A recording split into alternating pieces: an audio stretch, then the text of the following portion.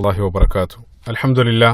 അൽഹംദുലില്ലാഹി വകഫ വസ്സലാത്തു വസ്സലാമു അലാ ഇബാദിഹില്ലദീന ഇസ്തഫ ഖുസ്സുസൻ അലാ അഫ്ളലിഹിം വഖാതമൻ നബിയ്യീൻ മുഹമ്മദിനിൽ അമീൻ വഅലാ ആലിഹി വസഹ്ബിഹി അജ്മഈൻ വബഅദു.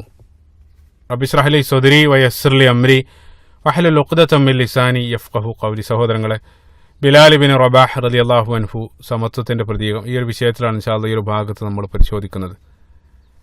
അതിമനോഹരമായിട്ടുള്ള നിരവധി പാഠങ്ങൾ ഉൾക്കൊള്ളുന്ന അതിമനോഹരമായിട്ടുള്ള ചരിത്രമാണ് ബിലാൽ ഇബ്നു റബാഹ് റളിയല്ലാഹു അൻഹുവിന്റെ ചരിത്രം. ആ ചരിത്രത്തിലുടനീളം പ്രവാചകൻ സല്ലല്ലാഹു അലൈഹി വസല്ലമയുടെയും ഇസ്ലാമിന്റെ എല്ലാം ഭംഗിയ ചരിത്രത്തിലുടനീളം പ്രതിഫലിക്കുന്നതായിട്ട് കാണാൻ സാധിക്കും. അതിമനോഹരമായിട്ടുള്ള ആ ചരിത്രമാണ് നമ്മൾ ഈ ഒരു ഭാഗത്ത് പരിശോധിക്കുന്നത്. ഇൻഷാ അല്ലാഹ് രണ്ട് ഭാഗങ്ങളായിട്ടാണ് ഞാൻ സംസാരിക്കാൻ ഉദ്ദേശിക്കുന്നത്. ഇതിന്റെ ആദ്യത്തെ എപ്പിസോഡിൽ ഫതഹ് മക്ക വിജയം വരെയുള്ള ബിലാൽ ഇബ്നു റബാഹ് റളിയല്ലാഹു അൻഹുവിന്റെ ചരിത്രം, രണ്ടാമത്തെ ഭാഗത്ത് ഇൻഷാ അല്ലാഹ് അദ്ദേഹത്തിന്റെ മരണം വരെയുള്ള ചരിത്രം. ഈ രൂപത്തിൽ രണ്ട് ഭാഗങ്ങളായിട്ട് സംസാരിക്കാനാണ് ഉദ്ദേശിക്കുന്നത്. അല്ലാഹു സുബ്ഹാനഹു വ തആല അനുഗ്രഹിക്കുമാറാകട്ടെ. അല്ലാഹുമ്മ ആമീൻ. അറേബ്യയിൽ ജനിച്ച ബിലാൽ റളിയല്ലാഹു അൻഹുവിന്റെ കഥ ആരംഭിക്കുന്നത് എത്യോപ്യയിൽ നിന്നാണ്. എത്യോപ്യ നമുക്കറിയാം, പ്രവാചകൻ സല്ലല്ലാഹു അലൈഹി വസല്ലമയുടെ കാലഘട്ടത്തിൽ അബിസീനിയ എന്നറിയപ്പെടുന്ന ആ ഒരു പ്രദേശം, ഇന്നത്തെ എത്യോപ്യ. അപ്പൊ ഇസ്ലാമിക ചരിത്രത്തിൽ വളരെയധികം പ്രാധാന്യം അർഹിക്കുന്ന ഒരു പ്രദേശമാണ്, ഒരു ഭൂപ്രദേശമാണ് എത്യോപ്യ. ക്രൈസ്തവ ഭൂപ്രദേശമായിരുന്ന ആ എത്യോപ്യ, നമുക്കറിയാം നബി സല്ലല്ലാഹു അലൈഹി വസല്ലമയുടെ കാലഘട്ടത്തിൽ അറേബ്യക്ക് പുറത്ത് ആദ്യമായിട്ട് ഇസ്ലാം സ്വീകരിച്ച ഒരു ഭരണാധികാരി അത് എത്യോപ്യൻ ഭരണാധികാരിയായിരുന്ന നജ്ജാശി ആയിരുന്നു. അതേപോലെ തന്നെ മുസ്ലിങ്ങൾ ആദ്യമായിട്ട് മക്കയിലുള്ള പീഡനം കാരണം മുസ്ലിങ്ങൾ ആദ്യമായിട്ട് ഹിജറ പോയതും ഇതേ അബിസീനിയ എത്യോപ്യയിലേക്കായിരുന്നു. അതേപോലെ തന്നെ പ്രവാചകൻ സല്ലല്ലാഹു അലൈഹി വസല്ലം അദ്ദേഹത്തിന്റെ ജീവിത കാലഘട്ടത്തിൽ ആദ്യമായിട്ട് ഒരേ ഒരു തവണ കൺമുമ്പിലില്ലാത്ത ഒരു വ്യക്തിക്ക് വേണ്ടി ജനാസ നമസ്കരിക്കുന്നുണ്ട്, അല്ലെ മയ്യത്ത് നമസ്കരിക്കുന്നുണ്ട്, സ്വലാത്തുൽ ഗായിബ്. പ്രവാചകൻ സല്ലല്ലാഹു അലൈഹി വസല്ലം ഈ രൂപത്തിൽ ഒരേ ഒരു വ്യക്തിക്ക് മാത്രമാണ് ആ വ്യക്തിയുടെ അഭാവത്തിൽ ജനാസ നമസ്കരിച്ചത്. അത് എത്യോപ്യൻ ഭരണാധികാരിയായിരുന്ന നജ്ജാശിക്ക് വേണ്ടിയായിരുന്നു. ഈ രൂപത്തിൽ നിരവധി ചരിത്ര എത്യോപ്യയുമായിട്ട് ബന്ധപ്പെട്ട് നമ്മൾ കാണാൻ സാധിക്കും. നമ്മൾ ബിലാൽ ഇബ്നു റബാഹ് റളിയല്ലാഹു അൻഹുവിന്റെ കഥ ആരംഭിക്കുന്നത് നബി സല്ലല്ലാഹു അലൈഹി വസല്ലമയുടെ ജനനത്തിന് മുമ്പ്, അതായത് പ്രവാചകന്റെ ആഗമനത്തിന് മുമ്പുള്ള എത്യോപ്യയിൽ നിന്നാണ് ബിലാലിന്റെ കഥ ആരംഭിക്കുന്നത്. അക്കാലഘട്ടത്തിൽ, അതായത് നബി സല്ലല്ലാഹു അലൈഹി വസല്ലം മക്കയിൽ ജനിക്കുന്നതിന് മുമ്പ് അക്കാലഘട്ടത്തിൽ എത്യോപ്യ ഭരിച്ചിരുന്നത് നജ്ജാശിയായിരുന്നു. അതായത് നബി സല്ലല്ലാഹു അലൈഹി വസല്ലം കത്തെഴുതി ഇസ്ലാമിലേക്ക് വന്ന ആ നജ്ജാശിയുടെ പിതാവായിരുന്ന അക്കാലഘട്ടത്തിൽ എത്യോപ്യ ഭരിച്ചിരുന്നത്. അതേപോലെ തന്നെ എത്യോപ്യയുടെ സമീപ പ്രദേശം മറ്റൊരു ഭൂപ്രദേശമായിരുന്നു. നമുക്കറിയാം നബി സല്ലല്ലാഹു അലൈഹി വസല്ലമയുടെ ആഗമനത്തിന് മുമ്പ് എത്യോപ്യയുടെ സമീപ പ്രദേശമായിരുന്നു യമൻ. ആ യമൻ അക്കാലഘട്ടത്തിൽ അവിടെ ഉണ്ടായിരുന്ന ഭൂരിപക്ഷം ജൂതന്മാരായിരുന്നു ആ പ്രദേശത്ത് ജീവിച്ചിരുന്നത്. യമന് ഭരിച്ചിരുന്നത് ജൂതനായിരുന്ന ഒരു ഭരണാധികാരി, അദ്ദേഹത്തിന്റെ പേര് ചരിത്രത്തിൽ കാണുക ദുനുവാസ് എന്നുള്ളതാണ്. ദുനുവാസ് എന്നറിയപ്പെടുന്ന ഒരു ഭരണാധികാരിയായിരുന്നു അക്കാലഘട്ടത്തിൽ യമന് ഭരിച്ചിരുന്നത്. അപ്പൊ ഈ യമനിലുള്ള ഈ ജൂത ഭരണാധികാരി എത്യോപ്യയിലുള്ള അബിസീനയിലുള്ള ക്രൈസ്തവർ അദ്ദേഹം നിരന്തരം പീഡിപ്പിക്കാൻ തുടങ്ങി. അപ്പൊ അദ്ദേഹത്തിന്റെ ആ നിരന്തര പീഡനം സഹിക്കാൻ കഴിയാതെ ആയ സന്ദർഭത്തിൽ ഈ നജ്ജാശിയുടെ കീഴിലുണ്ടായിരുന്ന ഒരു അബിസീനിയക്കാരനായിട്ടുള്ള ഒരു രാജാവ്, അദ്ദേഹം ഒരു വലിയ സംഘവുമായിട്ട് യമനിലേക്ക് പുറപ്പെടുകയാണ് യുദ്ധത്തിന് വേണ്ടി. അവിടെ വെച്ചുകൊണ്ട് അദ്ദേഹം ആ യമനിലുള്ള ദുന്നുവാസിനെയും സംഘത്തെയും അദ്ദേഹം യുദ്ധം ചെയ്ത് അദ്ദേഹം പരാജയപ്പെടുത്തി. ആ പരാജയപ്പെടുത്തിയ എത്യോപ്യക്കാരനായിട്ടുള്ള രാജാവിന്റെ പേര് നമുക്കെല്ലാവർക്കും അറിയാം. അദ്ദേഹത്തിന്റെ പേര് അബ്രഹ ബിൻ അസ്വബാഹ് എന്നാണ്. അബ്രഹത്ത് എന്ന് നമ്മൾ വിളിക്കപ്പെടുന്ന ആ ഭരണാധികാരി. അദ്ദേഹം അവിടെ യമനിലുള്ള ഈ ഒരു രാജാവിനെ ദുന്നുവാസിനെ തോൽപ്പിച്ചതിന് ശേഷം അദ്ദേഹം യമനെ ഒരു ക്രൈസ്തവ പ്രദേശമാക്കി മാറ്റുകയാണ്. ക്രൈസ്തവ പ്രദേശമാക്കി മാറ്റിയെന്ന് മാത്രമല്ല, അവിടെയുള്ള ജൂതന്മാർക്കെതിരെ പിന്നീട് അവർ നിരന്തരം പീഡനങ്ങളെല്ലാം അഴിച്ചുവിടാൻ തുടങ്ങി. അതിനുശേഷം ഈ അബ്രഹ അല്ലെങ്കിൽ അബ്രഹ ബിൻ സ്വബാഹ് എന്നറിയപ്പെടുന്ന അബ്രഹത്ത് അദ്ദേഹം യമനിലെ സൊനായിൽ, അതായത് യമന്റെ തലസ്ഥാനമായിരുന്ന സൊനായിൽ അദ്ദേഹം വലിയ ഭീമാകാരമായിട്ടുള്ള ഒരു ചർച്ച് അല്ലെങ്കിൽ ഒരു ദേവാലയം അദ്ദേഹം പണിയുകയാണ്. ആ ദേവാലയത്തിന്റെ പേര് ചരിത്രത്തിൽ ഖുല്ലൈസ് എന്നാണ് ആ ദേവാലയത്തിന് പേര് നൽകിയതായിട്ട് കാണാൻ സാധിക്കും. അതിമനോഹരമായിട്ടുള്ള ഗ്ലാസ് കൊണ്ടെല്ലാം നിർമ്മിതമായിട്ടുള്ള ഭീമാകാരമായിട്ടുള്ള ഒരു ചർച്ച് അദ്ദേഹം യമനിൽ പണിയുകയാണ്. അപ്പൊ അക്കാലഘട്ടത്തിൽ നമുക്കറിയാം അറേബ്യയിലുള്ള ആളുകളുടെ അല്ലെങ്കിൽ ആ പ്രദേശത്തെ ഏറ്റവും വലിയ തീർത്ഥാടന കേന്ദ്രം മക്കയായിരുന്നു. അതായിരുന്നു അവിടെയുള്ള വാണിജ്യ തലസ്ഥാനം മക്കയായിരുന്നു. ആളുകളെല്ലാം മക്കയിലേക്കായിരുന്നു ഒഴുകിയിരുന്നത്. അപ്പൊ മക്കയെ പോലെ ഒരു പ്രധാനപ്പെട്ട വാണിജ്യ കേന്ദ്രം അല്ലെങ്കിൽ ഒരു തീർത്ഥാടന കേന്ദ്രമാക്കി തന്റെ ദേവാലയത്തെ മാറ്റണമെന്ന് ഈ അബ്രഹത്ത് തീരുമാനിക്കുകയാണ്. അദ്ദേഹം എത്ര ശ്രമിച്ചിട്ടും ആളുകൾ അപ്പോഴും പോയിരുന്നത് മക്കയിലേക്കാണ്. അതുകൊണ്ട് തന്നെ മക്ക ഉള്ളിടത്തോളം കാലം തന്റെ ദേവാലയത്തെ ഏറ്റവും പ്രധാനപ്പെട്ട ഒരു തീർത്ഥാടന കേന്ദ്രമാക്കി മാറ്റാൻ സാധിക്കുകയില്ലെന്ന് അദ്ദേഹത്തിന് മനസ്സിലാവുകയാണ്. അതുകൊണ്ട് തന്നെ അദ്ദേഹം മക്ക അല്ലെങ്കിൽ കഅബ നശിപ്പിക്കാൻ വേണ്ടി അദ്ദേഹം തീരുമാനിക്കുകയാണ്. കഅബ നശിപ്പിക്കാൻ വേണ്ടി അദ്ദേഹം ഒരു വലിയ സംഘവുമായിട്ട് അദ്ദേഹം മക്കയെ ലക്ഷ്യമാക്കിക്കൊണ്ട് പുറപ്പെടുകയാണ്. ആ സംഘത്തിൽ അദ്ദേഹം നിരവധി ആനകളെയും ഉൾപ്പെടുത്തിയിരുന്നു. അതാണ് നമുക്കെല്ലാവർക്കും അറിയാവുന്ന ആനക്കലഹ സംഭവം. ഇത് സംഭവിക്കുന്നത് അദ്ദേഹം ഈ അബ്രഹത്ത് ഈ സംഘവുമായിട്ട് പോകുന്നത് AD 570 ക്രിസ്താബ്ദം 570 ഈ സംഭവം അരങ്ങേറുന്നത്. അദ്ദേഹം അവിടെ മക്കയിലെത്തിയ സന്ദർഭത്തിൽ പിന്നീട് എന്താണ് സംഭവിച്ചതെന്ന് നമുക്കെല്ലാവർക്കും അറിയാം. ഞാനത് വിശദീകരിക്കുന്നില്ല. പരിശുദ്ധ ഖുർആനിലെ 105-ാമത്തെ അധ്യായമായ സൂറത്തുൽ ഫീലിൽ അല്ലാഹു സുബ്ഹാനഹു വ തആല വളരെ കൃത്യമായിട്ട് അലം തറ കൈഫ ഫഅല റബ്ബുക ബി അസ്ഹാബിൽ ഫീൽ, ആനക്കാരെ കൊണ്ട് നിന്റെ റബ്ബ് എന്താണ് ചെയ്തതെന്ന് നീ കണ്ടില്ലേ? അല്ലാഹു സുബ്ഹാനഹു വ തആല പറയുക അർസല അലൈഹിം ത്വയ്റൻ അബാബീൽ എന്നറിയപ്പെടുന്ന ഒരു തരം പക്ഷികളെ അല്ലാഹു സുബ്ഹാനഹു വ തആല അയക്കുകയാണ്. അതായത് ചുട്ടുപഴുത്ത കല്ലുകളുമായിട്ട് പെട്ടെന്ന് ഒരു കൂട്ടം പക്ഷികൾ ആകാശത്ത് പ്രത്യക്ഷപ്പെടുന്നു. ആ പക്ഷികൾ ആ കല്ലുകൾ ഈ സംഘത്തിന് മേലേക്ക് എറിയുകയും അവരെ നശിപ്പിക്കുകയും ചെയ്തു. തർമീഹിം ബിഹിജാറത്തിൻ മിൻ സിജ്ജീൽ ഫജഅലഹും കഅസ്ഫിൻ മഅകൂൽ. അതിമനോഹരമായിട്ട് ആ സൂറത്തിൽ അല്ലാഹു സുബ്ഹാനഹു വ തആല സംഭവം വിശദീകരിക്കുന്നുണ്ട്. ഈ സംഭവം നടക്കുന്നത് AD 570 അതേ വർഷം തന്നെയാണ് നബി സല്ലല്ലാഹു അലൈഹി വസല്ലം മക്കയിൽ ജനിക്കുന്നത്. ഈ ആനക്കലഹ സംഭവം നടക്കുന്ന സന്ദർഭത്തിൽ പ്രവാചകൻ സല്ലല്ലാഹു അലൈഹി വസല്ലമയുടെ മാതാവ് ആമിന അവർ ഗർഭിണിയായിട്ട് മക്കയിൽ ഉണ്ടായിരുന്നു എന്നെല്ലാം ചരിത്ര ഗ്രന്ഥത്തിൽ കാണാൻ സാധിക്കും. അപ്പൊ ബിലാൽ റളിയല്ലാഹു അൻഹുവിന്റെ ചരിത്രം പറയുന്നിടത്ത് എന്തിനാണ് ഈ ആനക്കലഹ സംഭവം ഞാൻ ഉദ്ധരിക്കുന്നതെന്ന് ആരും സംശയിക്കേണ്ടതില്ല. കാരണം എന്താണെന്ന് വെച്ചാൽ അബ്രഹത്ത് കൊണ്ടുവന്ന ആ സംഘത്തിൽ ബിലാലിന്റെ മാതാവായ ഹമാമയും ആ സംഘത്തിലുണ്ടായിരുന്നു. അപ്പൊ അള്ളാഹു സുബ്ഹാനഹു വ തആലയുടെ സഹായത്തോടു കൂടെ അബിസീനയിലും വന്ന ഈ സംഘത്തെ അവിടെ അവർ പരാജയപ്പെടുത്തിയതോടുകൂടെ ആ സംഘത്തിലുണ്ടായിരുന്ന മുഴുവൻ ആളുകളെയും മക്കയിലുള്ള ആളുകൾ അവർ യുദ്ധത്തടവുകാരായിട്ട് പിടിക്കപ്പെട്ടു. അതോടുകൂടെ യുദ്ധത്തടവുകാരായിട്ട് പിടിക്കപ്പെട്ട നമുക്കറിയാം അവരെ പിന്നീട് അടിമകളാക്കുകയാണ് ചെയ്യുക. അപ്പൊ സ്വാഭാവികമായിട്ടും ബിലാലിന്റെ മാതാവ് അവിടെ അടിമയാക്കി പിടിക്കപ്പെടുകയാണ്. പിന്നീട് അവർ മക്കയിലുള്ള അടിമയായിട്ട് ജീവിക്കേണ്ടി വരികയാണ്. അവിടെ വെച്ചുകൊണ്ട് ബിലാൽ റളിയല്ലാഹു അൻഹുവിന്റെ മാതാവ് ഒരു അറേബ്യൻ അടിമയെ തന്നെ അവിടെ വെച്ചുകൊണ്ട് വിവാഹം കഴിക്കുകയും ചെയ്തു. ആ അറേബ്യൻ അടിമയുടെ പേര് നമുക്കെല്ലാവർക്കും അറിയാം. അദ്ദേഹത്തിന്റെ പേര് റബാഹ് എന്നായിരുന്നു. ഈ റബാഹ് ഹമാമ ദമ്പതികൾക്ക് 10 വർഷത്തിന് ശേഷം, അതായത് ആനക്കലഹ സംഭവത്തിന്റെ 10 വർഷത്തിന് ശേഷം അവർക്ക് ആ ദമ്പതിമാർക്ക് ഒരു സന്താനം പിറക്കുകയാണ്. അതാണ് ബിലാൽ ഇബ്നു റബാഹ് റളിയല്ലാഹു അൻഹു. അപ്പോൾ പ്രത്യേകമായിട്ടൊരു കാര്യം ഞാൻ ഉണർത്തുകയാണ്. ഒന്നാമതായിട്ടൊരു കാര്യം മനസ്സിലാക്കേണ്ടത്, ബിലാൽ റളിയല്ലാഹു അൻഹു ജനിച്ചു വീഴുന്നത് മക്കയിലാണ്. അദ്ദേഹത്തിന്റെ പിതാവ് അറേബ്യക്കാരനാണ്, പക്ഷേ മാതാവ് എത്യോപ്യക്കാരിയാണ്. പ്രത്യേകം നമ്മൾ മനസ്സിലാക്കുക. ഇപ്പൊ എത്യോപ്യൻ അടിമകൾ എന്ന് വെച്ചാൽ അക്കാലഘട്ടത്തിൽ അറേബ്യയിൽ ഏറ്റവും വില കുറഞ്ഞ, ഏറ്റവും ലോ സ്റ്റാൻഡേർഡ് അടിമകൾ എത്യോപ്യൻ അടിമകളായിരുന്നു. അതേപോലെ തന്നെ ഇപ്പോൾ പേർഷ്യയിൽ നിന്നും റോമിൽ നിന്നെല്ലാം അടിമകൾ വരാറുണ്ട്. അതെല്ലാം ഒരല്പം സ്റ്റാൻഡേർഡ് കൂടിയ അടിമകളായിരുന്നു. പക്ഷേ എത്യോപ്യൻ അടിമകളെ ഒരു വിലയും അറബികൾ കൽപ്പിച്ചിരുന്നില്ല. പ്രത്യേകമായിട്ട് നമ്മൾ മനസ്സിലാക്കണം. ബിലാൽ റളിയല്ലാഹു അൻഹു അദ്ദേഹത്തിന്റെ പ്രകൃതത്തെ സംബന്ധിച്ച് ചരിത്ര ഗ്രന്ഥങ്ങളിൽ വിശദീകരിക്കുന്നതായിട്ട് കാണാൻ സാധിക്കും. ഷദീദുൽ ഉദും അല്ലെങ്കിൽ ഷദീദുൽ സൗദ്, അതായത് കഠിനമായിട്ടുള്ള അങ്ങേയറ്റം കറുത്ത വ്യക്തിയായിരുന്നു. അദ്ദേഹത്തിന്റെ കണ്ണുകൾ ബ്രൗൺ നിറത്തിലുള്ള മനോഹരമായിട്ടുള്ള കണ്ണുകൾ, വലിയ ചുണ്ടുകളും മൂക്കുകളും, അതേപോലെ തന്നെ തലയിൽ നന്നായിട്ട് അദ്ദേഹത്തിന് മുടിയുണ്ടായിരുന്നു. പക്ഷേ താടി അത് തിങ്ങി നിറഞ്ഞ താടി ആയിരുന്നില്ല. അവിടെ ഇവിടെ ആയിട്ട് പൂർണ്ണമാകാത്ത രൂപത്തിലായിരുന്നു അദ്ദേഹത്തിന്റെ താടി. നല്ല ആരോഗ്യവാനായിരുന്നു, ഒത്ത ശരീരമായിരുന്നു അദ്ദേഹത്തിന് ഉണ്ടായിരുന്നതെല്ലാം. ആ രൂപത്തിലെല്ലാം അദ്ദേഹത്തിന്റെ വിവരണങ്ങൾ, അതായത് ശാരീരിക പ്രകൃതത്തെ ചരിത്ര ഗ്രന്ഥങ്ങളിൽ വിവരിക്കുന്നതായിട്ട് കാണാൻ സാധിക്കും. അദ്ദേഹത്തെ വിളിച്ചത്, അദ്ദേഹത്തിന്റെ കുനിയായിട്ട് അറിയപ്പെട്ടത് അബൂ അബ്ദുല്ല എന്നായിരുന്നു. പ്രത്യേകം മനസ്സിലാക്കണം, അദ്ദേഹത്തിന് ജീവിതത്തിലുടനീളം അദ്ദേഹത്തിന് സന്താനങ്ങളൊന്നും ഉണ്ടായിരുന്നില്ല. പക്ഷെ അദ്ദേഹത്തെ വിളിച്ചത് അബൂ അബ്ദുല്ല എന്ന പേരിലായിരുന്നു. ജാഹിലിയ കാലഘട്ടത്തിൽ ആളുകൾ അദ്ദേഹത്തെ കളിയാക്കി വിളിച്ചത് ഇബ്നു സൗദ, അതായത് കറുത്ത സ്ത്രീയുടെ മകനെ. ഇതായിരുന്നു അദ്ദേഹത്തെ പലപ്പോഴും അവിടെ ഉണ്ടായിരുന്ന ആളുകൾ അദ്ദേഹത്തെ കളിയാക്കിക്കൊണ്ട് വിളിച്ചത്.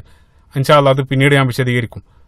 അപ്പൊ ഈ നന്നായിട്ട് അധ്വാനിക്കുന്ന കഠിനാധ്വാനിയായിട്ടുള്ള ഈ അടിമയെ അവസാനം മക്കയിലുള്ള ഒരു പ്രമാണിയുടെ കയ്യിൽ എത്തിച്ചേരുകയാണ്.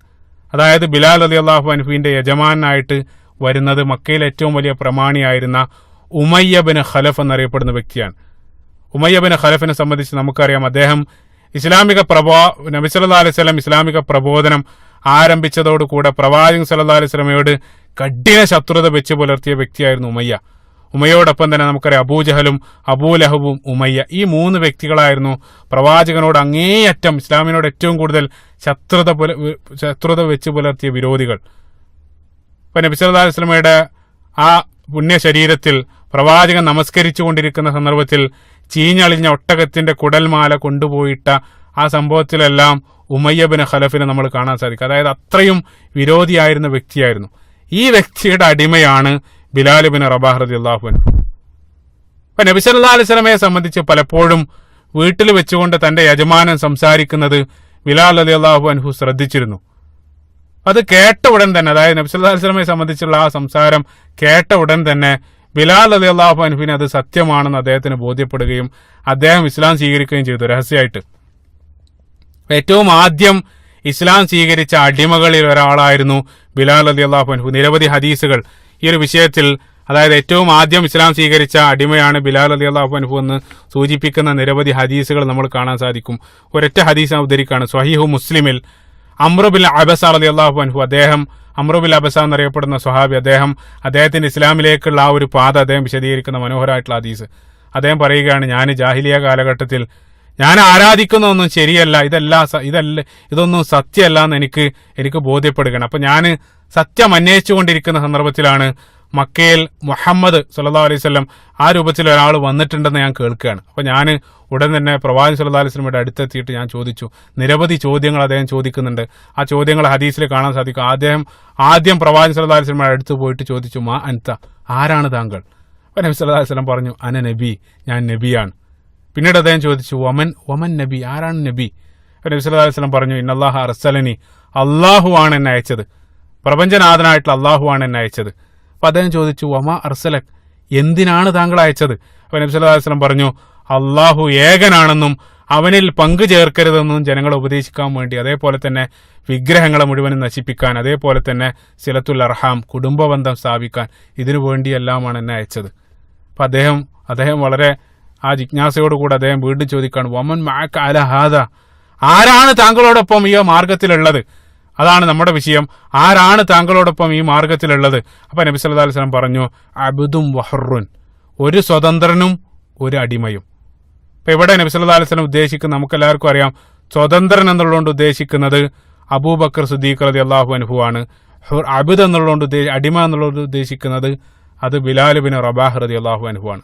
ചുരുക്കത്തിൽ പ്രവാചകൻ സല്ലല്ലാഹു അലൈഹി വസല്ലമയുടെ പ്രബോധനത്തിന്റെ ആദ്യ വർഷത്തിൽ തന്നെ ഇസ്ലാം സ്വീകരിച്ച വ്യക്തിയായിരുന്നു ബിലാൽ റളിയല്ലാഹു അൻഹു. അതേ സന്ദർഭത്തിൽ ഞാൻ നേരത്തെ പറഞ്ഞു, അദ്ദേഹത്തിന്റെ യജമാനൻ ഉമയ്യ ബിൻ ഖലഫ് പ്രവാചകന്റെ ഏറ്റവും കഠിന ശത്രുവായിട്ട്, അല്ലെങ്കിൽ പ്രവാചകനോട് അങ്ങേയറ്റം ശത്രുത വെച്ച് പുലർത്തിയ വ്യക്തി കൂടെയാണ്. അപ്പോൾ ഈ ഉമയ്യ ബിൻ ഖലഫ്, അദ്ദേഹത്തിന്റെ ബിലാലിന്റെ യജമാനൻ, നബി സല്ലല്ലാഹു അലൈഹി വസല്ലമക്കെതിരെ നീക്കങ്ങൾ നടത്തിക്കൊണ്ടിരിക്കുന്നതിനിടയിലാണ് മറ്റൊരാൾ മുഖേന ഈ ഒരു വാർത്ത കേൾക്കുന്നത്. അതായത് നിങ്ങളുടെ അടിമ ഇസ്ലാം സ്വീകരിച്ചിട്ടുണ്ടെന്നുള്ള വാർത്ത ഉമയ്യ കേൾക്കുകയാണ്. അദ്ദേഹത്തിന് ആ വാർത്ത കേട്ട സന്ദർഭത്തിൽ അദ്ദേഹത്തിന് സഹിക്കാൻ കഴിഞ്ഞില്ല. കാരണം ഞാൻ പല്ലും നഖമെല്ലാം ഉപയോഗിച്ച് ഈ മുഹമ്മദിനെ എതിർക്കുമ്പോൾ, അതായത് മുഹമ്മദ് നബി സല്ലല്ലാഹു അലൈഹി വസല്ലം എതിർക്കുന്ന സന്ദർഭത്തിൽ എൻ്റെ വീട്ടിൽ എൻ്റെ എച്ചിലും തിന്ന് ജീവിക്കുന്ന എൻ്റെ അടിമ ഇസ്ലാം സ്വീകരിക്കുക, അദ്ദേഹത്തിന് അത് സഹിക്കാൻ കഴിഞ്ഞില്ല ആ വാർത്ത. ഉടൻ തന്നെ അദ്ദേഹം അത് ചോദിക്കാൻ വേണ്ടി അദ്ദേഹം വീട്ടിലേക്ക് പുറപ്പെടുകയാണ്.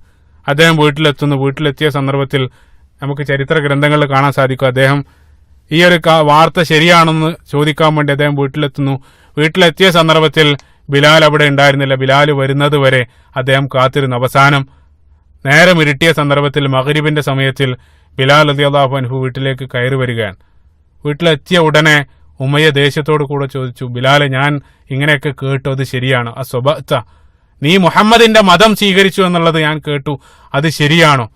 ബിലാൽ റളിയല്ലാഹു അൻഹു അദ്ദേഹം യാതൊരു കൂസലില്ലാതെ അദ്ദേഹം പറഞ്ഞു, നഅം, ശരിയാണ്. നിങ്ങൾ ശ്രദ്ധിക്കേണ്ട ഒരു കാര്യം, ബിലാൽ റളിയല്ലാഹു അൻഹുവിന് തീർച്ചയായിട്ടും ആ വിശ്വാസം മറച്ചു വെക്കാമായിരുന്നു. അതിനുള്ള അധികാരം നബി സല്ലല്ലാഹു അലൈഹി വസല്ലം നൽകിയിട്ടുണ്ട്. പക്ഷേ ബിലാൽ റളിയല്ലാഹു അൻഹു യാതൊരു കൂസലുമില്ലാതെ യജമാന്റെ മുഖത്ത് നോക്കി അത് പ്രഖ്യാപിക്കുന്നതാണ് നമ്മളിവിടെ കാണുന്നത്. വളരെ അദ്ദേഹം നഅം എന്ന് പറഞ്ഞ സന്ദർഭത്തിൽ ഉമയ്യ ബിൻ ഖലഫ് അദ്ദേഹം ദേഷ്യത്തോടു കൂടെ ചോദിച്ചു. അദ്ദേഹം പറഞ്ഞു, ആമൻത ബി മുഹമ്മദിൻ ഖബല അൻ ആദന ലക്, എന്റെ അനുമതിയില്ലാതെ നിനക്ക് എങ്ങനെ അതിൽ വിശ്വസിക്കാൻ ധൈര്യം വന്നു? ഞാൻ നിനക്ക് അനുമതി നൽകാതെ എങ്ങനെയാണ് നീ മുഹമ്മദിൽ വിശ്വസിക്കുക സല്ലല്ലാഹു അലൈഹി വസല്ലം? ഈ സന്ദർഭത്തിലും ബിലാൽ റളിയല്ലാഹു അൻഹു അദ്ദേഹം പതറുന്നില്ല. അദ്ദേഹം പറഞ്ഞു, ഞാൻ വിശ്വസിച്ചിരിക്കുന്നു, യാ ഉമയ്യ ഇഫ്അൽ മാ ശിഅത, എന്താന്ന് വെച്ചാൽ ചെയ്തോ, ഞാനിതിൽ നിന്നും പിന്മാറാൻ പോകുന്നില്ല, ഞാനിത് സ്വീകരിച്ചിരിക്കുന്നു. സുബ്ഹാനല്ലാഹ്, ഈ യജമാന്റെ മുഖത്ത് നോക്കിയിട്ടാണ് ബിലാൽ റളിയല്ലാഹു അൻഹു ഈ രൂപത്തിൽ സംസാരിക്കുന്നത്. എവിടെ നിന്നാണ് ആ ധൈര്യം വരുന്നത്? നമുക്കറിയാം സുബ്ഹാനല്ലാഹ്, യഥാർത്ഥത്തിൽ യഥാർത്ഥത്തിലുള്ള ഈമാൻ മനസ്സിൽ പ്രവേശിച്ചു കഴിഞ്ഞാൽ ആരെന്ത് ഭീഷണിപ്പെടുത്തിയാലും, അല്ലെങ്കിൽ സ്വന്തം ജീവന് ആ മാർഗത്തിൽ ജീവനെടുക്കുമെന്ന് പറഞ്ഞ് ഭീഷണിപ്പെടുത്തിയാലും ഒരു മുഅ്മിൻ ഒരിക്കലും പതറില്ല. അല്ലാഹു സുബ്ഹാനഹു വ തആല അവരുടെ ഹൃദയത്തിനൊരു സ്ഥൈര്യം, ഒരു കരുത്ത് നൽകുക എന്നുള്ളതാണ്. സൂറത്തുൽ കഹ്ഫിൽ നമുക്കറിയാം, ആ കഥയിൽ നമ്മളത് കാണുന്നുണ്ട്. അള്ളാഹുവാണ് ആരാധ്യൻ എന്ന് പ്രഖ്യാപിച്ച സന്ദർഭത്തിൽ ആ ആളുകളെ സംബന്ധിച്ച പരിശുദ്ധ ഖുർആനിൽ വറബത്ന അലാ ഖുലൂബിഹിം, ആ സന്ദർഭത്തിൽ അള്ളാഹു അവരുടെ ഹൃദയത്തിന് ഒരു സ്ഥൈര്യം നൽകി എന്നുള്ളതാണ്. അതാണ് നമ്മളിവിടെ കാണുന്നത്. ഈ ഒരു പ്രഖ്യാപനം ഇതേ രൂപത്തിൽ ബിലാൽ റളിയല്ലാഹു അൻഹു മുഖത്ത് നോക്കി പറഞ്ഞതോടുകൂടെ യജമാനൻ അദ്ദേഹത്തെ പിന്നീട് അതിക്രൂരമായിട്ട് അദ്ദേഹം പീഡിപ്പിക്കാൻ തുടങ്ങി. 3 or 4 രീതിയിൽ ബിലാൽ റളിയല്ലാഹു അൻഹുവിനെ അദ്ദേഹം പീഡിപ്പിച്ചതായിട്ട് നമുക്ക് കാണാൻ സാധിക്കും. ആദ്യമായിട്ട് ഉമയ്യ ചെയ്തത്, അദ്ദേഹം ബിലാൽ റളിയല്ലാഹു അൻഹുവിനെ രാവിലെ മുതൽ, പ്രഭാതം മുതൽ വൈകുന്നേരം വരെ അദ്ദേഹം മരുഭൂമിയിലെ കൊടും ചൂടിൽ അദ്ദേഹത്തെ കെട്ടിയിട്ടുകൊണ്ട് ചാട്ടവാറുകൊണ്ട് അടിക്കും. ഒരു തുള്ളി ഒരിറ്റ് വെള്ളം കുടിക്കാൻ നൽകാതെ ഇതേ രൂപത്തിൽ മരുഭൂമിയിൽ അദ്ദേഹത്തെ വൈകുന്നേരം വരെ കെട്ടിയിട്ടുകൊണ്ട് ചാട്ടവാറുകൊണ്ട് അടിക്കാൻ തുടങ്ങി. ആ സന്ദർഭത്തിൽ ബിലാൽ പതറിയില്ല. പിന്നീട് അദ്ദേഹം അടുത്ത രീതി പ്രയോഗിച്ചെന്താണെന്ന് വെച്ചാൽ ചുട്ടുപഴുത്ത ഇരുമ്പിന്റെ പടയങ്കി അദ്ദേഹത്തെ ധരിപ്പിക്കും.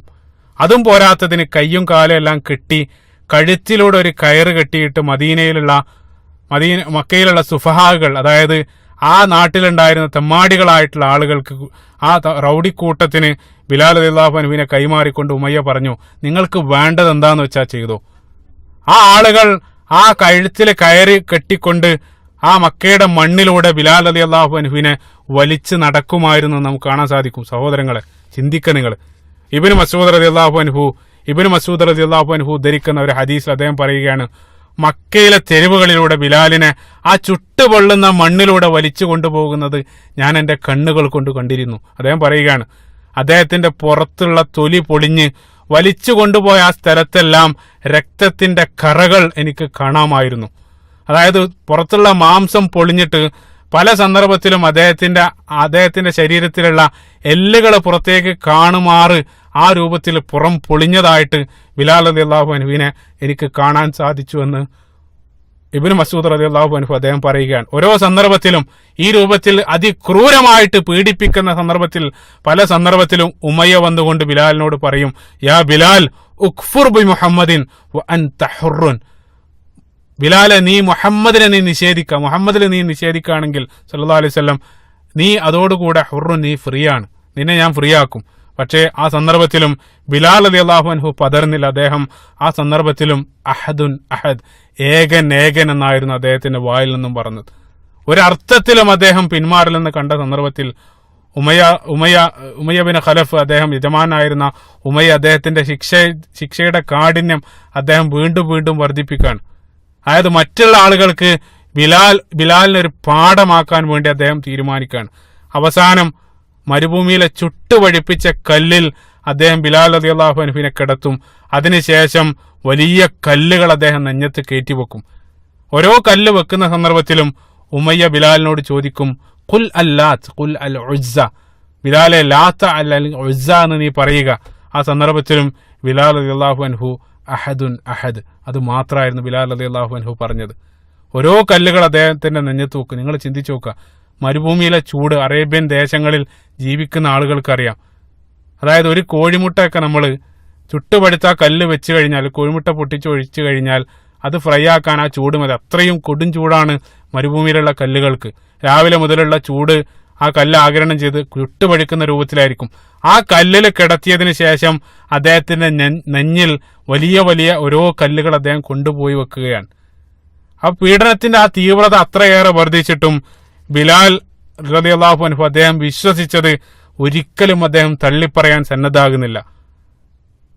നമുക്കറിയാം, ഒരു വിശ്വാസിയായിട്ടുള്ള ആളുകളെ സംബന്ധിച്ചിടത്തോളം മരണം മുന്നിൽ കണ്ടു കഴിഞ്ഞാൽ ഹൃദയത്തിൽ തട്ടാതെ അത് ഉച്ചരിക്കാനുള്ള അനുമതി നബി സല്ലല്ലാഹു അലൈഹി വസല്ലം നൽകിയിട്ടുണ്ട് നമുക്ക്. അതായത് ഒരു വിശ്വാസി മരണം മുന്നിൽ കാണാണ്, അദ്ദേഹത്തോട് ഇതേ രൂപത്തിൽ കുഫറിന്റെ വാക്കുകൾ പറയാൻ വേണ്ടി ശത്രുക്കളായിട്ടുള്ള ആളുകൾ കൽപ്പിക്കുന്ന സന്ദർഭത്തിൽ ജീവൻ രക്ഷപ്പെടുത്താൻ വേണ്ടി ഹൃദയത്തിൽ ആ വിശ്വാസം സൂക്ഷിച്ചുകൊണ്ട് വിശ്വാസിക്ക് പറയാനുള്ള അനുമതിയുണ്ട്. പക്ഷേ ആ ഒരു അനുമതി പോലും ബിലാൽ റളിയല്ലാഹു അൻഹു അദ്ദേഹം ഉപയോഗിക്കുന്നില്ല. അദ്ദേഹം ഏത് രൂപത്തിലുള്ള എത്ര ക്രൂരമായിട്ടുള്ള പീഡന മുറകൾ അദ്ദേഹത്തിന് മേലെ പ്രയോഗിക്കുന്ന സന്ദർഭത്തിലും അദ്ദേഹം ഒരു വിട്ടുവീഴ്ചക്കും സന്നദ്ധമാകുന്നില്ല എന്നുള്ളത് സുബ്ഹാനല്ലാഹ്. അതിമനോഹരമായിട്ടുള്ള ഒരു ഹദീസ് നിങ്ങൾ നോക്കുക.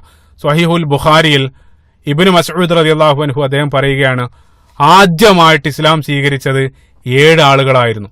ഹദീസ് നിങ്ങൾ ശ്രദ്ധിച്ചു നോക്കുക. എന്നിട്ട് അദ്ദേഹം പറഞ്ഞു, ആദ്യമായിട്ട് ഇസ്ലാം ഒന്നാമതായിട്ട് അദ്ദേഹം പറഞ്ഞു നബി സല്ലല്ലാഹു അലൈഹി വസല്ലം, പിന്നീട് അബൂബക്കർ സിദ്ദീഖ്, അമ്മാർ, പിന്നീട് അമ്മാറിന്റെ മാതാവായ സുമയ്യ, സുഹൈബ്, പിന്നീട് ബിലാൽ, അതേപോലെ തന്നെ 7ാമതായിട്ട് മിഖ്ദാദ് റളിയല്ലാഹു അൻഹും അജ്മഈൻ. അദ്ദേഹം പറയുകയാണ്, ഈ 7 ആളുകളാണ് ആദ്യമായിട്ട് ഇസ്ലാം സ്വീകരിച്ചത്. എന്നിട്ട് അദ്ദേഹം പറയാം, ഹദീസ് നോക്കുക. എന്നിട്ട് അദ്ദേഹം പറയുകയാണ്, അതിൽ നബി സല്ലല്ലാഹു അലൈഹി വസല്ലമയെ അദ്ദേഹത്തിന്റെ പിതൃവിനായ അബൂ ത്വാലിബ് സംരക്ഷിച്ചു. അബൂബക്കറിനെ, അതായത് അബൂബക്കർ സിദ്ദീഖ് റളിയല്ലാഹു അൻഹുവിനെ അദ്ദേഹത്തിന്റെ കുടുംബമായ ബനൂ തമീം അവര് സംരക്ഷിച്ചു. ബാക്കിയുള്ള 5 പേരെയും, ആ 5 ആളുകൾ അടിമകളാണ്, ഈ 5 പേർക്കും അതിശക്തമായിട്ടുള്ള പീഡനങ്ങൾ ഏറ്റുവാങ്ങേണ്ടി വന്നു. അവരിൽ 4 പേരും ശിക്ഷയുടെ കാഠിന്യം കാരണം ചില സന്ദർഭത്തിൽ ശത്രുക്കൾ പറയുന്ന കുഫറിന്റെ വാക്കുകൾ പറയാൻ സന്നദ്ധമായി. അതായത് ജീവന് നഷ്ടപ്പെടുമെന്ന് കണ്ട സന്ദർഭത്തിൽ പല ആളുകളും ഒരല്പം വിട്ടുവീഴ്ചയ്ക്ക് സന്നദ്ധമായി. നമുക്കറിയാം, അമ്മാർ റളിയല്ലാഹു അൻഹുവിന്റെ ചരിത്രം നമ്മൾ പരിശോധിക്കുന്ന സന്ദർഭത്തിൽ ശത്രുക്കൾ വാൾമുനയിൽ നിർത്തിക്കൊണ്ട് അദ്ദേഹത്തോട് കുഫറിന്റെ വാക്കുകൾ ഉച്ചരിക്കാൻ പറഞ്ഞ സന്ദർഭത്തിൽ അദ്ദേഹം അത് അതേ രൂപത്തിൽ പറയുന്നു. പിന്നീട് നബി സല്ലല്ലാഹു അലൈഹി വസല്ലമയുടെ സദസ്സിലേക്ക് അദ്ദേഹം കരഞ്ഞുകൊണ്ട് ഓടി വന്നുകൊണ്ട് പ്രവാചകൻ സല്ലല്ലാഹു അലൈഹി വസല്ലമയോട് പറഞ്ഞു, പ്രവാചകരെ, ഞാൻ ഇങ്ങനെ പറഞ്ഞുപോയി. അപ്പൊ നബി സല്ലല്ലാഹു അലൈഹി വസല്ലം അദ്ദേഹത്തോട് ചോദിക്കുന്നുണ്ട്, നിന്റെ ഹൃദയം എങ്ങനെ ഇരിക്കുന്നു? അപ്പൊ അദ്ദേഹം പറഞ്ഞു, ഹൃദയത്തിൽ ആ വിശ്വാസം, ഈമാൻ അതേ രൂപത്തിൽ തന്നെയുണ്ട്. അപ്പൊ നബി സല്ലല്ലാഹു അലൈഹി വസല്ലം പറഞ്ഞു, അത് സാരമില്ല, അതായത് ഹൃദയത്തിൽ വിശ്വാസം ഉണ്ടെങ്കിൽ അതേ രൂപത്തിൽ പുറത്തേക്ക് പറയുന്നതുകൊണ്ട് കാര്യമില്ല, കാരണം അള്ളാഹു സുബ്ഹാനഹു വ തആല ഹൃദയത്തിലേക്കാണ് നോക്കുന്നത്. അപ്പൊ ആ ഈ ഹദീസിൽ, മനോഹരമായിട്ടുള്ള ഹദീസിൽ ഇബ്നു മസ്ഊദ് റളിയല്ലാഹു അൻഹു പറയുകയാണ്, ഈ 4 ആളുകളും ചില സന്ദർഭത്തിൽ അവര് വിട്ടുവീഴ്ചയ്ക്ക് സന്നദ്ധമായി. ഇല്ലാ ബിലാൽ ഒഴികെ, ബിലാൽ റളിയല്ലാഹു അൻഹു ഒഴികെ അദ്ദേഹം ഒരു വിട്ടുവീഴ്ചക്കും അദ്ദേഹം സന്നദ്ധമായില്ല. ഒരിക്കൽ പോലും അദ്ദേഹം തന്റെ വിശ്വാസത്തെ തള്ളിപ്പറയാൻ അദ്ദേഹം അതിന് സന്നദ്ധമായില്ല. ലഖദ് ഹാനത്ത് നഫ്സഹു ഫീ സബീലില്ലാഹ്, അദ്ദേഹം തന്റെ ശരീരത്തിന് യാതൊരു വിലയും കൽപ്പിക്കാതെ അത് അള്ളാഹുവിന്റെ മാർഗത്തിൽ അദ്ദേഹം ആ ശരീരത്തെ സമർപ്പിച്ചു എന്നാണ് ഇബ്നു മസ്ഊദ് റളിയല്ലാഹു അൻഹു ഹദീസിൽ പറയുന്നത്. പരിശുദ്ധ ഖുർആനിൽ അല്ലാഹു സുബ്ഹാനഹു വ തആല സൂറത്തുൽ ബഖറയുടെ 207-ാമത്തെ വചനത്തിൽ പറഞ്ഞതുപോലെ, വമിനന്നാസി മൻ യശ്രി നഫ്സഹു ഇബ്തിഗാഅ മർളാത്തില്ലാഹ്, അള്ളാഹുവിന്റെ പൊരുത്തം തേടിക്കൊണ്ട് സ്വന്തം ജീവൻ വരെ അള്ളാഹുവിന്റെ മാർഗത്തിൽ വിറ്റ, അല്ലെങ്കിൽ അള്ളാഹുവിന്റെ മാർഗത്തിൽ വിറ്റ ചില ആളുകൾ വിശ്വാസികൾക്കിടയിലുണ്ട്. അതേ രൂപത്തിലായിരുന്നു ബിലാൽ റളിയല്ലാഹു അൻഹു. അപ്പൊ മരുഭൂമിയിൽ ആ ചുട്ടുപഴുത്ത കല്ലിൽ കടത്തി നെഞ്ചിൽ ഓരോ വലിയ കല്ലുകൾ വെച്ചുകൊണ്ട് വിശ്വാസത്തിൽ നിന്ന് പിന്മാറാൻ പറഞ്ഞ സന്ദർഭത്തിലും ബിലാൽ ഇബ്നു റബാഹ് റളിയല്ലാഹു അൻഹു അപ്പോഴും അഹദുൻ അഹദ്, ഏകൻ ഏകൻ എന്നുള്ള ആ വാക്ക് മാത്രമായിരുന്നു ഉച്ചരിച്ചത്. മനോഹരമായിട്ടൊരു കാര്യം എന്താണെന്ന് വെച്ചാൽ സാന്ദർഭികമായിട്ട് സൂചിപ്പിക്കുകയാണ്. പിൻകാലഘട്ടത്തിൽ ഉമർ റളിയല്ലാഹു അൻഹു ബിലാൽ റളിയല്ലാഹു അൻഹുവിനോട് ചോദിക്കുന്നുണ്ട്, അല്ലയോ സയ്യിദ് എന്നായിരുന്നു അവർ ബിലാൽ റളിയല്ലാഹു അൻഹുവിനെ വിളിച്ചത്. നിങ്ങൾ അവര് ആ കാലഘട്ടത്തിൽ ആ രൂപത്തിൽ ക്രൂരമായിട്ട് പീഡിപ്പിച്ച സന്ദർഭത്തിൽ എന്തുകൊണ്ടാണ് നിങ്ങൾ അഹദ് അഹദ് എന്ന് മാത്രം പറഞ്ഞത്? ഇതാണ് ഉമർ റളിയല്ലാഹു അൻഹുവിന്റെ ചോദ്യം, പിൻകാലഘട്ടത്തിൽ ചോദിക്കുകയാണ്. ആ സന്ദർഭത്തിൽ ബിലാൽ റളിയല്ലാഹു അൻഹു പറഞ്ഞ മറുപടി ശ്രദ്ധയാണ്. അദ്ദേഹം പറഞ്ഞു, എനിക്ക് അല്ലാഹു സുബ്ഹാനഹു വ തആലയെ സംബന്ധിച്ച് അത് മാത്രമേ ആ സന്ദർഭത്തിൽ അറിയുമായിരുന്നുള്ളൂ. അതായത് ഞാൻ അല്ലാഹു സുബ്ഹാനഹു വ തആലയെ സംബന്ധിച്ച് ആ സന്ദർഭത്തിൽ ഈ ഒരു കാര്യം മാത്രമേ മനസ്സിലാക്കിയിട്ടുള്ളൂ. അല്ലാഹു അഹദാണെന്നുള്ള കാര്യം മാത്രമേ എനിക്ക് അറിയാവുന്നുള്ളൂ. അതുകൊണ്ടാണ് ഞാൻ വീണ്ടും വീണ്ടും അഹദ് എന്ന് പറഞ്ഞുകൊണ്ടിരുന്നത്. അത് മാത്രമേ എനിക്ക് അറിയുള്ളൂ, മറ്റൊന്നും അറിയുമായിരുന്നില്ല. അറിയെങ്കിൽ ഞാൻ അത് പറയുമായിരുന്നു എന്നാണ് ബിലാൽ റളിയല്ലാഹു അൻഹു പിൻകാലഘട്ടത്തിൽ ഉമർ ഇബ്നുൽ ഖത്താബ് റളിയല്ലാഹു അൻഹുവിന് നൽകിയ മറുപടി. സഹോദരങ്ങളെ, നമ്മളിവിടെ ചിന്തിക്കേണ്ട ഒരു കാര്യം സാന്ദർഭികമായിട്ട് ഉണർത്തുകയാണ്. അതായത് ആകെ അറിയാവുന്നത് അഹദ് എന്നുള്ള പദം മാത്രമാണ്. ആ അറിഞ്ഞതിൽ അതിശക്തമായിട്ട് അടിയുറച്ച് നിലകൊള്ളുന്ന ആ ഒരു ചരിത്രമാണ് ബിലാൽ റളിയല്ലാഹു അൻഹുവിന്റെ ചരിത്രത്തിൽ നമ്മൾ കാണുന്നത്. അപ്പോൾ കുറെ അറിഞ്ഞതുകൊണ്ടായില്ല, മറിച്ച് അറിഞ്ഞത് ഒരല്പമാണെങ്കിലും അതനുസരിച്ച് ജീവിക്കുക എന്നുള്ളതിലാണ് കാര്യം. അപ്പൊ കുറെ വിവരമുണ്ട് എന്നുള്ളത് മാത്രം കാര്യമില്ല. അതായത് ഒരാൾക്ക് ഒരുപാട് വിവരമുണ്ട് എന്നുള്ളതുകൊണ്ട് ആത്മാർത്ഥം ഉണ്ടായിക്കൊള്ളുന്നില്ല.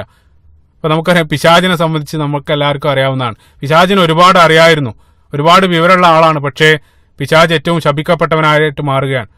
അതേ സന്ദർഭത്തിൽ തിരിച്ചു, അതായത് ഒരല്പം അറിവുള്ള ആളുകൾക്ക് ഒരുപക്ഷെ ഒരു വലിയ പണ്ഡിതനേക്കാൾ ആത്മാർത്ഥത ഉണ്ടായേക്കാം. ആ രൂപത്തിലും സംഭവിക്കാറുണ്ട്. പക്ഷെ ഇന്നൊക്കെ നമുക്കറിയാം, ഇന്നത്തെ കാലത്ത് ഒരുപാട് അറിവുകളുള്ള ആളുകളുണ്ട്, പക്ഷേ അതിനനുസരിച്ചുകൊണ്ട്, ആ അറിവിനനുസരിച്ചുകൊണ്ട് പ്രവർത്തിക്കുന്നില്ല എന്നുള്ള. ഇവിടെയാണ് ബിലാൽ റളിയല്ലാഹു അൻഹുവിന്റെ ചരിത്രം വ്യതിരിക്തമാക്കുന്നത്. ആകെ അദ്ദേഹത്തിന് ഒരല്പം വാക്കുകൾ മാത്രമേ അറിയുള്ളൂ, പക്ഷേ അദ്ദേഹം കാണിക്കുന്ന ഈമാൻ അത് പലപ്പോഴും നിരവധി അറിവുകളുള്ള ആളുകൾക്ക് ഇല്ലാതെ പോകുന്നതാണ്. അതിൽ അടിയുറച്ചു നിൽക്കുകയാണ്. പരിശുദ്ധ ഖുർആനിൽ ഇതേ രൂപത്തിലുള്ള ചരിത്രം നമുക്ക് വീണ്ടും വീണ്ടും ആവർത്തിക്കുന്നതായിട്ട് കാണാൻ സാധിക്കും. സൂറത്തുൽ കഹ്ഫിൽ ആ നാട്ടിലുള്ള ആ രാജാവ് അദ്ദേഹത്തെ ആരാധിക്കാൻ വേണ്ടി ആ ഉത്തരവ് പുറപ്പെടുവിച്ച സന്ദർഭത്തിൽ 7 ചെറുപ്പക്കാർ, അവർക്ക് കൂടുതലൊന്നും അറിയില്ല, അവർക്ക് ആകെ അറിയാവുന്ന ഒരു കാര്യം, ഫഖാലു റബ്ബുന റബ്ബു സമാവാതി വൽ അർളി ലം നദ്ഉ മിൻ ദൂനിഹി ഇലാഹൻ ലഖദ് ഖുൽനാ ഇദൻ ശതത. സൂറത്തുൽ കഹ്ഫിന്റെ 14-ാമത്തെ ആയത്ത്. അതായത് ആകെ അറിയാവുന്ന ഒരു കാര്യം, അള്ളാഹു മാത്രമാണ് ആരാധനക്കർഹൻ. ആ ഒരു കാര്യം അവർക്ക് അറിയാവുന്നുള്ള, അതിൽ അവർ അടിയുറച്ച് നിൽക്കുകയാണ്. അതേപോലെ തന്നെ മൂസാ നബി അലൈഹി സ്വലാത്തു വസ്സലാമയോട് മത്സരിച്ച ആ സാഹിറുകൾ, അവര് കൂടുതലൊന്നും അവർക്കറിയില്ല, അവരൊരൊറ്റ കാഴ്ച മാത്രമേ കണ്ടിട്ടുള്ളൂ. ആ കണ്ട ഉടൻ തന്നെ അവർക്ക് മനസ്സിലായി ഇതാണ് ഒറിജിനൽ എന്ന്. ആ വിശ്വാസം അവിടെ വെച്ചുകൊണ്ട് അത് മനസ്സിലാക്കി ഉടൻ തന്നെ അവർ പ്രഖ്യാപിക്കുകയാണ്. ആ സന്ദർഭത്തിൽ ഫിർഔൻ അവരോട് ചോദിക്കുകയും ചെയ്തു, ആമൻതും ഖബല അൻ അദന ലക്, ഞാൻ നിങ്ങൾക്ക് അനുമതി നൽകുന്നതിന് മുമ്പ് നിങ്ങൾ വിശ്വസിക്കോ? ഈ രൂപത്തിൽ ഫിർഔൻ ചോദിച്ചു. അവർ പതറിയില്ല. അവർ പറഞ്ഞു, നീ വേണമെങ്കിൽ ഞങ്ങളെ കൊന്നോ, നിനക്ക് ഞങ്ങൾ എന്തെങ്കിലും ചെയ്യാൻ കഴിയുന്നുണ്ടെങ്കിൽ അത് ദുനിയാവിൽ മാത്രമേ കഴിയുള്ളൂ, അതുകൊണ്ട് ഞങ്ങൾ മരിക്കാനും തയ്യാറാണ്. സഹോദരങ്ങളെ, അപ്പൊ ഇവിടെയെല്ലാം നമ്മൾ കാണുന്നത് ഒരല്പം അറിവേ ഉള്ളൂ, പക്ഷേ ആ മനസ്സിലാക്കിയതിന്റെ അടിസ്ഥാനത്തിൽ അവർ അടിയുറച്ച് നിൽക്കാൻ അവർ കാണിക്കുന്ന ധൈര്യമാണ്. അതാണ് ബിലാൽ റളിയല്ലാഹു അൻഹുവിന്റെ ചരിത്രത്തിൽ നമ്മൾ കാണുന്നത്. അപ്പൊ ആ ഓരോ കല്ലുകൾ അദ്ദേഹത്തിന്റെ നെഞ്ഞത്ത് വെച്ച് ഉമയ്യ ബിൻ ഖലഫ് അദ്ദേഹത്തോട് കുഫറിന്റെ വാക്കുകൾ, ഖുൽ അല്ലാത്ത് ഖുൽ അൽ ഉസ്സ, ഇതേ രൂപത്തിൽ കുഫറിന്റെ വാക്കുകൾ ഉരുവിടാൻ വേണ്ടി കൽപ്പിക്കുന്നു. ബിലാൽ റളിയല്ലാഹു അൻഹു അദ്ദേഹം അതിന് സന്നദ്ധമാകുന്നില്ല. അവസാനം കല്ലുകളുടെ എണ്ണം കൂടിക്കൂടി അവസാനം ബിലാൽ റളിയല്ലാഹു അൻഹുവിന് ശ്വാസം കിട്ടാതെ ആകുന്നൊരവസ്ഥയായി. ആ സന്ദർഭത്തിൽ അതിലൂടെ അബൂബക്കർ സിദ്ദീഖ് റളിയല്ലാഹു അൻഹു കടന്നു പോവുകയാണ്. അദ്ദേഹത്തിന് ഈ കാഴ്ച കണ്ട് അദ്ദേഹത്തിന് സഹിക്കാൻ കഴിഞ്ഞില്ല. അദ്ദേഹം ഉമയ്യയുടെ മുമ്പിൽ പോയിട്ട് അദ്ദേഹം കെഞ്ചി. അദ്ദേഹം പറഞ്ഞു, എന്തിനാണ് ഇയാളെ നിങ്ങൾ വധിക്കുന്നത്? അതഖ്തുലൂന റജുലൻ അൻ യഖൂല റബ്ബി അല്ലാഹ്, അള്ളാഹു മാത്രമാണ് ആരാധ്യൻ എന്ന് പറഞ്ഞതിന്റെ പേരിൽ എന്തിനാണ് ഈ മനുഷ്യനെ നിങ്ങൾ വധിക്കുന്നത്? എനിക്ക് അയാളെ വിറ്റേക്കുന്നത്, താങ്കൾക്ക് എത്ര ക്യാഷ് വേണം, നിങ്ങൾക്ക് എത്ര സമ്പത്ത് വേണമെങ്കിൽ ഞാൻ തരാം, ഇദ്ദേഹത്തെ അല്ലെങ്കിൽ ഈ മനുഷ്യനെ എനിക്ക് വിറ്റ് എനിക്ക് നിങ്ങൾ വിൽക്കുക. ആ സന്ദർഭത്തിൽ ഉമയ്യ ബിൻ ഖലഫ്, അദ്ദേഹം യജമാനായിട്ടുള്ള ഉമയ്യ, അദ്ദേഹം അതിന് സന്നദ്ധാകുന്നില്ല. അദ്ദേഹം പറഞ്ഞു, അദ്ദേഹം വിൽക്കാൻ സന്നദ്ധാകുന്നില്ല. അതായത് മറ്റുള്ള ആളുകൾക്ക് ബിലാലിനെ ഒരു പാഠമാക്കാൻ വേണ്ടിയായിരുന്നു അദ്ദേഹം തീരുമാനിച്ചത്. അതായത് ഇനി ഒരാൾക്കും ഇതേ രൂപത്തിൽ മുഹമ്മദിന്റെ മതം സല്ലല്ലാഹു അലൈഹി വസല്ലം മതം സ്വീകരിക്കാനുള്ള ധൈര്യം വരരുത് എന്നുള്ള ആ ഒരു സന്ദേശം മറ്റുള്ള ആളുകൾക്കിലേക്ക് എത്തിക്കാൻ വേണ്ടിയിട്ടാണ് ഇതേ രൂപത്തിൽ ഉമയ്യ ബിലാൽ റളിയല്ലാഹു അൻഹുവിനെ പീഡിപ്പിച്ചത്. അവസാനം അബൂബക്കർ സിദ്ദീഖ് റളിയല്ലാഹു അൻഹു അദ്ദേഹത്തിന്റെ പിറകെ നടന്ന്, നിരവധി തവണ അദ്ദേഹത്തിന്റെ പിറകെ നടന്ന് അതിനുവേണ്ടി കെഞ്ചിയാണ്, എനിക്ക് ഇദ്ദേഹത്തെ വിറ്റേക്ക്. അവസാനം ബിലാൽ റളിയല്ലാഹു അൻഹു ഏകദേശം മരിക്കുന്ന ആയ സന്ദർഭത്തിൽ, അതായത് ഒരുപാട് അവശനായ സന്ദർഭത്തിൽ ഉമയ്യ അബൂബക്കർ സിദ്ദീഖ് റളിയല്ലാഹു അൻഹുവിന് ബിലാലിനെ വിൽക്കാൻ വേണ്ടി അദ്ദേഹം സന്നദ്ധമാണ്. 7 ഊഖിയ ചരിത്ര ഗ്രന്ഥത്തിൽ കാണാൻ സാധിക്കും. 7 ഊഖിയ നൽകിയിട്ടാണ്, അതായത് ഏകദേശം 280 ദിർഹം എന്ന് വെച്ചാൽ നമുക്കറിയാം വെള്ളി നാണയങ്ങൾ, അത് നൽകിയിട്ടാണ് ബിലാൽ ബിൻ റബാഹ് റളിയല്ലാഹു അൻഹുവിനെ അബൂബക്കർ സിദ്ദീഖ് റളിയല്ലാഹു അൻഹു വാങ്ങുന്നത്. അപ്പൊ അവശനായിട്ടുള്ള ആ ബിലാലിനെയും തോളിലിട്ട് അബൂബക്കർ സിദ്ദീഖ് റളിയല്ലാഹു അൻഹു നടന്നു പോവുകയാണ്. നിങ്ങൾ ചിന്തിച്ചു നോക്കുക, ഇത്രയും പണം നൽകി ബിലാൽ റളിയല്ലാഹു അൻഹുവിനെ വാങ്ങാൻ അബൂബക്കർ സിദ്ദീഖ് റളിയല്ലാഹു അൻഹുവിന്റെ പ്രേരണ എന്തായിരുന്നു? നിങ്ങൾ ചിന്തിച്ചു നോക്കുക. ബിലാൽ റളിയല്ലാഹു അൻഹു, ബിലാലിന്റെ കുടുംബ മഹിമയല്ല അബൂബക്കർ സിദ്ദീഖ് റളിയല്ലാഹു അൻഹുവിനെ അദ്ദേഹത്തെ വാങ്ങാൻ പ്രേരിപ്പിച്ചത്, അല്ലെങ്കിൽ അദ്ദേഹത്തിന്റെ സൗന്ദര്യമല്ല, അദ്ദേഹത്തിന്റെ ഗോത്ര മഹിമ ഒന്നുമല്ല, മറിച്ച് ഇസ്ലാമിന്റെ ആ സാഹോദര്യ ഉഖുവത്ത് അത് മനസ്സിലാക്കിയത് കൊണ്ടാണ് അബൂബക്കർ സിദ്ദീഖ് റളിയല്ലാഹു അൻഹു ഇതേ രൂപത്തിൽ പണം മുടക്കി ബിലാൽ റളിയല്ലാഹു അൻഹുവിനെ വാങ്ങാനുള്ള കാരണം. അവശനായിട്ടുള്ള ആ ബിലാൽ റളിയല്ലാഹു അൻഹുവിനെയും എടുത്തുകൊണ്ട് അബൂബക്കർ സിദ്ദീഖ് റളിയല്ലാഹു അൻഹു പോകുന്ന സന്ദർഭത്തിൽ ഉമയ്യ ബിൻ ഖലഫായ യജമാനൻ പിറകെ നിന്ന് വിളിച്ചുകൊണ്ട് ചോദിച്ചു, ഓ അബൂബക്കർ, ലൗ അഅ്തൈതനി ദീനാറൻ, നീ ചോദിക്കുകയാണെങ്കിൽ നിനക്ക് 1 ദീനാറിനും ഞാൻ ഇയാളെ തരുമായിരുന്നു. അതായത് അത്രക്കും വിലയില്ലാത്തൊരു സാധനമാണിതെന്ന്. ആ സന്ദർഭത്തിൽ സഹോദരങ്ങളെ ശ്രദ്ധിക്കുക, അബൂബക്കർ സിദ്ദീഖ് റളിയല്ലാഹു അൻഹു ഉമയ്യയുടെ മുഖത്ത് നോക്കി പറഞ്ഞ മറുപടി, ഓ ഉമയ്യ, നീ എന്നോട് ഇതിനു വേണ്ടി 100 ദീനാർ ചോദിച്ചാലും ഞാൻ നിനക്ക് നൽകുമായിരുന്നു. അതായത് നീ 1 ദീനാറിന് വരെ വിൽക്കുമെന്നാ പറഞ്ഞത്, നീ 100 ദീനാർ പറഞ്ഞാലും ഞാൻ ഇദ്ദേഹത്തെ വാങ്ങുമായിരുന്നു. കാരണം ബിലാൽ റളിയല്ലാഹു അൻഹുവിന്റെ വില അബൂബക്കർ സിദ്ദീഖ് റളിയല്ലാഹു അൻഹുവിന് മനസ്സിലായിരുന്നു. അത് ഇന്ന് നമുക്ക് കൃത്യമായിട്ട് അറിയാം. എത്രത്തോളം ബിലാൽ റളിയല്ലാഹു അൻഹുവിന് വിലമതിക്കുന്നുണ്ടെന്ന് ഇന്ന് നമുക്കറിയാം. ആ വില കൃത്യമായിട്ട് അബൂബക്കർ സിദ്ദീഖ് റളിയല്ലാഹു അൻഹുവിന് മനസ്സിലായിരുന്നു. അപ്പോൾ ബിലാൽ റളിയല്ലാഹു അൻഹുമായിട്ട് അബൂബക്കർ സിദ്ദീഖ് റളിയല്ലാഹു അൻഹു നബി സല്ലല്ലാഹു അലൈഹി വസല്ലമയുടെ അടുത്തെത്തുന്നു.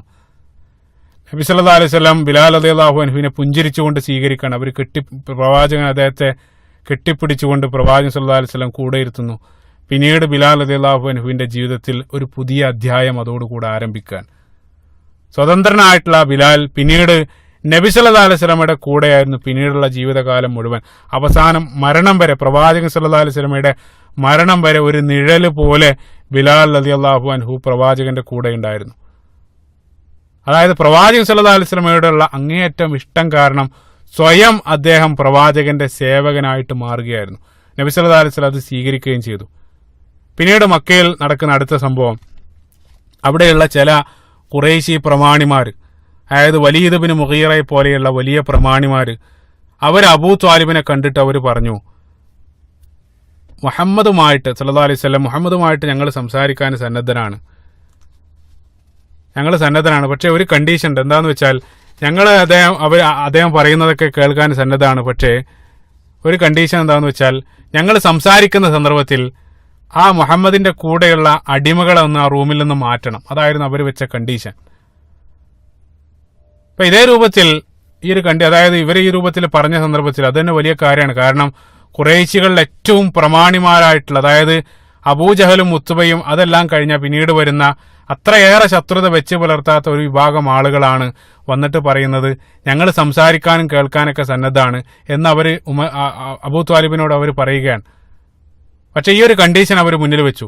നബി സല്ലല്ലാഹു അലൈഹി വസല്ലമയുടെ അടുത്ത് വാർത്ത എത്തുന്നു. അപ്പോൾ പല സ്വഹാബികളും, ഉമർ ഖത്താബ് റളിയല്ലാഹു അൻഹുവിനെ പോലെയുള്ള ആളുകൾ പറഞ്ഞു, അവരോട് ആ രൂപത്തിൽ അവർ കണ്ടീഷൻ വെച്ചിട്ടുണ്ട്, അതിന് നമ്മൾ വഴങ്ങുക. അതായത് അടിമകളായിട്ടുള്ള ആളുകളൊക്കെ റൂമിൽ നിന്ന് മാറ്റിയിട്ട്, അവരെ സദസ്സിൽ നിന്ന് മാറ്റിയിട്ട് അവരോടൊന്ന് സംസാരിക്കാൻ സന്നദ്ധ, ഒരു പക്ഷേ അവർ ചിന്തിക്കാൻ സന്നദ്ധമായെങ്കിൽ തീർച്ചയായിട്ടും നമ്മുടെ മതത്തിന് അത് വലിയ ഇസ്സത്താണ്. അതായത് അത്തരം ആളുകൾ ഇസ്ലാമിലേക്ക് വന്നു കഴിഞ്ഞാൽ ഈ മതത്തിന് എല്ലാ അർത്ഥത്തിലും അത് ഇസ്സത്താണ്, അതുകൊണ്ട് അതിന് താങ്കൾ സന്നദ്ധമാവുക എന്ന് പല സ്വഹാബികളും നബി സല്ലല്ലാഹു അലൈഹി വസല്ലം ഉപദേശിക്കുകയും ചെയ്തു.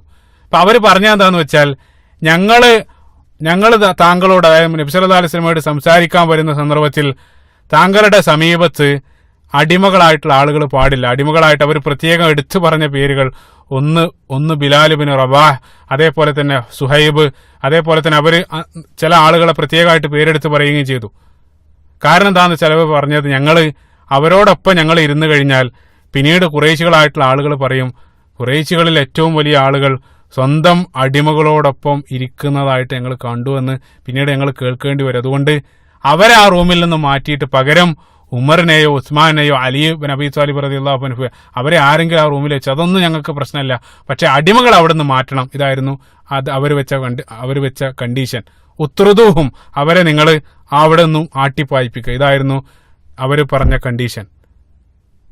ഈ സന്ദർഭത്തിൽ സുബ്ഹാനല്ലാഹ്, ഈ സന്ദർഭത്തിലാണ് അള്ളാഹു സുബ്ഹാനഹു വ തആല ആയത്ത് അവതരിപ്പിക്കുന്നത്. അതിമനോഹരമായിട്ടുള്ള ആയത്ത് പരിശുദ്ധ ഖുർആനിൽ സൂറത്തു അൻആമിന്റെ 52-ാമത്തെ വചനം ആ സന്ദർഭത്തിലാണ് അള്ളാഹു സുബ്ഹാനഹു വ തആല അവതരിപ്പിക്കുന്നത്. അള്ളാഹു സുബ്ഹാനഹു വ തആല പറഞ്ഞു, വലാ തത്റുദിൽ ലദീന യദ്ഊന റബ്ബഹും ബിൽ ഗദാതി വൽ അശിയ്യി യുരീദൂന വജ്ഹ. അള്ളാഹുവിന്റെ പ്രീതി ആഗ്രഹിച്ചുകൊണ്ട് രാവും പകലും പ്രകീർത്തിച്ചുകൊണ്ടിരിക്കുന്ന നിന്റെ അടിമകളെ ഒരിക്കലും നീ നിന്നിൽ നിന്നും ആട്ടിയകറ്റാൻ പാടില്ല.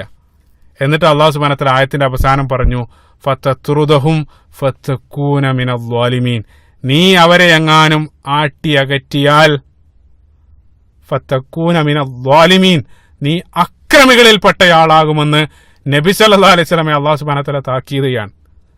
അതായത് അവർ പറഞ്ഞത് പ്രകാരം അടിമകളായിട്ടുള്ള ആളുകളെ നീ എങ്ങാനും നിന്റെ അടുത്ത് നിന്നും ആട്ടിയകറ്റാൻ നീ ശ്രമിക്കുകയാണെങ്കിൽ നീ അക്രമികളിൽപ്പെട്ടയാളാകുമെന്ന് ആ ഭാഷയിൽ, അതിശക്തമായ ഭാഷയിൽ അള്ളാഹു സുബ്ഹാനഹു വ തആല ഗൗരവമായിട്ട രൂപത്തിൽ നബി സല്ലല്ലാഹു അലൈഹി വസല്ലമയെ താക്കീത് ചെയ്യുകയാണ്.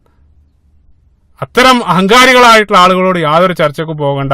അതിനേക്കാൾ എൻ്റെ കണ്ണിൽ വിലമതിക്കുന്നത് പ്രഭാതത്തിലും പ്രദോഷത്തിലെല്ലാം എന്നെ ആരാധിച്ചുകൊണ്ട് എന്നെ തസ്ബീഹ് ചെയ്തുകൊണ്ടിരിക്കുന്ന ആ അടിമകളാണ് എൻ്റെ കണ്ണിൽ ഏറ്റവും സ്ഥാനം. സുബ്ഹാനല്ലാഹ്. ആയത്ത് നിങ്ങൾ ചിന്തിച്ചു നോക്കുക. അതായത് ഖുറൈശികൾ നബി സല്ലല്ലാഹു അലൈഹി വസല്ലമയോട് പറഞ്ഞത് ഉത്രുദുഹും, അവരെ നീ ആട്ടിപ്പായിപ്പിക്കുക. അല്ലാഹു സുബ്ഹാനഹു വ തആല അതിന് നൽകിയ മറുപടി വലാ തത്റുദ്, നീ അവരെ ആട്ടിപ്പായിക്കരുതെന്ന് പറഞ്ഞുകൊണ്ടാണ് ആയത്ത് ആരംഭിക്കുന്നത്. ഈ ആയത്ത് ലഭിച്ച ഉടൻ തന്നെ നബി സല്ലല്ലാഹു അലൈഹി വസല്ലം ആയത്ത് ലഭിച്ച ഉടൻ തന്നെ പ്രവാചകൻ അവരുടെ ഓരോരുത്തരുടെയും അടുത്തു പോയിട്ട് പ്രവാചകൻ സല്ലല്ലാഹു അലൈഹി വസല്ലം ഇരിക്കുകയുണ്ടായി എന്ന് നമുക്ക് ചരിത്രത്തിൽ കാണാൻ സാധിക്കും. അതായത് ആ ആയത്ത് ഇറങ്ങിയ ഉടൻ തന്നെ നബി സല്ലല്ലാഹു അലൈഹി വസല്ലം ആ ആയത്ത് ജീവിതത്തിൽ പ്രാവർത്തികമാക്കുകയാണ്. പ്രവാചകൻ സല്ലല്ലാഹു അലൈഹി വസല്ലം ആയത്ത് ലഭിച്ച ഉടൻ ഈ പറയപ്പെട്ട ഓരോ അടിമകളുടെ കൂടെ പോയിട്ട് നബി സല്ലല്ലാഹു അലൈഹി വസല്ലം ഇരിക്കുന്നതായിട്ടാണ് നമ്മൾ കാണുക. അതിന് സമാനമായിട്ട് മറ്റു ആയത്ത് സൂറത്തുൽ കഹ്ഫിലെ 28-ാമത്തെ ആയത്തിലും വസ്ബിർ നഫ്സക മഅല്ലദീന യദ്ഊന റബ്ബഹും ബിൽ ഗദാതി വൽ അശിയ്യി യുരീദൂന വജ്ഹ വലാ തഅദു ഐനാക അൻഹും തുരീദു സീനത്തൽ ഹയാത്തി ദുനിയ വലാ തുതി' മൻ അഗ്ഫൽനാ ഖൽബഹു അൻ ദിക്രിനാ വത്തബഅ ഹവാഉ വകാന അംറുഹു ഫുറൂത. ഇതും ഈ ഒരു വിഷയവുമായിട്ട് ബന്ധപ്പെട്ട് അവതരിക്കപ്പെട്ട ആയത്താണ്. സുബ്ഹാനല്ലാഹ്. നിങ്ങളും ചിന്തിക്കേണ്ട ഒരു കാര്യം എന്താണെന്ന് വെച്ചാൽ ഈ ആയത്തുകൾ ആ അടിമകളായിട്ടുള്ള ആളുകളെ എത്രത്തോളം അവരെ സന്തോഷിപ്പിച്ച് കാണും. നിങ്ങൾ ചിന്തിച്ചു നോക്കുക. ആരുമില്ലാത്ത അല്ലെങ്കിൽ എല്ലാവരാലും അവഗണിക്കപ്പെടുന്ന ഞങ്ങൾക്ക് വേണ്ടി പ്രപഞ്ചനാഥനായിട്ടുള്ള അല്ലാഹു സുബ്ഹാനഹു വ തആല പരിശുദ്ധ ഖുർആനിൽ സംസാരിക്കാൻ അതുപോരെ. അവർക്ക് അത്രത്തോളം സ്ഥാനമാണ് ഇസ്ലാം നൽകിയിരുന്നത്. അതായിരുന്നു പ്രവാചകൻ സല്ലല്ലാഹു അലൈഹി വസല്ലമയുടെ പ്രവാചകന്റെ സമീപം ഏറ്റവും കൂടുതൽ അക്കാലഘട്ടത്തിൽ ഇസ്ലാമിലേക്ക് ആദ്യത്തിൽ വന്നത്. അവിടെ ഉണ്ടായിരുന്ന എല്ലാവരാലും അവഗണിക്കപ്പെടുന്ന അല്ലെങ്കിൽ അടിമകളായിട്ടുള്ള ആളുകളായിരുന്നു ഏറ്റവും കൂടുതൽ ഇസ്ലാമിലേക്ക് വന്നത്. അവർ വരാനുള്ള കാരണം ഈ ഒരു പരിഗണന ഇസ്ലാം അവർക്ക് നൽകിയത് കൊണ്ടായിരുന്നു. സുബ്ഹാനല്ലാഹ്. അതായത് ഇസ്ലാമിലൂടെ അവർക്ക് ഒരു ലക്ഷ്യബോധം ലഭിക്കുകയാണ്. അതായത് ഒന്നുമല്ലാത്ത അവർക്ക് സ്വന്തം വില കാണാനുള്ള അവസരം ഇസ്ലാം സ്വീകരിക്കുന്നതോടെ ഉണ്ടാവുകയാണ്. സുബ്ഹാനല്ലാഹ്. അപ്പൊ ഇസ്ലാമിൽ എത്തിയതോടുകൂടെ ബിലാൽ റളിയല്ലാഹു അൻഹുവിന്റെ പദവി വർദ്ധിക്കുകയാണ്, അദ്ദേഹത്തിന്റെ ആത്മാഭിമാനം വർദ്ധിക്കുകയാണ്. പിന്നീട് മനോഹരമായിട്ടുള്ള സംഭവം കാണുന്നത് നബി സല്ലല്ലാഹു അലൈഹി വസല്ലം പ്രവാചകൻ സല്ലല്ലാഹു അലൈഹി വസല്ലം എന്തോ ഒരു ദൗത്യത്തിന് വേണ്ടി ഒരു സംഘം ആളുകളെ അയച്ചു. അതുകൊണ്ട് തന്നെ അയച്ച ആളുകൾ എന്തോ ഒരു കാരണത്താൽ അവർക്കിടയിൽ ചെറിയൊരു അഭിപ്രായ വ്യത്യാസം ഉണ്ടായി. ആ സന്ദർഭത്തിൽ സംഘത്തിലുള്ള ഒരാള് നമുക്കെല്ലാം അറിയുന്ന പ്രമുഖമായിട്ടുള്ള സ്വഹാബിയായ അബൂദറുൽ ഗിഫാരി റളിയല്ലാഹു അൻഹു, അദ്ദേഹത്തിന്റെ കഥ അതിമനോഹരമായിട്ടുള്ള കഥയാണ്. അത് മറ്റൊരു സന്ദർഭത്തിൽ വിശദീകരിക്കാം. അദ്ദേഹം പറയുകയാണ്, അദ്ദേഹത്തിന്റെ യഥാർത്ഥത്തിലുള്ള പേര് ജുന്ദുബ് ഇബ്നു ജുനാദ എന്നായിരുന്നു അദ്ദേഹത്തിന്റെ പേര്. അദ്ദേഹത്തിന്റെ കുനിയയാണ് അബൂദറുൽ ഗിഫാരി എന്നറിയപ്പെടുന്നത്. അദ്ദേഹത്തിന്റെ യഥാർത്ഥ പേര് ജുന്ദുബ് അൽ ജുനാദ എന്നാണ്. ഗിഫാർ ഗോത്രക്കാരനായിട്ടുള്ള വ്യക്തി. അപ്പൊ ഈ രൂപത്തിൽ അവർക്കിടയിൽ എന്തോ ഒരു തർക്കം വന്ന സന്ദർഭത്തിൽ അബൂദറുൽ ഗിഫാരി റളിയല്ലാഹു അൻഹു അദ്ദേഹം ബിലാലിന്റെ മുഖത്ത് നോക്കി യാ ഇബ്നു സൗദ, അതായത് കറുത്ത സ്ത്രീയുടെ മകനെ എന്ന് വിളിച്ചു. ഈ ഒരു വാക്ക് കേട്ട സന്ദർഭത്തിൽ ബിലാലിന്റെ മനസ്സ് വല്ലാതെ വേദനിച്ചു. പ്രത്യേകമായിട്ട് നമ്മൾ ശ്രദ്ധിക്കേണ്ട ഒരു കാര്യം, ഞാൻ നേരത്തെ തുടക്കത്തിൽ പറഞ്ഞു, ജാഹിലിയ കാലഘട്ടത്തിൽ ബിലാൽ റളിയല്ലാഹു അൻഹുവിനെ ആളുകൾ കളിയാക്കി വിളിച്ചുകൊണ്ടിരുന്ന പല ആളുകളും വിളിച്ച പേരായിരുന്നു അത്. അതേ പേരാണ് ഇസ്ലാമിൽ എത്തിയതിന് ശേഷം അദ്ദേഹത്തിന് മറ്റൊരാളിൽ നിന്നും കേൾക്കേണ്ടി വരുന്നത്. ഇസ്ലാമിൽ വന്നതിന് ശേഷം അതേ പേര് മറ്റൊരാളിൽ നിന്നും കേൾക്കേണ്ടി വന്നതോടുകൂടെ അദ്ദേഹത്തിന് വല്ലാത്ത പ്രയാസം തോന്നുകയാണ്. കാരണം സമത്വം വിളിച്ചോതുന്ന ആ ഇസ്ലാമിനകത്താണ് അദ്ദേഹം ഉള്ളത്. അദ്ദേഹത്തിന് ഇന്ന് ആത്മാഭിമാനമുണ്ട്, ആദ്യത്തെ പോലെയല്ല. അതുകൊണ്ട് തന്നെ ഇന്ന് ആ സന്ദർഭത്തിൽ അദ്ദേഹത്തെ ഒരാൾ അതേ രൂപത്തിൽ വിളിക്കുന്നത് അദ്ദേഹത്തിന് സഹിക്കാൻ കഴിയാത്തതാണ്. അപ്പൊ രസകരമായിട്ടുള്ളൊരു കാര്യം സാന്ദർഭികമായിട്ട് ഉണർത്തുകയാണ്. അബൂദറുൽ ഗിഫാരി അദ്ദേഹവും കറുത്ത വ്യക്തിയാണ്, അദ്ദേഹം കറുത്ത ആളായിരുന്നു. പക്ഷേ അതേ രൂപത്തിൽ ബിലാലിനെ അദ്ദേഹത്തിന് വിളിക്കാനുള്ള കാരണം നമുക്കറിയാം.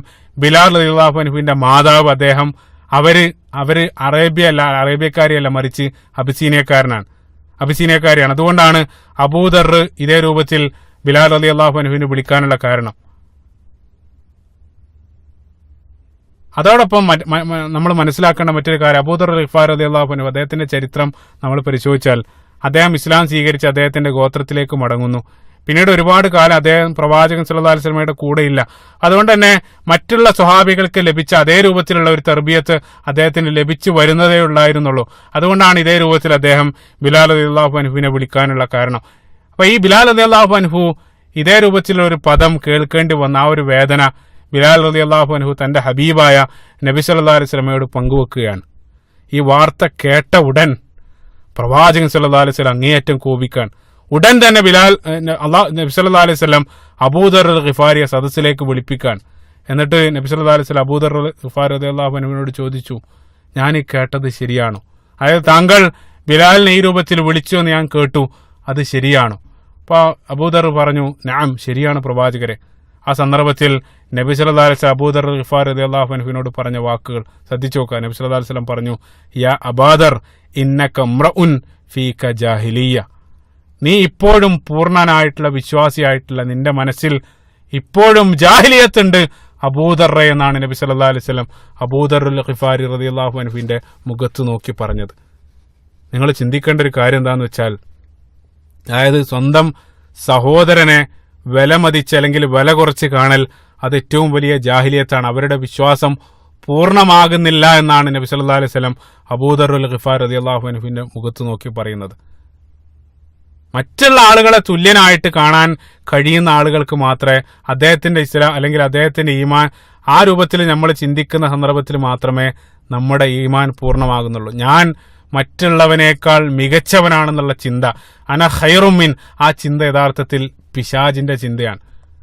ഈ പ്രവാചകൻ സല്ലല്ലാഹു അലൈഹി വസല്ലമയുടെ മറുപടി അബൂദർ അൽ ഗിഫാരി റളിയല്ലാഹു അൻഹുവിനെ അദ്ദേഹം അങ്ങേയറ്റം വിഷമിപ്പിച്ചു. കാരണം എന്താണെന്ന് വെച്ചാൽ അദ്ദേഹത്തിന് ആ വിഷമം സഹിക്കാൻ കഴിഞ്ഞില്ല. കാരണം ഞാൻ ഏറ്റവും കൂടുതൽ എൻ്റെ ശരീരത്തെക്കാൾ ഞാൻ സ്നേഹിക്കുന്ന പ്രവാചകൻ സല്ലല്ലാഹു അലൈഹി വസല്ലം, അല്ലെങ്കിൽ ഞാൻ തൃപ്തി പിടിച്ചു പറ്റാൻ വേണ്ടി ആഗ്രഹിക്കുന്ന എൻ്റെ ഹബീബായ റസൂലുള്ളാഹി സ്വല്ലല്ലാഹു അലൈഹി വസല്ലമയുടെ വായിൽ നിന്നാണ് ഇത്രയും കഠിനമായിട്ടുള്ളൊരു വാക്ക് അദ്ദേഹം കേൾക്കേണ്ടി വരുന്നത്.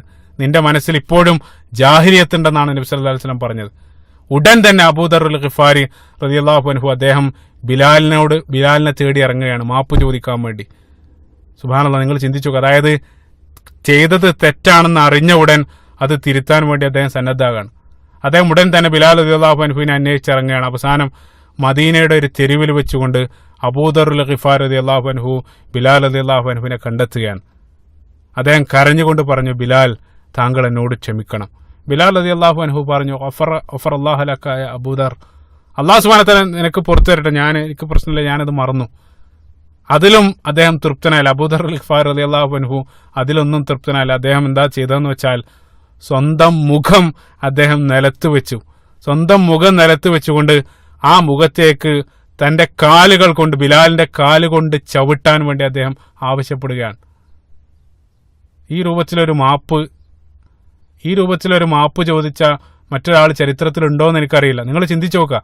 അതായത് സ്വന്തം മുഖം നിലത്ത് വെച്ചിട്ട് ബിലാലിനോട് അദ്ദേഹം കൽപ്പിക്കുകയാണ്, എൻ്റെ മുഖത്തേക്ക് താങ്കൾ ചവിട്ടുക, എങ്കിലും മാത്രമേ ഞാൻ തൃപ്തനാവുകയുള്ളൂ എന്നാണ് അബൂദർ അൽ ഗിഫാരി റളിയല്ലാഹു അൻഹു പറയുന്നത്.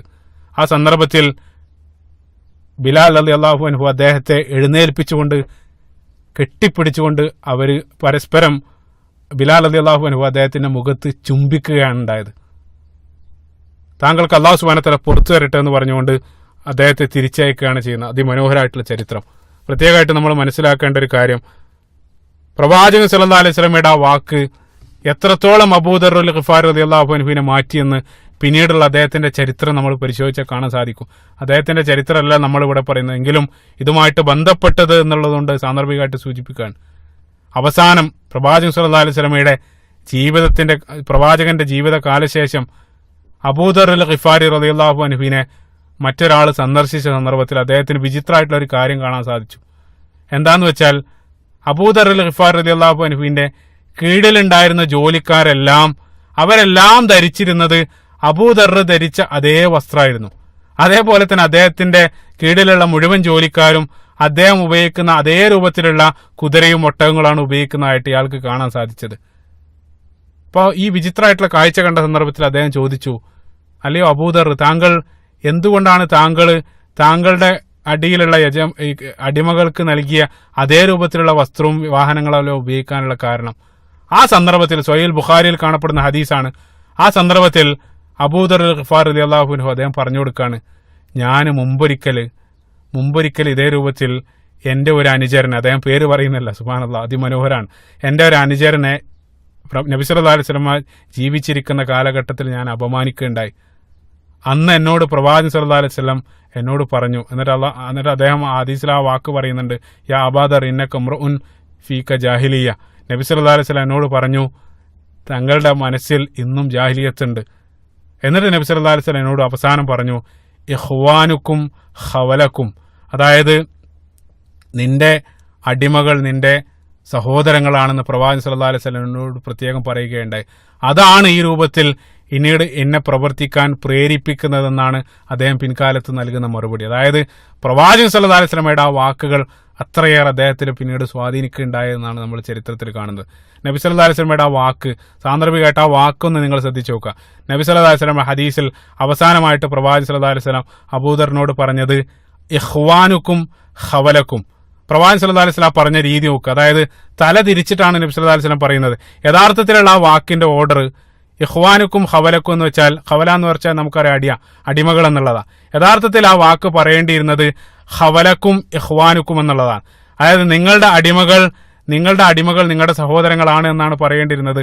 പക്ഷേ നബി സല്ലല്ലാഹു അലൈഹി വസല്ലം അത് പറഞ്ഞത് തല തിരിച്ചിട്ടാണെന്നുള്ളത് ശ്രദ്ധയാണ്. നബി സല്ലല്ലാഹു അലൈഹി വസല്ലം പറഞ്ഞത് ഇഖ്വാനുക്കും ഖവലക്കും, നിങ്ങളുടെ സഹോദരങ്ങൾ നിങ്ങളുടെ അടിമകളാണ്. ഈ രൂപത്തിലാണ് നബി സല്ലല്ലാഹു അലൈഹി വസല്ലം പറയുന്നത്.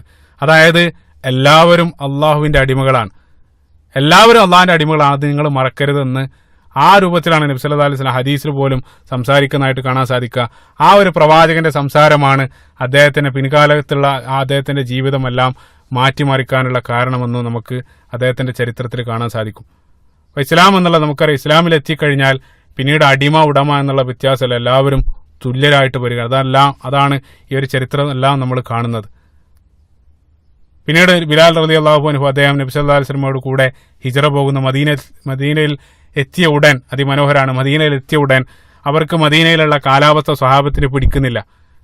അതായത് നമുക്കറിയാം മക്ക ഒരല്പം വരണ്ടൊടുങ്ങിയ കാലാവസ്ഥയാണ്, മദീനയിൽ നമുക്കറിയാം ഒരല്പം ആർദ്രതയുള്ള മോയ്സ്ചറൈസർ ആയിട്ടുള്ള കാലാവസ്ഥയാണ്. അപ്പം അതുകൊണ്ട് തന്നെ സ്വഹാബികൾക്ക് പല ആളുകൾക്കും ശക്തമായിട്ടുള്ള രോഗം പിടിപെടുകയാണ്. കൂട്ടത്തിൽ ബിലാൽ റളിയല്ലാഹു അൻഹുവിനും അബൂബക്കർ സിദ്ദീഖ് റളിയല്ലാഹു അൻഹുവിനും എല്ലാം ശക്തമായിട്ടുള്ള പനി ബാധിച്ചു. ശക്തമായിട്ടുള്ള പനി ബാധിച്ച സന്ദർഭത്തിൽ പ്രവാചക പത്നിയായിരുന്ന ആയിഷ റളിയല്ലാഹു അൻഹ അവരെ സന്ദർശിക്കുകയാണ്. അതായത് ഹിജാബിന്റെ ആയത്ത് ഇറങ്ങുന്നതിന് മുമ്പാണ് ഈ സംഭവം, പ്രത്യേകം മനസ്സിലാക്കണം. അപ്പോൾ തീവ്രമായിട്ടുള്ള പനി ബാധിച്ച് കിടക്കുന്ന ബിലാൽ റളിയല്ലാഹു അൻഹുവിന്റെ അടുത്ത് ആയിഷ റളിയല്ലാഹു അൻഹ സന്ദർശിച്ച സന്ദർഭത്തിൽ ആയിഷ റളിയല്ലാഹു അൻഹ പറയുകയാണ്, സ്വഹീഹുൽ ബുഖാരിയിൽ മദീനയുടെ ശ്രേഷ്ഠത അല്ലെങ്കിൽ ഫളായിലുൽ മദീന എന്നറിയപ്പെടുന്ന അധ്യായത്തിൽ ഈ മനോഹരമായിട്ടുള്ള ഹദീസ് കാണാൻ സാധിക്കും. ആയിഷ റളിയല്ലാഹു അൻഹ ബിലാൽ റളിയല്ലാഹു അൻഹുവിന്റെ അടുത്ത് പോയ സന്ദർഭത്തിൽ ബിലാൽ റളിയല്ലാഹു അൻഹു അതിശക്തമായിട്ടുള്ള പനി ബാധിച്ച് എന്തോ പിറുപിറുക്കുന്നുണ്ടായിരുന്നു. ആയിഷ റളിയല്ലാഹു അൻഹു പറയുകയാണ്, ബിലാൽ എന്താണ് പറയുന്നത് ഞാൻ ശ്രദ്ധിച്ച സന്ദർഭത്തിൽ ബിലാൽ ഒരു കവിത ചൊല്ലിക്കൊണ്ടിരിക്കുകയാണ്. എന്തായിരുന്നു ആ കവിത എന്ന് അവർ പറയുന്നുണ്ട്, മക്കയെ വർണ്ണിക്കുന്ന മനോഹരമായിട്ടുള്ള കവിത. അതായത് ബിലാൽ റളിയല്ലാഹു അൻഹുവിന് അത്രയേറെ മക്ക അദ്ദേഹത്തിന് മിസ് ചെയ്യുന്നുണ്ട്. നമുക്കറിയാം, നമ്മൾ നാട്ടിൽ ഇപ്പോൾ പ്രവാസികളായിട്ടുള്ള ആളുകൾക്കെല്ലാം പറഞ്ഞു തരാതെ തന്നെ മനസ്സിലാകും, നമ്മൾ നാട്ടിൽ നിന്നും പിന്നീട് ഇവിടെ നമ്മൾ ഈ ഗൾഫ് രാജ്യങ്ങളിലേക്ക് തിരിച്ചു വന്നാൽ ആ വന്ന ആദ്യത്തിലുള്ള ദിവസം വല്ലാത്ത പ്രയാസമായിരിക്കും. നാട്ടിൽ നമ്മൾ ചെലവഴിച്ച ഓരോ നിമിഷങ്ങൾ നമ്മുടെ മനസ്സിനെ അലട്ടിക്കൊണ്ടിരിക്കും. ഇതേ രൂപത്തിൽ ബിലാൽ റളിയല്ലാഹു അൻഹു മക്കയിൽ നിന്നും മദീനയിൽ എത്തിയ സന്ദർഭത്തിൽ മക്കയെക്കുറിച്ചുള്ള ഓർമ്മകൾ ഇങ്ങനെ അയവറച്ചുകൊണ്ടിരിക്കുകയാണ്. ബിലാൽ റളിയല്ലാഹു അൻഹു അദ്ദേഹം പാടുകയാണ്, ഹദീസിൽ കാണാൻ സാധിക്കും. അദ്ദേഹം അതിമനോഹരമായിട്ടുള്ള ഒരു കവിത പാടിക്കൊണ്ടിരിക്കുക. അദ്ദേഹം പറയുകയാണ്, ഇദ്ഖിറും ജലീലുമെല്ലാം വളരുന്ന ആ മക്ക താഴ്വരയിൽ ഇനി എനിക്ക് എന്നാണ് രാപ്പാർക്കാൻ സാധിക്കുക. അതായത് ഇദ്ഖിർ ജലീൽ എന്ന് വെച്ചാൽ മക്കയിലുള്ള രണ്ട് സസ്യങ്ങളുടെ പേരാണ്. ആ ഇദ്ഖിറും ജലീലുമെല്ലാം വളരുന്ന ആ മക്ക താഴ്വരയിൽ ഇനി എന്നാണാവോ എനിക്കൊന്ന് രാപ്പാർക്കാൻ സാധിക്കുക. അതേപോലെ തന്നെ ബിലാൽ റളിയല്ലാഹു അൻഹു പറയുകയാണ്, മജന്നയിൽ നിന്ന്, മജന്ന എന്ന് വെച്ചാൽ മക്കയിലുള്ള ഒരു തടാകമാണ്, ആ മജന്നയിൽ നിന്നും എനിക്ക് ഇനി എന്നാണ് വെള്ളം കുടിക്കാൻ സാധിക്കുക. ഇതേ രൂപത്തിലാണ് അദ്ദേഹത്തിന്റെ കവിത. ഇതൊക്കെയാണ് ബിലാൽ റളിയല്ലാഹു അൻഹു അദ്ദേഹം ആ ഓരോ ഓർമ്മകൾ അയവറിച്ചുകൊണ്ടിരിക്കുകയാണ്. നിങ്ങൾ ചിന്തിക്കേണ്ട ഒരു കാര്യം, മക്കയിൽ അതിക്രൂരമായിട്ടുള്ള പീഡനങ്ങൾ ഏറ്റുവാങ്ങേണ്ടി വന്ന ബിലാൽ റളിയല്ലാഹു അൻഹുവിന് പോലും മക്ക ഇത്രയേറെ മിസ്സാകുന്നുണ്ടെങ്കിൽ മറ്റുള്ള സ്വഹാബികളുടെ കഥ പറയേണ്ടതില്ല. അപ്പോൾ അത്രയേറെ അവർക്ക് ആ ഒരു മദീനയിൽ എത്തിയ സന്ദർഭത്തിൽ അത്രയേറെ അവർക്ക് മാനസികമായിട്ടുള്ള പ്രയാസങ്ങൾ സഹിക്കേണ്ടി വന്നു. നിരവധി രോഗങ്ങളും അവരെ പിടിപെട്ടു. ഈ സന്ദർഭത്തിൽ അതോടൊപ്പം തന്നെ ബിലാൽ റളിയല്ലാഹു അൻഹു അതിന് കാരണക്കാരായ, അതായത് മക്കയിൽ നിന്നും തങ്ങളെ പുറത്താക്കാൻ കാരണക്കാരായ ഉത്ബയെയും അതേപോലെ തന്നെ ഷൈബയെയും എല്ലാം ബിലാൽ റളിയല്ലാഹു അൻഹു ശപിക്കുന്നതായിട്ടും ആയിഷ റളിയല്ലാഹു അൻഹുവിന് കേൾക്കാൻ സാധിച്ചു. ആയിഷ റളിയല്ലാഹു അൻഹ ഇത് കേട്ട ഉടൻ തന്നെ നബി സല്ലല്ലാഹു അലൈഹി വസല്ലമയോട് പോയിട്ട് പറഞ്ഞു, പ്രവാചകരെ ഈ രൂപത്തിലാണ്. സ്വഹാബികൾക്കെല്ലാം വളരെ വിഷമമുണ്ട്. അവർ പല ആളുകളും രോഗബാധിതരായിട്ട് കിടക്കുകയാണ്. അവർക്ക് ഇപ്പോഴും മക്കയെക്കുറിച്ചുള്ള ചിന്തകളാണ്. ഈ സന്ദർഭത്തിലാണ് നബി സല്ലല്ലാഹു അലൈഹി വസല്ലം തൻ്റെ കൈകൾ ഉയർത്തിക്കൊണ്ട് മനോഹരമായിട്ടുള്ളൊരു പ്രാർത്ഥന നടത്തുന്നുണ്ട്. അതിമനോഹരമായിട്ടുള്ള പ്രാർത്ഥന. നബി സല്ലല്ലാഹു അലൈഹി വസല്ലം പറഞ്ഞു, അല്ലാഹുമ്മ ഹബ്ബിബ് ഇലൈനൽ മദീനത കഹുബ്ബിന മക്കതൻ ഔ അശദ്. അല്ലാഹുവേ, മദീനയെ മക്കയെ പോലെയോ അല്ലെങ്കിൽ അതിനേക്കാൾ ഇരട്ടിയോ ഞങ്ങൾക്ക് പ്രിയങ്കരമാക്കി തരണേ എന്ന് നബി സല്ലല്ലാഹു അലൈഹി വസല്ലം അവിടെ വെച്ചുകൊണ്ട് പ്രാർത്ഥിക്കണം. അതോടൊപ്പം അവിടെയുള്ള രോഗങ്ങൾ എടുത്തു കളയാനും അല്ലാഹുമ്മ ബാരിക് ലനാ ഫീ സാഇന ഔ മുദ്ദിന, അവിടെയുള്ള അളവുകളിലും തൂക്കങ്ങളെല്ലാം ബർക്കത്ത് ചെയ്യാൻ വേണ്ടിയെല്ലാം നബി സല്ലല്ലാഹു അലൈഹി വസല്ലം ആ മനോഹരമായിട്ടുള്ള ആ പ്രാർത്ഥന നടത്തുന്നത് ഈ ഒരു സന്ദർഭത്തിലാണ്. ഈ പ്രാർത്ഥന അല്ലാഹു സുബ്ഹാനഹു വ തആല സ്വീകരിക്കുകയും ചെയ്തു. നമുക്കറിയാം, ഇന്നും ലോകത്തുള്ള ഏത് പ്രദേശത്തുള്ള മുസ്ലിങ്ങൾക്കും മക്കയോടുള്ളതിനേക്കാൾ ഒരു പ്രത്യേക മാനസിക ബന്ധം മദീനയോട് നമുക്ക് ഉള്ളതായിട്ട് കാണാൻ സാധിക്കും. ആ രൂപത്തിലൊരു ബന്ധം, മാനസിക ബന്ധം വരാനുള്ള കാരണം നബി സല്ലല്ലാഹു അലൈഹി വസല്ലമയുടെ പ്രാർത്ഥന അല്ലാഹു സുബ്ഹാനഹു വ തആല സ്വീകരിച്ചുകൊണ്ടാണ്. മദീനയെക്കുറിച്ച് നമുക്കറിയാം എത്ര കവിതകളാണ് മദീനയെക്കുറിച്ച് ലോകത്തുള്ള വ്യത്യസ്ത ഭാഗത്തുള്ള മുസ്ലിങ്ങൾ രചിക്കപ്പെട്ടത്. ആ ഒരു പ്രദേശത്ത് അല്ലെങ്കിൽ മദീനയിൽ ചെലവഴിക്കപ്പെടുന്ന ആ ഒരു സമയം എന്നുള്ളത് നിങ്ങളുടെ ജീവിതത്തിൽ ഏറ്റവും സുഖമുള്ള ഓർമ്മകളായിട്ട് എന്നൊന്നും നിലനിൽക്കും എന്നുള്ളതാണ്. പ്രത്യേകമായിട്ടൊരു ബർക്കത്ത് ആ ഒരു പ്രദേശത്തിനുള്ളതായിട്ട് നമുക്ക് അനുഭവപ്പെടും. എൻ്റെ കൂടെ ജോലി ചെയ്യുന്നൊരു വ്യക്തി, അദ്ദേഹം ഇതേ രൂപത്തിൽ മക്കയിൽ അദ്ദേഹം നിരവധി കാലം മദീനയിൽ താമസിച്ചിരുന്നു. അതിനുശേഷം മക്കയിലേക്ക് അദ്ദേഹം ട്രാൻസ്ഫർ ചെയ്ത് മക്കയിലേക്ക് വന്നു. മക്കയിൽ വന്ന സന്ദർഭത്തിൽ അദ്ദേഹത്തോട് ചോദിച്ചു, മദീനയിലുള്ള താങ്കളുടെ കാലഘട്ടം, അദ്ദേഹം ഏത് സന്ദർഭത്തിൽ അതിനെക്കുറിച്ച് പറയാം. അതായത് ആ സന്ദർഭത്തിൽ 5 വർഷം അവിടെ ചെലവഴിച്ച 5 വർഷം അതെനിക്ക് ജീവിതത്തിൽ ഒരിക്കലും മറക്കാൻ സാധിക്കില്ല. ഇതേ രൂപത്തിലുള്ള ഒരു അനുഭവം മദീനയുമായിട്ട് ബന്ധപ്പെട്ട് പല ആളുകളും പങ്കുവെക്കുന്നതായിട്ട് കാണാൻ സാധിക്കും. അതായത് പ്രത്യേകമായിട്ടൊരു ബർക്കത്ത് അല്ലാഹു സുബ്ഹാനഹു വ തആല ആ പ്രദേശത്തിന് നൽകിയിട്ടുണ്ട്. അതിന്റെ കാരണം അല്ലാഹു സുബ്ഹാനഹു വ തആല നബി സല്ലല്ലാഹു അലൈഹി വസല്ലമയുടെ പ്രാർത്ഥന സ്വീകരിച്ചതുകൊണ്ടാണ്. ആ പ്രാർത്ഥന പ്രവാചകൻ സല്ലല്ലാഹു അലൈഹി വസല്ലം നടത്താനുള്ള കാരണം ബിലാൽ ഇബ്നു റബാഹ് റളിയല്ലാഹു അൻഹു ആണ്. അതാണ് ഞാനിവിടെ പറഞ്ഞുകൊണ്ടിരുന്നത്. ബിലാൽ റളിയല്ലാഹു അൻഹുവിന്റെ ആ കവിതയായിരുന്നു നബി സല്ലല്ലാഹു അലൈഹി വസല്ലമയുടെ ആ പ്രാർത്ഥനയ്ക്ക് പിന്നിലുള്ള പ്രേരണ. പിന്നീട് നമുക്കറിയാം ഏറ്റവും പ്രധാനപ്പെട്ട സംഭവം നടക്കുന്നത് മദീനയിൽ മുസ്ലിങ്ങൾക്ക് നമസ്കാര സമയം എങ്ങനെ മറ്റുള്ളവരെ അറിയിക്കും, ഈ ഒരു ചർച്ച വന്നു. പല ആളുകളും പല അഭിപ്രായങ്ങളും പറഞ്ഞു. ബുഖാരിയും മുസ്ലിമും ഉദ്ധരിക്കപ്പെടുന്ന മുത്തഫഖുൻ അലൈഹി ആയിട്ടുള്ള ഹദീസിൽ ഈ സംഭവം കാണാൻ സാധിക്കും. ഇബ്നു ഉമർ റളിയല്ലാഹു അൻഹു നിവേദനം ചെയ്യുന്ന ഹദീസ്, അദ്ദേഹം പറയുകയാണ്, നമസ്കാര സമയം എങ്ങനെ മറ്റുള്ളവരെ ആളുകളെ അറിയിക്കുമെന്നുള്ള ചർച്ച ഞങ്ങൾക്കിടയിൽ വന്ന സന്ദർഭത്തിൽ പല ആളുകളും പല അഭിപ്രായങ്ങളും പറഞ്ഞു. ചില ആളുകൾ പറഞ്ഞു നമുക്ക് ക്രിസ്ത്യാനികളെ പോലെ മണിയടിക്കാം, മറ്റു ചില ആളുകൾ പറഞ്ഞു നമുക്ക് ജൂതന്മാരെ പോലെ കുഴലൂതാം. ഈ രൂപത്തിൽ വ്യത്യസ്ത അഭിപ്രായങ്ങൾ സ്വഹാബികൾക്കിടയിൽ വന്നു. ആ ഏത് അഭിപ്രായം സ്വീകരിക്കാൻ സാധിക്കുമെന്ന് ആ ഒരു തീരുമാനമാകാതെ അന്ന് അവർ പിരിഞ്ഞു. ആ സന്ദർഭത്തിൽ അന്നത്തെ രാത്രി സ്വഹാബികളിൽപ്പെട്ട അബ്ദുല്ലാഹിബ്നു സെയ്ദ് റളിയല്ലാഹു അൻഹു എന്ന സ്വഹാബി രാത്രി ഉറക്കത്ത് അദ്ദേഹം ഒരു സ്വപ്നം കാണുകയാണ്. അദ്ദേഹം സ്വപ്നം കണ്ടത് ബാങ്കിന്റെ രൂപമാണ്. ബാങ്കിന്റെ ലഫ്ലുകൾ അദ്ദേഹം ഉറക്കത്തിൽ സ്വപ്നം കാണുകയാണ്. ഒരു പച്ച വസ്ത്രം ധരിച്ചൊരു മാലാക വന്ന് അദ്ദേഹത്തെ ബാങ്ക് പഠിപ്പിക്കുന്നതായിട്ട്, ബാങ്കിന്റെ രൂപം പഠിപ്പിക്കുന്നതായിട്ടായിരുന്നു അദ്ദേഹം കണ്ട സ്വപ്നം. ആ സ്വപ്നം കണ്ട് അദ്ദേഹം രാവിലെ എഴുന്നേറ്റ് സന്തോഷത്തോടു കൂടെ പ്രവാചകൻ സല്ലല്ലാഹു അലൈഹി വസല്ലമയുടെ അടുത്തേക്ക് ഓടുകയാണ്. അത്ഭുതം എന്താണെന്ന് വെച്ചാൽ അദ്ദേഹം ആ പള്ളിയിൽ എത്തിയ സന്ദർഭത്തിൽ അവിടെ ഉമർ ഇബ്നുൽ ഖത്താബ് റളിയല്ലാഹു അൻഹുവും അതേ സ്വപ്നം പങ്കുവെക്കാൻ വേണ്ടി ഉമർ റളിയല്ലാഹു അൻഹുവും നബി സല്ലല്ലാഹു അലൈഹി വസല്ലമയുടെ അടുത്തുണ്ട്. അതായത് രണ്ടാളും കണ്ടത് ഒരേ സ്വപ്നമായിരുന്നു. അപ്പൊ നബി സല്ലല്ലാഹു അലൈഹി വസല്ലം പറഞ്ഞു, ഈ സ്വപ്നം അല്ലാഹു സുബ്ഹാനഹു വ തആലയിൽ നിന്നുള്ളതാണ്. അപ്പൊ ഇതേ രൂപത്തിലാണ് നമ്മൾ ഇനി മുതൽ മറ്റുള്ള ആളുകളെ നമസ്കാരത്തിലേക്ക് ക്ഷണിക്കുക. അപ്പൊ ഈ ബാങ്കിന്റെ പദങ്ങൾ പ്രവാചകൻ സല്ലല്ലാഹു അലൈഹി വസല്ലം അദ്ദേഹത്തിൽ നിന്ന് കേൾക്കുന്നു. അത് കേട്ട ഉടൻ നബി സല്ലല്ലാഹു അലൈഹി വസല്ലം പറഞ്ഞു, ഐന ബിലാൽ, എവിടെ ബിലാൽ? നബി സല്ലല്ലാഹു അലൈഹി വസല്ലം ആദ്യം നബി സല്ലല്ലാഹു അലൈഹി വസല്ലം ആവശ്യപ്പെടുന്നത് ബിലാൽ എവിടെ, അദ്ദേഹത്തെ വിളിക്കൂ എന്നുള്ളതാണ്. എന്നിട്ട് ബിലാൽ റളിയല്ലാഹു അൻഹുവിനെ നബി സല്ലല്ലാഹു അലൈഹി വസല്ലം വിളിപ്പിക്കുന്നു. അതിനുശേഷം അബ്ദുല്ലാഹിബ്നു സെയ്ദ് റളിയല്ലാഹു അൻഹുവിനോട് പറഞ്ഞു, താങ്കൾ സ്വപ്നത്തിൽ കണ്ട ആ ബാങ്കിന്റെ പദങ്ങൾ ഇദ്ദേഹത്തെ, അതായത് ബിലാൽ റളിയല്ലാഹു അൻഹുവിനെ താങ്കൾ പഠിപ്പിക്കുക.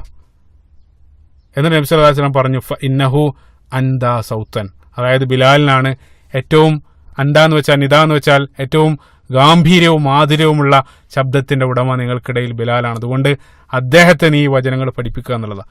അങ്ങനെ ബിലാൽ റളിയല്ലാഹു അൻഹുവിനെ ബാങ്കിന്റെ പദങ്ങൾ അബ്ദുല്ലാഹിബ്നു സെയ്ദ് റളിയല്ലാഹു അൻഹു പഠിപ്പിക്കുന്നു. അങ്ങനെ ചരിത്രത്തിലെ ആദ്യത്തെ ബാങ്ക് ബിലാൽ റളിയല്ലാഹു അൻഹു മദീനയിലെ മസ്ജിദ് നബവിയിൽ വെച്ചുകൊണ്ട് വിളിക്കുകയാണ്. അപ്പോൾ നമുക്കറിയാം ബാങ്ക് എന്നുള്ളത് നബി സല്ലല്ലാഹു അലൈഹി വസല്ലമയുടെ ശരീഅത്തിൽ മാത്രമേ ഉള്ളൂ. മുൻകാലത്തുള്ള പ്രവാചകന്മാർക്ക് അത് ഉണ്ടായിരുന്നില്ല. അപ്പോൾ അതുകൊണ്ട് തന്നെ ചരിത്രത്തിലെ ആദ്യത്തെ ബാങ്ക് ബിലാൽ ഇബ്നു റബാഹ് റളിയല്ലാഹു അൻഹു മദീനയിൽ വെച്ചുകൊണ്ട് വിളിക്കാൻ. പിന്നീട് നമ്മൾ കേൾക്കുന്ന ആ ബാങ്കെല്ലാം അതെല്ലാം ബിലാലിന്റെ ആദ്യത്തെ ബാങ്കിനെ തുടർന്ന് വന്നതായിരുന്നു. അപ്പൊ അതുകൊണ്ട് തന്നെ ലോകത്തെ ബാങ്കുകളെല്ലാം പിന്നീട് ഈ ഒരു ബാങ്കിന്റെ തുടർച്ചയായിരുന്നു. അതുകൊണ്ട് തന്നെ ബിലാലിനെ സയ്യിദുൽ മുഅദ്ദിനീൻ എന്നാണ് അറിയപ്പെടുന്നത്. അതായത് മുഅദ്ദിനീങ്ങളുടെ സയ്യിദായിട്ടാണ് ബിലാൽ റളിയല്ലാഹു അൻഹുവിനെ നമ്മൾ കാണപ്പെടുന്നത്. പിന്നീട് മദീനയിലുള്ള 10 വർഷത്തോളം നബി സല്ലല്ലാഹു അലൈഹി വസല്ലമയുടെ ആ പ്രവാചകൻ സല്ലല്ലാഹു അലൈഹി വസല്ലമയുടെ സാന്നിധ്യത്തിൽ ബിലാൽ റളിയല്ലാഹു അൻഹു ആയിരുന്നു ബാങ്ക് വിളിച്ചത്. അപ്പൊ ബാങ്ക് വിളിക്കുന്നവരുടെ ശ്രേഷ്ഠത വിവരിക്കുന്ന നിരവധി ഹദീസുകൾ കാണാൻ സാധിക്കും. ഏറ്റവും ശ്രേഷ്ഠമായിട്ടുള്ള ഒരു കർമ്മമാണ് ബാങ്ക് വിളിക്കുക എന്നുള്ളത്. അപ്പൊ പ്രവാചകൻ സല്ലല്ലാഹു അലൈഹി വസല്ലമയുടെ ജീവിത കാലഘട്ടത്തിൽ പിന്നീട് അങ്ങോട്ട് 10 വർഷത്തോളം പ്രവാചകന്റെ മുഅദ്ദിൻ ബിലാൽ റളിയല്ലാഹു അൻഹു ആയിരുന്നു. ചിന്തിച്ചു നോക്കുക അദ്ദേഹത്തിന്റെ ശ്രേഷ്ഠത. മറ്റൊരാളെയും പ്രവാചകൻ സല്ലല്ലാഹു അലൈഹി വസല്ലം ബാങ്ക് വിളിക്കാൻ അനുമതി നൽകിയത് ബിലാൽ റളിയല്ലാഹു അൻഹു മാത്രമാണ്. ആ ബാങ്ക് വിളിക്കാനുള്ള അനുമതി ഉണ്ടായിരുന്നു. ബിലാലിന്റെ അസാന്നിധ്യത്തിൽ പ്രത്യേകം മനസ്സിലാക്കണം, ബിലാൽ റളിയല്ലാഹു അൻഹു ഇല്ലാത്ത സന്ദർഭത്തിൽ അന്ധനായ അബ്ദുല്ലാഹിബ്നു ഉമ്മ മക്തൂം റളിയല്ലാഹു അൻഹു ആയിരുന്നു ബാങ്ക് വിളിച്ചത്.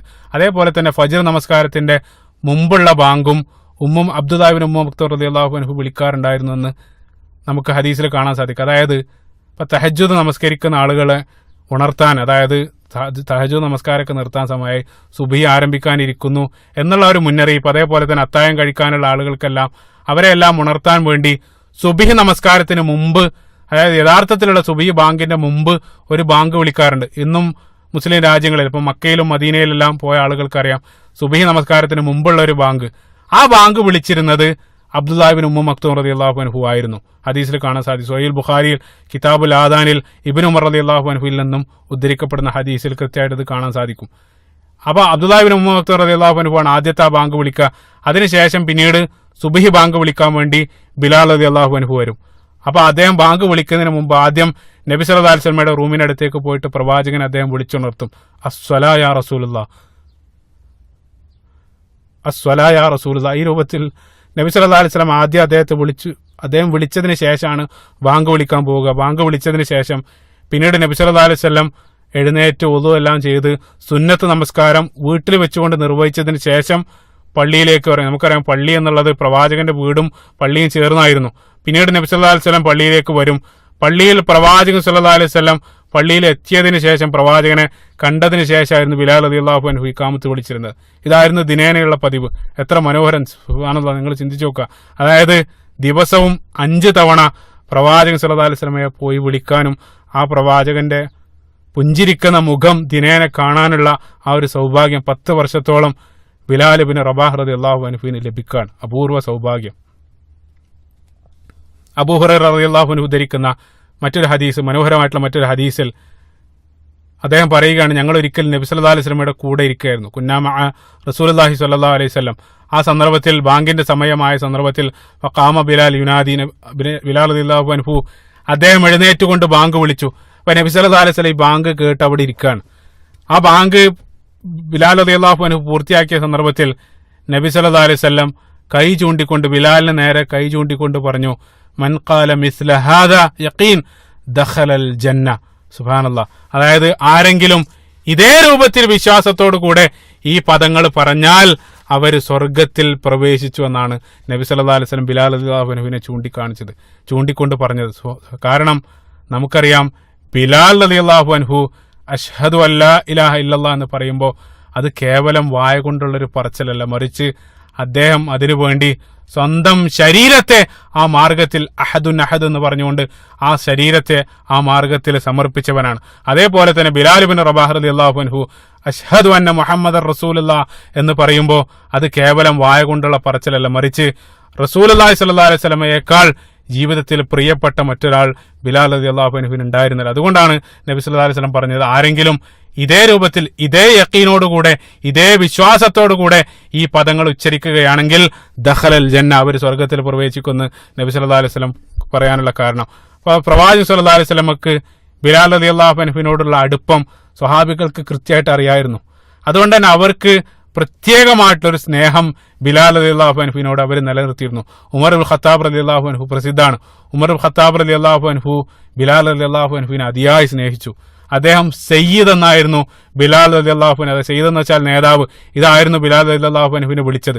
ഒരിക്കൽ ഉമർ ഖത്താബ് റളിയല്ലാഹു അൻഹു ബിലാലിനെ നോക്കിക്കൊണ്ട് പറഞ്ഞു, അബൂബക്കർ സിദ്ദീഖ് റളിയല്ലാഹു അൻഹുവിന് കൂടെ ഇരിക്കുന്ന സന്ദർഭത്തിൽ, ബിലാൽ റളിയല്ലാഹു അൻഹു കടന്നു വന്ന സന്ദർഭത്തിൽ ഉമർ റളിയല്ലാഹു അൻഹു പറഞ്ഞ മനോഹരമായിട്ടുള്ള വാക്കുകൾ അദ്ദേഹം പറഞ്ഞു, സയ്യിദുന അഅ്തഖ സയ്യിദന, ഞങ്ങളുടെ നേതാവ്, അതായത് ബിലാൽ റളിയല്ലാഹു അൻഹുവിനെ കുറിച്ച് പറയുകയാണ്, ഞങ്ങളുടെ നേതാവ് സ്വതന്ത്രമാക്കിയ ഞങ്ങളുടെ നേതാവ്, സയ്യിദുന അഅ്തഖ സയ്യിദന, അതായത് അതിൽ രണ്ട് സയ്യിദ്, ഒന്ന് അബൂബക്കർ സിദ്ദീഖ് റളിയല്ലാഹു അൻഹുവിനെ ഉദ്ദേശിച്ചാണ് പറയുന്നത്, മറ്റൊന്ന് ബിലാൽ റളിയല്ലാഹു അൻഹു, അതായത് അബൂബക്കർ സ്വതന്ത്രമാക്കിയ ഞങ്ങളുടെ സയ്യിദ്, അതാണ് ബിലാൽ റളിയല്ലാഹു അൻഹു. ആ രൂപത്തിലായിരുന്നു ഉമർ ഖത്താബ് റളിയല്ലാഹു അൻഹു ബിലാൽ റളിയല്ലാഹു അൻഹുവിനെ സ്നേഹിച്ചത്. ആ സ്നേഹം സ്വയം മാത്രമല്ല, മറിച്ച് സ്വന്തം മക്കളെയും അതേ രൂപത്തിൽ ബിലാൽ റളിയല്ലാഹു അൻഹുവിനെ സ്നേഹിക്കാൻ വേണ്ടി ഉമർ ഖത്താബ് റളിയല്ലാഹു അൻഹുവും ഇതര സ്വഹാബികളെല്ലാം മക്കളെയും അതേ രൂപത്തിൽ പഠിപ്പിക്കുകയുണ്ടായി. അതുകൊണ്ടാണ് നമുക്കറിയാം ഉമർ ഖത്താബ് റളിയല്ലാഹു അൻഹുവിന്റെ മകൻ ഇബ്നു ഉമർ റളിയല്ലാഹു അൻഹുവിന് ഭാവിയിൽ പിന്നീട് ഒരു കുഞ്ഞുണ്ടായ സന്ദർഭത്തിൽ ആ കുഞ്ഞിന് ഇബ്നു ഉമർ റളിയല്ലാഹു അൻഹു നൽകിയ പേര് ബിലാൽ എന്നായിരുന്നു. ഒരിക്കൽ ആരോ ആ കുട്ടിയെ സംബന്ധിച്ച് ഏതോ ഒരാൾ പറഞ്ഞു, അബ്ദുള്ളയുടെ ബിലാൽ, എത്ര നല്ല ബിലാൽ. ഇതേ രൂപത്തിൽ ഒരാൾ പറയുകയുണ്ടായി. അതായത് അബ്ദുള്ള എന്ന് വെച്ചാൽ അബ്ദുല്ലാഹിബ്നു ഉമർ, അബ്ദുല്ലാഹിബ്നു ഉമർ റളിയല്ലാഹു അൻഹുവിന്റെ മകനായ ബിലാൽ, എത്ര നല്ല ബിലാൽ എന്ന് ഏതോ ഒരാൾ പറഞ്ഞ സന്ദർഭത്തിൽ ഇബ്നു ഉമർ റളിയല്ലാഹു അൻഹു അദ്ദേഹം ശക്തമായിട്ട് തിരുത്തി. അദ്ദേഹം പറഞ്ഞു, അബ്ദുള്ളയുടെ ബിലാലല്ല ഏറ്റവും നല്ലവൻ, മറിച്ച് റസൂലുള്ളയുടെ ബിലാലാണ് ഏറ്റവും നല്ല ബിലാൽ എന്ന് അബ്ദുല്ലാഹിബ്നു ഉമർ റളിയല്ലാഹു അൻഹു തിരുത്തുന്നതായിട്ടെല്ലാം നമുക്ക് ചരിത്രത്തിൽ കാണാൻ സാധിക്കും. പിന്നീട് മദീനയിൽ കടന്നു വരുന്ന അതിമനോഹരമായിട്ടുള്ള സംഭവം ബദറാണ്. ബദർ യുദ്ധത്തിൽ ബിലാൽ റളിയല്ലാഹു അൻഹുമായിട്ട് ബന്ധപ്പെട്ട ചരിത്രം അതിമനോഹരമാണ്. സഹോദരങ്ങൾ, നിങ്ങൾ കേൾക്കുക. പ്രവാചകൻ സല്ലല്ലാഹു അലൈഹി വസല്ലമയോടൊപ്പം എല്ലാ യുദ്ധത്തിലും പങ്കെടുത്ത ബിലാൽ റളിയല്ലാഹു അൻഹു ബദർ യുദ്ധത്തിലും പ്രവാചകൻ സല്ലല്ലാഹു അലൈഹി വസല്ലമയുടെ സമീപത്തുണ്ടായിരുന്നു. നമുക്കറിയാം, ബദർ യുദ്ധത്തിൽ അള്ളാഹുവിന്റെ സഹായത്താൽ മുസ്ലിങ്ങൾ യുദ്ധത്തിൽ വിജയിക്കുന്നു. അപ്പൊ യുദ്ധം അവസാനിച്ച സന്ദർഭത്തിൽ ശത്രുക്കളിൽപ്പെട്ട പല പ്രമുഖരും ആ യുദ്ധത്തിൽ മരണപ്പെടുകയുണ്ടായി. അതായത് പ്രവാചകന്റെ കഠിന വിരോധികളിൽപ്പെട്ട പല ആളുകളും ആ യുദ്ധത്തിൽ മരണപ്പെടുന്നുണ്ട്. അപ്പൊ യുദ്ധക്കളത്തിൽ ഈ ശത്രുപക്ഷത്ത് ബിലാൽ റളിയല്ലാഹു അൻഹുവിന്റെ പഴയ യജമാനനായ ഉമയ്യ ഇബ്നു ഖലഫും ആ യുദ്ധക്കളത്തിലുണ്ടായിരുന്നു. പ്രത്യേകം ശ്രദ്ധിക്കുക. അപ്പൊ യുദ്ധത്തിൽ പരാജയം മുന്നിൽ കണ്ട സന്ദർഭത്തിൽ ബിലാലിന്റെ പഴയ യജമാനൻ ഉമയ്യ, അദ്ദേഹം ഓടി രക്ഷപ്പെടാൻ ശ്രമിക്കുകയായിരുന്നു. അതായത് യുദ്ധക്കാരനായിട്ട് പിടിക്കപ്പെട്ടാൽ അദ്ദേഹത്തിന് വധത്തിൽ നിന്ന് രക്ഷപ്പെടാം. അതുകൊണ്ട് തന്നെ ഉമയ്യ ജീവൻ രക്ഷിക്കാനുള്ള ആ ശ്രമത്തിൽ അദ്ദേഹം ആ രൂപത്തിൽ ശ്രമിച്ചുകൊണ്ടിരിക്കുന്ന സന്ദർഭത്തിൽ അദ്ദേഹം തന്റെ ജാഹിലിയ കാലഘട്ടത്തിൽ അദ്ദേഹത്തിന്റെ ഏറ്റവും ഉറ്റമിത്രമായ അബ്ദുറഹ്മാൻ ഇബ്നു ഔഫ് റളിയല്ലാഹു അൻഹുവിനെ യുദ്ധക്കളത്തിൽ കാണുകയാണ്. അതായത് അതായത് ബിലാൽ റളിയല്ലാഹു അൻഹുവിന്റെ പഴയ യജമാനായിരുന്ന ഉമയ്യ ഇബ്നു ഖലഫ്, അദ്ദേഹത്തിന്റെ ജാഹിലിയ കാലഘട്ടത്തിലെ ഉറ്റമിത്രമായ അബ്ദുറഹ്മാൻ ഇബ്നു ഔഫിനെ റളിയല്ലാഹു അൻഹു അദ്ദേഹത്തെ യുദ്ധക്കളത്തിൽ ഉമയ്യ കാണുകയാണ്. അപ്പൊ ഉമയ്യ ഉറക്കെ വിളിച്ചുകൊണ്ട് പറഞ്ഞു, യാ അബ്ദുർ അമ്ര. അതാ എന്താന്ന് വെച്ചാൽ കൃത്യമായിട്ട് മനസ്സിലാക്കണം. അതായത് അബ്ദുറഹ്മാൻ ഇബ്നു ഔഫ് റളിയല്ലാഹു അൻഹു ഇസ്ലാം സ്വീകരിക്കുന്നതിന്റെ മുമ്പുള്ള അദ്ദേഹത്തിന്റെ പേര് അബ്ദു അമ്ര എന്നായിരുന്നു. ഇസ്ലാം സ്വീകരിച്ചതോടുകൂടെ അദ്ദേഹത്തിന്റെ പേര് അബ്ദുറഹ്മാൻ എന്നാക്കി മാറ്റി. അപ്പൊ ഈ പേര് മാറ്റിയ സന്ദർഭത്തിൽ ഉമയ്യ പറഞ്ഞു, എനിക്ക് നിന്നെ അബ്ദുറഹ്മാൻ ഒന്നും വിളിക്കാൻ പറ്റൂല. കാരണം എന്താന്ന് വെച്ചാൽ ഈ റഹ്മാൻ എന്നുള്ളത് എനിക്ക് അംഗീകരിക്കാൻ കഴിയില്ല. നമുക്കറിയാം, ഖുറൈശികളായിട്ടുള്ള ആളുകൾ അള്ളാഹു റഹ്മാനാണെന്ന് അവർ അംഗീകരിച്ചിരുന്നില്ല. സൂറത്തുൽ റഅദിന്റെ 30-ാമത്തെ ആയത്തിൽ വഹും യക്ഫുറൂന ബിർ റഹ്മാൻ, അവർ റഹ്മാൻ എന്നുള്ളതിന് നിഷേധിച്ച ആളുകളായിരുന്നു. അപ്പൊ അതുകൊണ്ട് തന്നെ ഉമയ്യ മുമ്പ് ഇസ്ലാം സ്വീകരിച്ച സന്ദർഭത്തിൽ അബ്ദുറഹ്മാൻ ഇബ്നു ഔഫ് റളിയല്ലാഹു അൻഹുവിനോട് പറഞ്ഞു, ഞാൻ നിന്നെ അബ്ദുറഹ്മാൻ എന്ന് എനിക്ക് വിളിക്കാൻ പറ്റൂല, അതുകൊണ്ട് ഞാൻ അബ്ദുൽ ഇലാഹ് എന്ന് നിന്നെ വിളിക്കുള്ളൂ. അപ്പൊ അതുകൊണ്ട് തന്നെ അബ്ദുറഹ്മാൻ ഇബ്നു ഔഫ് റളിയല്ലാഹു അൻഹു അത് അംഗീകരിക്കുകയും ചെയ്തു. അപ്പൊ അതുകൊണ്ട് തന്നെ ഈ രണ്ട് ആളുകൾക്കിടയിൽ അവർ പരസ്പരം വിളിച്ചത്, അതായത് ഉമയ്യ അബ്ദുറഹ്മാൻ ഇബ്നു ഔഫിനെ വിളിച്ചത് അബ്ദുൽ ഇലാഹ് എന്നായിരുന്നു.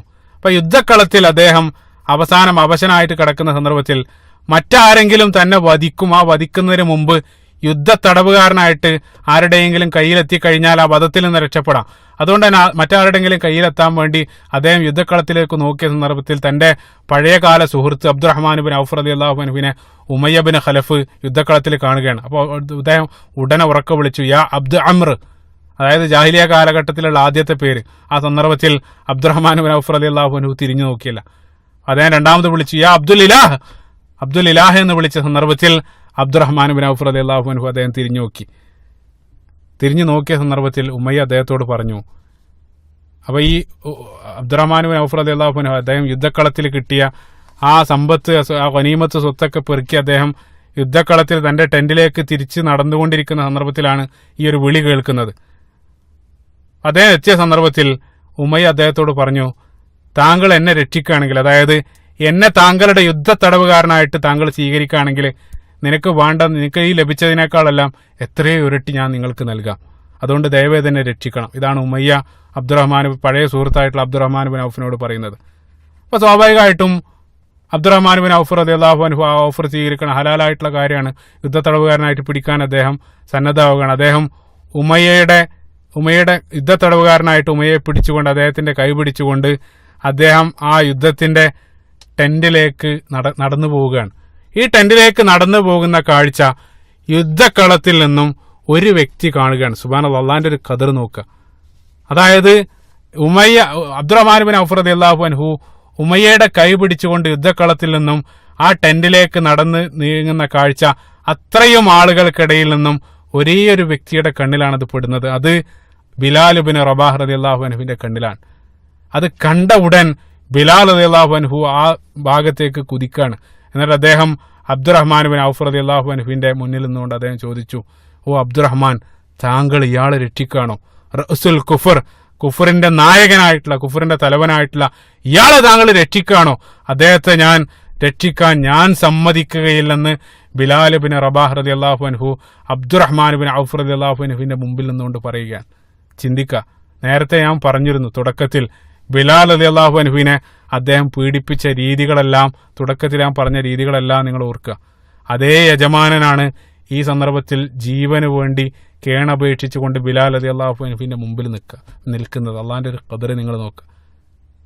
അബ്ദുറഹ്മാൻ ബിൻ ഔഫ് റളിയല്ലാഹു അൻഹു പറഞ്ഞു, ബിലാലെ പിന്മാറുക, ഇദ്ദേഹം എന്റെ തടവുകാരനാണ്, അതുകൊണ്ട് താങ്കൾക്ക് ഇയാളെ തൊടാൻ സാധ്യമല്ല, അതുകൊണ്ട് വഴി മാറുക എന്ന് പറഞ്ഞുകൊണ്ട് ബിലാൽ റളിയല്ലാഹു അൻഹുവിനെ അബ്ദുറഹ്മാൻ ബിൻ ഔഫ് റളിയല്ലാഹു അൻഹു മാറ്റാൻ ശ്രമിച്ച സന്ദർഭത്തിൽ ബിലാൽ റളിയല്ലാഹു അൻഹു അദ്ദേഹം പറഞ്ഞ പ്രസിദ്ധ വാക്ക്, വല്ലാഹി ലാ നജൗതു ഇൻ നജാ, വല്ലാഹി ലാ നജൗതു ഇൻ നജാ, ലാ നജൗതു ഇൻ നജാ.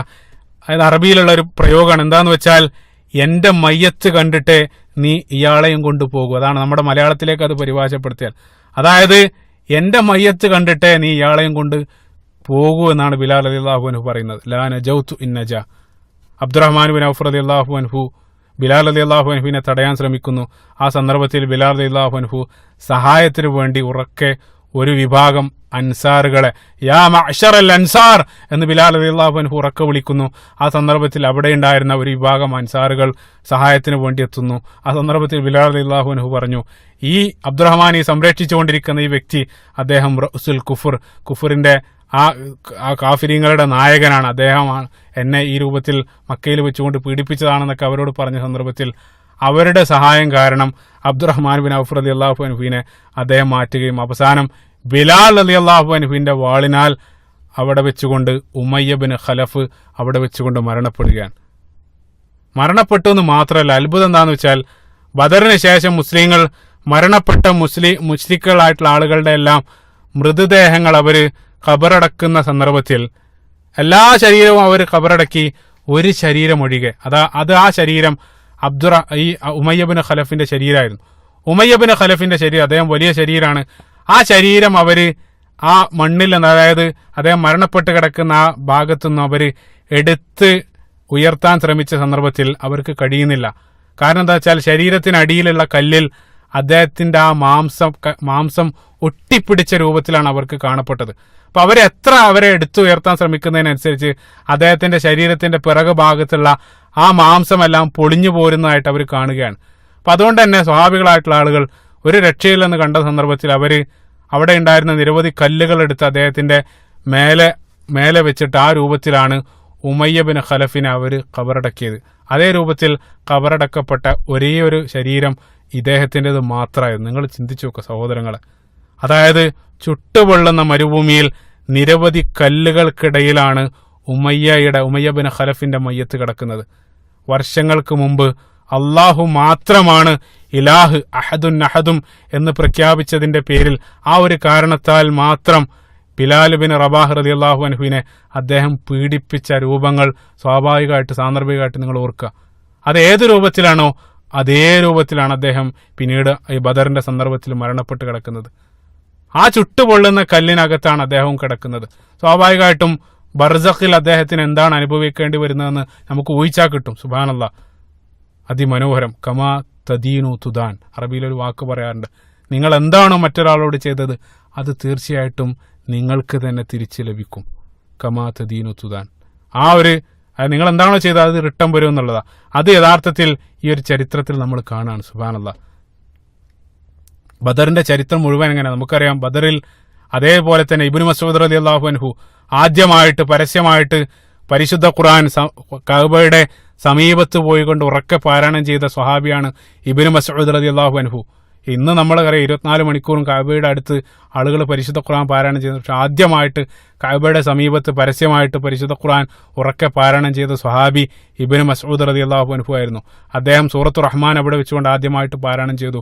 ആ സന്ദർഭത്തിൽ അബൂജഹലും കൂട്ടരും അദ്ദേഹത്തെ അതിശക്തമായിട്ട് അദ്ദേഹത്തെ ആക്രമിക്കുകയാണ്. അവസാനം അദ്ദേഹത്തിന്റെ എല്ലൊടിഞ്ഞ് അദ്ദേഹം രക്തത്തിൽ കുളിച്ച് ബോധരഹിതനായിട്ട് അവിടെ വീഴുകയാണ്. പക്ഷെ അതേ ഇബ്നു മസ്ഊദ് റളിയല്ലാഹു അൻഹു ബദറിന്റെ ദിവസം അവസാനം ഇബ്നു മസ്ഊദ് റളിയല്ലാഹു അൻഹു ബദറിന്റെ ദിവസം നിൽക്കുന്നത് അബൂജഹലിന്റെ നെഞ്ഞത്താണ് അദ്ദേഹം കയറി നിൽക്കുന്നത്. നിങ്ങൾ ചിന്തിച്ചു നോക്കുക. അവസാനം ഇബ്നു മസ്ഊദിന്റെ വാളുകൊണ്ടാണ് അബൂജഹൽ ഈ ബദറിൽ മരണപ്പെടുന്നതായിട്ട് നമ്മൾ കാണുന്നത്. എല്ലാം ഇതേ രൂപത്തിൽ, അതായത് അവർ ചെയ്തതിനെല്ലാം അതേ രൂപത്തിൽ തിരിച്ചടിക്കാനുള്ള അവസരം ബദറിൽ അല്ലാഹു സുബ്ഹാനഹു വ തആല നൽകുകയാണ്. അതുകൊണ്ടാണ് ബദർ യൗമുൽ ഫുർഖാൻ എന്നെല്ലാം അറിയപ്പെടാനുള്ള കാരണം. സത്യാസത്യത്തെ അല്ലെങ്കിൽ നീതിയും അനീതിയുമെല്ലാം കൃത്യമായി വേർതിരിക്കപ്പെട്ട ദിനമായിരുന്നു ബദർ. അതുകൊണ്ടാണ് അത്രയേറെ പ്രാധാന്യം ഇസ്ലാമിക ചരിത്രത്തിൽ ആ യുദ്ധത്തിനുള്ളതായിട്ട് നമ്മൾ മനസ്സിലാക്കുന്നത്. ഏതായിരുന്നാലും ബദറിന് ശേഷം ബിലാൽ ബിൻ റബാഹ് റളിയല്ലാഹു അൻഹു അദ്ദേഹം ഉഹദിലും ഖന്തക്കിലെല്ലാം പ്രവാചകൻ സല്ലല്ലാഹു അലൈഹി വസല്ലമയോട് കൂടെ അദ്ദേഹം പങ്കെടുത്തു. പിന്നീട് മനോഹരമായിട്ടുള്ള മറ്റൊരു ചരിത്രം കാണുന്നത് നമ്മൾ ബിലാൽ റളിയല്ലാഹു അൻഹു ചരിത്രത്തിൽ ഖൈബർ യുദ്ധവേളയിലുള്ള മനോഹരമായിട്ടുള്ള സംഭവം. ഖൈബർ യുദ്ധത്തിൽ യുദ്ധം കഴിഞ്ഞ് നബി സല്ലല്ലാഹു യുദ്ധം കഴിഞ്ഞു വരുന്ന സന്ദർഭത്തിൽ അവർ മടങ്ങുന്ന വേളയിൽ അവരെല്ലാവരും അതിയായി ക്ഷീണിച്ചിട്ടുണ്ട്. സ്വഹാബികളെല്ലാം ശക്തമായിട്ട് അവർ ക്ഷീണിച്ചിട്ടുണ്ട്. നമുക്കറിയാം അറബികൾ അക്കാലഘട്ടത്തിൽ അവർ ചെയ്യാറുള്ളത് പകൽ ഏതെങ്കിലും സ്ഥലത്ത് അവർ മരുഭൂമിയിൽ ടെന്റ് അടിച്ചിരിക്കും. പ്രധാനമായിട്ട് അവർ യാത്ര ചെയ്യാറുള്ള ഇത് രാത്രി സന്ദർഭത്തിലാണ്. രാത്രി സന്ദർഭത്തിൽ ചൂടുണ്ടാവില്ല. അപ്പൊ അതുകൊണ്ട് രാത്രി സമയത്തായിരുന്നു അവർ യാത്ര ചെയ്തിരുന്നത്. അപ്പൊ കഠിനമായിട്ടുള്ള ക്ഷീണം കാരണം പ്രഭാതമാകുന്നതിന് ഒരു അല്പം മുമ്പ് ഏകദേശം ഒരു 2-3 മണിയായ സന്ദർഭത്തിൽ നബി സല്ലല്ലാഹു അലൈഹി വസല്ലം അവർ ശക്തമായി ക്ഷീണിച്ചിട്ടുണ്ട്. അപ്പോൾ നബി സല്ലല്ലാഹു അലൈഹി വസല്ലം ചോദിച്ചു, നമ്മളൊന്ന് ഉറങ്ങുകയാണെങ്കിൽ ആര് നമ്മളെ ഫജ്റിന് വിളിച്ചുണർത്തും? ആ സന്ദർഭത്തിൽ കൂട്ടത്തിൽ നിന്നും ബിലാൽ റളിയല്ലാഹു അൻഹു പറഞ്ഞു, അന യാ റസൂലുള്ളാഹ്, ഞാൻ വിളിച്ചുണർത്താം. അപ്പൊ ബിലാൽ റളിയല്ലാഹു അൻഹുവിനെ മറ്റുള്ള ആളുകളെ ഉണർത്താൻ വേണ്ടി ഏൽപ്പിച്ചിട്ട് നബി സല്ലല്ലാഹു അലൈഹി വസല്ലമയും അനുയായികൾ മുഴുവൻ അവിടെ കിടന്നു. അപ്പൊ ബിലാൽ റളിയല്ലാഹു അൻഹു ഉറങ്ങാതെ നിന്നു. അദ്ദേഹം തഹജ്ജുദ് നമസ്കരിച്ചതിന് ശേഷം ക്ഷീണം കാരണം അദ്ദേഹവും അറിയാതെ ഉറക്കിലേക്ക് വീണു. പിന്നീട് ആ സംഘം മുഴുവൻ അവിടെ കിടന്നുറങ്ങാണ്. അവസാനം നേരം പുലർന്ന് ആ വെയിലിന്റെ ചൂട് ശരീരത്തിൽ ഏൽക്കുന്ന സന്ദർഭത്തിൽ പ്രവാചകൻ സല്ലല്ലാഹു അലൈഹി വസല്ലം ആദ്യം എഴുന്നേൽക്കുന്നത്. അപ്പോൾ നോക്കിയ സന്ദർഭത്തിൽ പ്രഭാതക്കായിട്ട് നേരെ ഉച്ച സമയം ആകാനായിട്ടുണ്ട്. അതുവരെ അവർ അറിയാണ്ട് ഉറങ്ങിപ്പോയി. അപ്പോൾ നബി സല്ലല്ലാഹു അലൈഹി വസല്ലം എഴുന്നേറ്റ ഉടൻ തന്നെ നബി സല്ലല്ലാഹു അലൈഹി വസല്ലം ചോദിച്ചു, എവിടെ ബിലാൽ? അപ്പോൾ ബിലാൽ റളിയല്ലാഹു അൻഹു ആ സന്ദർഭത്തിൽ ഉറങ്ങിക്കൊണ്ടിരിക്കുകയായിരുന്നു. അങ്ങനെ ബിലാലിനെ അവർ വിളിച്ചുണർത്തുന്നു. അപ്പോൾ നബി സല്ലല്ലാഹു അലൈഹി വസല്ലം ചോദിച്ചു, അല്ല ബിലാലെ, ബിലാൽ റളിയല്ലാഹു അൻഹുവിനോട് പ്രവാചകൻ സല്ലല്ലാഹു അലൈഹി വസല്ലം ചോദിക്കുകയാണ്, അല്ല ബിലാലെ, താങ്കളല്ലേ ഞങ്ങൾ ഉണർത്താൻ വേണ്ടി ഏൽപ്പിച്ചത്? ആ സന്ദർഭത്തിൽ ബിലാൽ റളിയല്ലാഹു അൻഹു പറഞ്ഞ രസകരമായിട്ടുള്ള മറുപടി അദ്ദേഹം പറഞ്ഞു, പ്രവാചകരെ, താങ്കളുടെ റൂഹെടുത്ത ആളുകൾ, താങ്കളുടെ റൂഹെടുത്ത വ്യക്തി, അതായത് അല്ലാഹു സുബ്ഹാനഹു വ തആല എന്റെയും റൂഹെടുത്തു, അതുകൊണ്ടാണ് ഞാൻ ഉറങ്ങിപ്പോയത്. അതിമനോഹരമായിട്ടുള്ള മറുപടി. നബി സല്ലല്ലാഹു അലൈഹി വസല്ലം മറുപടി കേട്ട് പുഞ്ചിരിക്കുകയും അവര് ആ സ്ഥലത്ത് നിന്ന് നമസ്കരിക്കാതെ ഒരല്പം അപ്പുറത്തേക്ക് പോയിട്ട് അവിടെ വെച്ചുകൊണ്ട് പിന്നീട് പ്രഭാതത്തിൽ ഫജ്ർ നമസ്കരിക്കുകയും ചെയ്തതായിട്ടുള്ള മനോഹരമായിട്ടുള്ള സംഭവം സ്വഹീഹായിട്ടുള്ള ഹദീസിൽ കാണാൻ സാധിക്കും. ഇവിടെ പ്രത്യേകമായിട്ട് മനസ്സിലാക്കേണ്ടത്, അവർക്കിത് സംഭവിച്ചത് അത് യഥാർത്ഥത്തിൽ അല്ലാഹു സുബ്ഹാനഹു വ തആല അതിന്റെ പിന്നിൽ കൃത്യമായിട്ടുള്ള യുക്തിയുണ്ട്. അതായത് ജിഹാദിന് പോയിട്ട് അള്ളാഹുവിന്റെ മാർഗത്തിൽ ജിഹാദ് ചെയ്ത് കഠിനമായിട്ടുള്ള ക്ഷീണം കാരണമാണ് അവർ ഉറങ്ങിപ്പോയത്. ആ ഒരു എക്സ്ക്യൂസ് വെച്ചുകൊണ്ട് രാത്രി വെറുതെ സംസാരിച്ച് TV കണ്ടില്ല ഇരുന്ന് ആഴ്ചയിൽ 1, 2, 3 തവണയെല്ലാം സുബഹി നമസ്കരിക്കാൻ ഇതൊരിക്കലും ആ സുബഹി പാഴാക്കുന്ന ആളുകൾക്ക് ഈ സംഭവം ഒരിക്കലും ആശ്വാസമാകുന്നില്ല. മറിച്ച് നമ്മൾ ചിന്തിക്കേണ്ട ഒരു കാര്യം നബി സല്ലല്ലാഹു അലൈഹി വസല്ലമയും കൂട്ടരും അവർ അള്ളാഹുവിന്റെ മാർഗത്തിൽ ജിഹാദിന് പോയി വരുന്ന സന്ദർഭത്തിലാണ് ഇത് സംഭവിച്ചത്. അതല്ലാതെ അതായത് അള്ളാഹു സുബ്ഹാനഹു വ തആല ഇത് ഈ രൂപത്തിലൊരു പാഠം നൽകാനുള്ള കാരണം ഏതെങ്കിലും ജീവിതത്തിൽ ഒരിക്കലെങ്കിലും നബി സല്ലല്ലാഹു അലൈഹി വസല്ലമയുടെ ജീവിതത്തിൽ ഒന്നോ രണ്ടോ ഈ ഒരു സന്ദർഭത്തിൽ മാത്രമാണ് ഇങ്ങനെ സംഭവിച്ചത്. അതായത് വിശ്വാസികളായിട്ടുള്ള ആളുകളുടെ ജീവിതത്തിൽ എപ്പോഴെങ്കിലും ഇങ്ങനെയൊക്കെ സംഭവിച്ചു പോയാൽ, അതായത് അറിയാതെ നമ്മൾ ഉറങ്ങിപ്പോയാൽ അള്ളാഹു പുറത്തു വരും. അതായത് നിങ്ങൾ നിരാശപ്പെടേണ്ട, മനുഷ്യനാണ്, മനുഷ്യ സഹജമാണ്, അതേ രൂപത്തിൽ സംഭവിച്ചു പോകാം എന്നുള്ള ആ ഒരു ആശ്വാസത്തിന് വേണ്ടിയാണ് അള്ളാഹു സുബ്ഹാനഹു വ തആല ഈ ഒരു സംഭവം നമുക്ക് കാണിച്ചിരുന്നത്. പിന്നീട് ഏറ്റവും മനോഹരമായിട്ടുള്ള നമ്മുടെ ഈ ചരിത്രത്തിൽ എൻ്റെ ഫേവറേറ്റ് ആയിട്ടുള്ള ഏറ്റവും മനോഹരമായിട്ടുള്ള ഭാഗം മക്ക വിജയം, ഫതഹ് മക്കയുടെ ദിവസമാണ്. ചരിത്രത്തിൽ ഏറ്റവും ഈ ഒരു ബിലാൽ റളിയല്ലാഹു അൻഹുവിന്റെ ചരിത്രത്തിൽ ഏറ്റവും മനോഹരമായിട്ടുള്ള ഭാഗമായിട്ട് എനിക്ക് തോന്നിയ ഈ ഒരു സംഭവമാണ്. മക്ക വിജയത്തിന്റെ പ്രാധാന്യം എന്താണെന്ന് നമുക്ക് ആർക്കും പറഞ്ഞു തരേണ്ടതില്ല. നബി സല്ലല്ലാഹു അലൈഹി വസല്ലമയുടെ ഏറ്റവും വലിയ മിഷൻ ആ കഅബയുടെ മോചനായിരുന്നു. അതായത് ഇബ്രാഹിം നബി അലൈഹി സ്വലാത്തു വസ്സലാം സ്ഥാപിച്ച ആ കഅബ അക്കാലഘട്ടത്തെ വിഗ്രഹങ്ങളാൽ മുഴുവൻ വിഗ്രഹങ്ങളായിരുന്നു. ആ വിഗ്രഹങ്ങളിൽ നിന്നെല്ലാം മോചിപ്പിച്ച് അല്ലാഹു സുബ്ഹാനഹു വ തആലയെ മാത്രം ആരാധിക്കുന്ന ഒരു കേന്ദ്രമായി കഅബയെ മാറ്റണം. അതായിരുന്നു പ്രവാചകൻ സല്ലല്ലാഹു അലൈഹി വസല്ലമയുടെ ഏറ്റവും വലിയ ലക്ഷ്യം. ആ പ്രവാചകൻ സല്ലല്ലാഹു അലൈഹി വസല്ലമയുടെ ആ ഏറ്റവും വലിയ ആ ലക്ഷ്യം സാക്ഷാത്കരിക്കപ്പെട്ട ചരിത്രത്തിലെ പ്രവാചകന്റെ ജീവിതത്തിൽ ഏറ്റവും നിർണായകമായിട്ടുള്ള ഏറ്റവും പ്രധാനപ്പെട്ട ആ ഒരു മുഹൂർത്തം, ആ മുഹൂർത്തത്തിൽ സുപ്രധാനമായിട്ടുള്ള ദിനത്തിൽ നബി സല്ലല്ലാഹു അലൈഹി വസല്ലം അനുയായികളോടൊപ്പം മക്കയിൽ പ്രവേശിച്ചു. ബുഖാരി ധരിക്കുന്ന ഹദീസിൽ കാണാൻ സാധിക്കും, നബി സല്ലല്ലാഹു അലൈഹി വസല്ലം മക്കയിൽ പ്രവേശിച്ചു. എന്നിട്ട് അവിടെയുള്ള ആളുകൾക്കെല്ലാം മാപ്പ് നൽകി. ഞാൻ ചരിത്രം കൂടുതൽ പറയുന്നില്ല. അവിടെയുള്ള ആളുകൾക്കെല്ലാം മാപ്പ് നൽകി. ഇദ്ഹബു അൻതും തുലഖാ, അവരെ മുഴുവൻ മാപ്പ് നൽകി. പ്രവാചകൻ സല്ലല്ലാഹു അലൈഹി വസല്ലം ബിലാൽ റളിയല്ലാഹു അൻഹുവിന്റെ കൂടെ കഅബക്കുള്ളിലേക്ക് പ്രവേശിച്ചു. സുബ്ഹാനല്ലാഹ്. പ്രവാചകൻ സല്ലല്ലാഹു അലൈഹി വസല്ലമയുടെ കൂടെ പ്രവേശിക്കുന്നത് ബിലാൽ ഇബ്നു റബാഹ് റളിയല്ലാഹു അൻഹു ആണ്. അതിനുശേഷം നബി സല്ലല്ലാഹു അലൈഹി വസല്ലം അവിടെയുള്ള മുഴുവൻ വിഗ്രഹങ്ങളെയും നീക്കം ചെയ്തു. അതിനുശേഷം വിഗ്രഹങ്ങളെല്ലാം നീക്കം ചെയ്തതിന് ശേഷം, അതാണ് മനോഹരം, പ്രവാചകൻ സല്ലല്ലാഹു അലൈഹി വസല്ലം ബിലാൽ റളിയല്ലാഹു അൻഹുവിനോട് പറഞ്ഞു, കഅബക്ക് മുകളിൽ കയറി നിന്നുകൊണ്ട് ബാങ്ക് വിളിക്കാൻ വേണ്ടി പ്രവാചകൻ സല്ലല്ലാഹു അലൈഹി വസല്ലം ബിലാൽ റളിയല്ലാഹു അൻഹുവിനോട് കൽപ്പിക്കാൻ. അതിമനോഹരാണ്. സുബ്ഹാനല്ലാഹ്.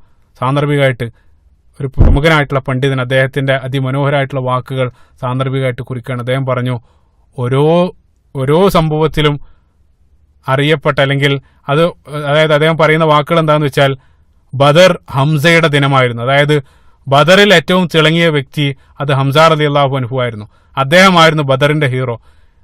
പിന്നീട് അദ്ദേഹം പറഞ്ഞു, ഉഹദ് ത്വൽഹയുടെ ദിനമായിരുന്നു. അതായത് ഉഹദ് യുദ്ധത്തിലെ ഹീറോ ത്വൽഹയായിരുന്നു. അബൂബക്കർ സിദ്ദീഖ് റളിയല്ലാഹു അൻഹു പിൻകാലത്ത് പലപ്പോഴും പറയാറുണ്ടായിരുന്നു, ഉഹദ് എന്നുള്ളത് ത്വൽഹയുടെ ദിനമായിരുന്നു. അന്ന് നബി സല്ലല്ലാഹു അലൈഹി വസല്ലമയോട് കൂടെ യുദ്ധ അവസാനം വരെ പ്രവാചകനോട് കൂടെ നിന്ന് പ്രവാചകനെ സംരക്ഷിച്ചത് ത്വൽഹ റളിയല്ലാഹു അൻഹു ആയിരുന്നു. പിന്നീട് അദ്ദേഹം പറയുകയാണ്, ഖന്തക്ക് എന്നുള്ളത് സൽമാനുൽ ഫാരിസി റളിയല്ലാഹു അൻഹുവിന്റെ ദിനമായിരുന്നു. നമുക്കറിയാം, ഖന്തക്ക് യുദ്ധത്തിൽ അവര് ആ കുഴി കുഴിക്കുന്നത് സൽമാൻ ഫാരിസി, പേർഷ്യക്കാരനായ സൽമാൻ ഫാരിസി റളിയല്ലാഹു അൻഹുവിന്റെ നിർദ്ദേശപ്രകാരമാണ്. എന്നിട്ട് അദ്ദേഹം അവസാനമായിട്ട് കൂട്ടിച്ചേർത്തു, മക്ക വിജയം എന്നുള്ളത് അത് ബിലാലിന്റെ ദിനമായിരുന്നു. സുബ്ഹാനല്ലാഹ്. ബിലാലിന്റെ ദിനമായിരുന്നു മക്ക വിജയം. സുബ്ഹാനല്ലാഹ്. നബി സല്ലല്ലാഹു അലൈഹി വസല്ലം കഅബക്ക് മുകളിലേക്ക് കയറി ബാങ്ക് വിളിക്കാൻ വേണ്ടി ബിലാൽ റളിയല്ലാഹു അൻഹുവിന് കൽപ്പന നൽകുകയാണ്. ഈ കാഴ്ച കണ്ട ഖുറൈശികൾക്ക് അത് സഹിക്കാൻ കഴിഞ്ഞില്ല. കാരണം എന്താണെന്ന് വെച്ചാൽ, അവർ ഒരു വിലയും കൽപ്പിക്കാത്ത ഒരു കറുത്ത അടിമയാണ് അവരേറ്റവും വില കൽപ്പിക്കുന്ന ആ കഅബക്ക് മുകളിൽ കയറി നിൽക്കുന്നത്. അത് കണ്ട പല ഖുറൈശികളും പിറുപിറുത്തു. കാരണം എന്താണെന്ന് വെച്ചാൽ, പ്രത്യേകം മനസ്സിലാക്കണം, അതിൽ പല ആളുകളും അവർ ജസ്റ്റ് ഇസ്ലാം സ്വീകരിച്ചിട്ടുള്ളൂ. അപ്പോൾ അവരുടെ മനസ്സിൽ അത്രത്തോളം ഈമാനില്ല. ആ രൂപത്തിലാണ് പല ആളുകളും. അതിൽ കണ്ടു നിന്ന് ഒരാൾ പറഞ്ഞു, അബ്ദൻ അസ്വദ് യർതഖിൽ കഅബ, കറുത്ത ഒരു അടിമ കഅബക്ക് മുകളിൽ കയറുകയോ? ഇതാണ് അദ്ദേഹം അത്ഭുതത്തോടു കൂടി ചോദിച്ചത്. മറ്റൊരാൾ അവിടുന്ന് വിളിച്ചു പറഞ്ഞു, ഉറാബ്, കാക്ക. അതായത് ഇതേ രൂപത്തിൽ മറ്റൊരാൾ ആക്ഷേപമായിട്ട് പറഞ്ഞത്, ഈ കാക്കയാണോ കഅബക്ക് മുകളിൽ കയറി നിൽക്കുന്നത്? രസകരമായിട്ട് മറ്റൊരാളത് കണ്ടു നിന്ന മറ്റൊരു ഖുറൈശി പറഞ്ഞത്, എൻ്റെ പിതാവ് ഈ കാഴ്ച കാണുന്നതിന് മുമ്പ് മരണപ്പെട്ടത് എത്ര നന്നായി. അതായത് ഈ ഒരു കാഴ്ച കാണുന്നതിന് മുമ്പ് എൻ്റെ വാപ്പ മരണപ്പെട്ടത് നന്നായി. അത്രയ്ക്കും അവർക്ക് ഒരു നിലക്കും ആ കാഴ്ച അത്രയേറെ അവർക്ക് അംഗീകരിക്കാൻ കഴിയുന്നതായിരുന്നില്ല. കറുത്തൊരു അടിമ കഅബക്ക് മുകളിൽ കയറി നിൽക്കുകയാണ്. സുബ്ഹാനല്ലാഹ്. കാരണം എന്താന്ന് വെച്ചാൽ, നബി സല്ലല്ലാഹു അലൈഹി വസല്ലം മക്ക കീഴടക്കി കഴിഞ്ഞാൽ അവിടെ ഉണ്ടായിരുന്ന വിഗ്രഹങ്ങൾ മുഴുവൻ വലിച്ചിടും എന്നുള്ളത് അത് അവർ പ്രതീക്ഷിച്ചതായിരുന്നു. അത്തരത്തിലൊരു പ്രതികരണം അവർ ഓൾറെഡി എക്സ്പെക്റ്റഡ് ആണ്. അതായത് അവർ പ്രതീക്ഷിച്ചതായിരുന്നു. പക്ഷേ ആ വിഗ്രഹങ്ങൾ വലിച്ചിടുന്നതിനേക്കാൾ അവരെ നോവിച്ചത്, അവർ പ്രതീക്ഷിക്കാത്ത ഒരു സംഭവം അവിടെ നടന്നത്. അതായത് ബിലാൽ റളിയല്ലാഹു അൻഹുവിനെ അതിന് മുകളിൽ കയറ്റി നിർത്തിയത്, അത്തരത്തിൽ ഒരു സംഭവം അവരൊരിക്കലും പ്രതീക്ഷിച്ചതായിരുന്നില്ല. അതുകൊണ്ടാണ് അവർ ഇത്രയേറെ ഇതേ രൂപത്തിലുള്ള വൃത്തികെട്ട കമന്റുകൾ അവർ അവിടെ നിന്നും പറയാനുള്ള കാരണം. ഇപ്പൊ നബി സല്ലല്ലാഹു അലൈഹി വസല്ലം ഈ ഒരു പ്രവൃത്തി ചെയ്യുക വഴി യഥാർത്ഥത്തിൽ വംശീയത എന്നുള്ള അവരുടെ മനസ്സിലുള്ള ആ വിഗ്രഹത്തെ പ്രവാചകൻ സല്ലല്ലാഹു അലൈഹി വസല്ലം പ്രതീകാത്മകമായിട്ട് അവിടെ തച്ചുടക്കുകയായിരുന്നു. സുബ്ഹാനല്ലാഹ്. അതുകൊണ്ടാണ് അവർ പല ആളുകൾക്കും അത് സഹിക്കാൻ കഴിയുക. അത്രയേറെ വംശീയമായിട്ടുള്ള ചിന്താഗതി വെച്ചു പുലർത്തിയ ആളുകളായിരുന്നു അവിടെ ഉണ്ടായിരുന്ന ആളുകൾ. അപ്പൊ അവരെ ആ വംശീയതയുടെ ആ വിഗ്രഹം തച്ചുടക്കുകയായിരുന്നു യഥാർത്ഥത്തിൽ നബി സല്ലല്ലാഹു അലൈഹി വസല്ലം ബിലാൽ ഇബ്നു റബാഹ് റളിയല്ലാഹു അൻഹുവിനെ കഅബക്ക് മുകളിൽ കയറാൻ പറയുക വഴി ആ ഒരു പ്രവൃത്തിയിലൂടെ ചെയ്തത്. സുബ്ഹാനല്ലാഹ്. ഈ രൂപത്തിൽ ആളുകൾ നിരവധി മോശമായിട്ടുള്ള വാക്കുകൾ പറയാൻ തുടങ്ങി. ചില പണ്ഡിതന്മാരുടെ അഭിപ്രായത്തിൽ, പ്രധാനമായും മഹാനായ ഇബ്നു ഖയ്യിം റഹിമഹുള്ളയുടെ എല്ലാം അഭിപ്രായത്തിൽ, ഈ സന്ദർഭത്തിലാണ് അല്ലാഹു സുബ്ഹാനഹു വ തആല പരിശുദ്ധ ഖുർആനിലെ 49-ാമത്തെ അധ്യായമായ സൂറത്തുൽ ഹുജറാത്തിന്റെ 13-ാമത്തെ വചനം അല്ലാഹു സുബ്ഹാനഹു വ തആല അവതരിപ്പിച്ചത്. ആ ആയത്തിന്റെ സബബ്, ആ ആയത്ത് അവതരിക്കുന്ന പശ്ചാത്തലം ഇതായിരുന്നത്രേ. ആ ആയത്തും നിങ്ങൾ വായിച്ചു, അതിമനോഹരാണ്. അല്ലാഹു സുബ്ഹാനഹു വ തആല യാ അയ്യുഹന്നാസ്, ഏ ജനങ്ങളെ, ഇന്നാ ഖലഖ്നാകും മിൻ ദക്കരിൻ വ ഉൻസ, നിങ്ങളെ ഒരു ആണിൽ നിന്നും ഒരു പെണ്ണിൽ നിന്നാണ് ഞാൻ നിങ്ങളെ സൃഷ്ടിച്ചിട്ടുള്ളത്. വജഅൽനാകും ശുഊബൻ വഖബാഇല ലിതഅറഫു, നിങ്ങളെ വ്യത്യസ്ത സമുദായങ്ങളും ഗോത്രങ്ങളെല്ലാം ആക്കി തിരിച്ചത് പരസ്പരം തിരിച്ചറിയാൻ വേണ്ടി മാത്രമാണ്.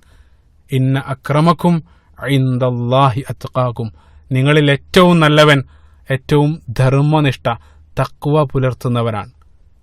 അതാണ് നിങ്ങൾക്കിടയിൽ ഒരാൾ ഏറ്റവും ഉന്നതിയാക്കുന്നത്. അതല്ലാതെ നിങ്ങൾ വ്യത്യസ്ത ഗോത്രവും വർണ്ണവും ജാതിയും എല്ലാം ആക്കി തിരിച്ചത് അത് നിങ്ങളെ തിരിച്ചറിയാൻ വേണ്ടി മാത്രമാണ്.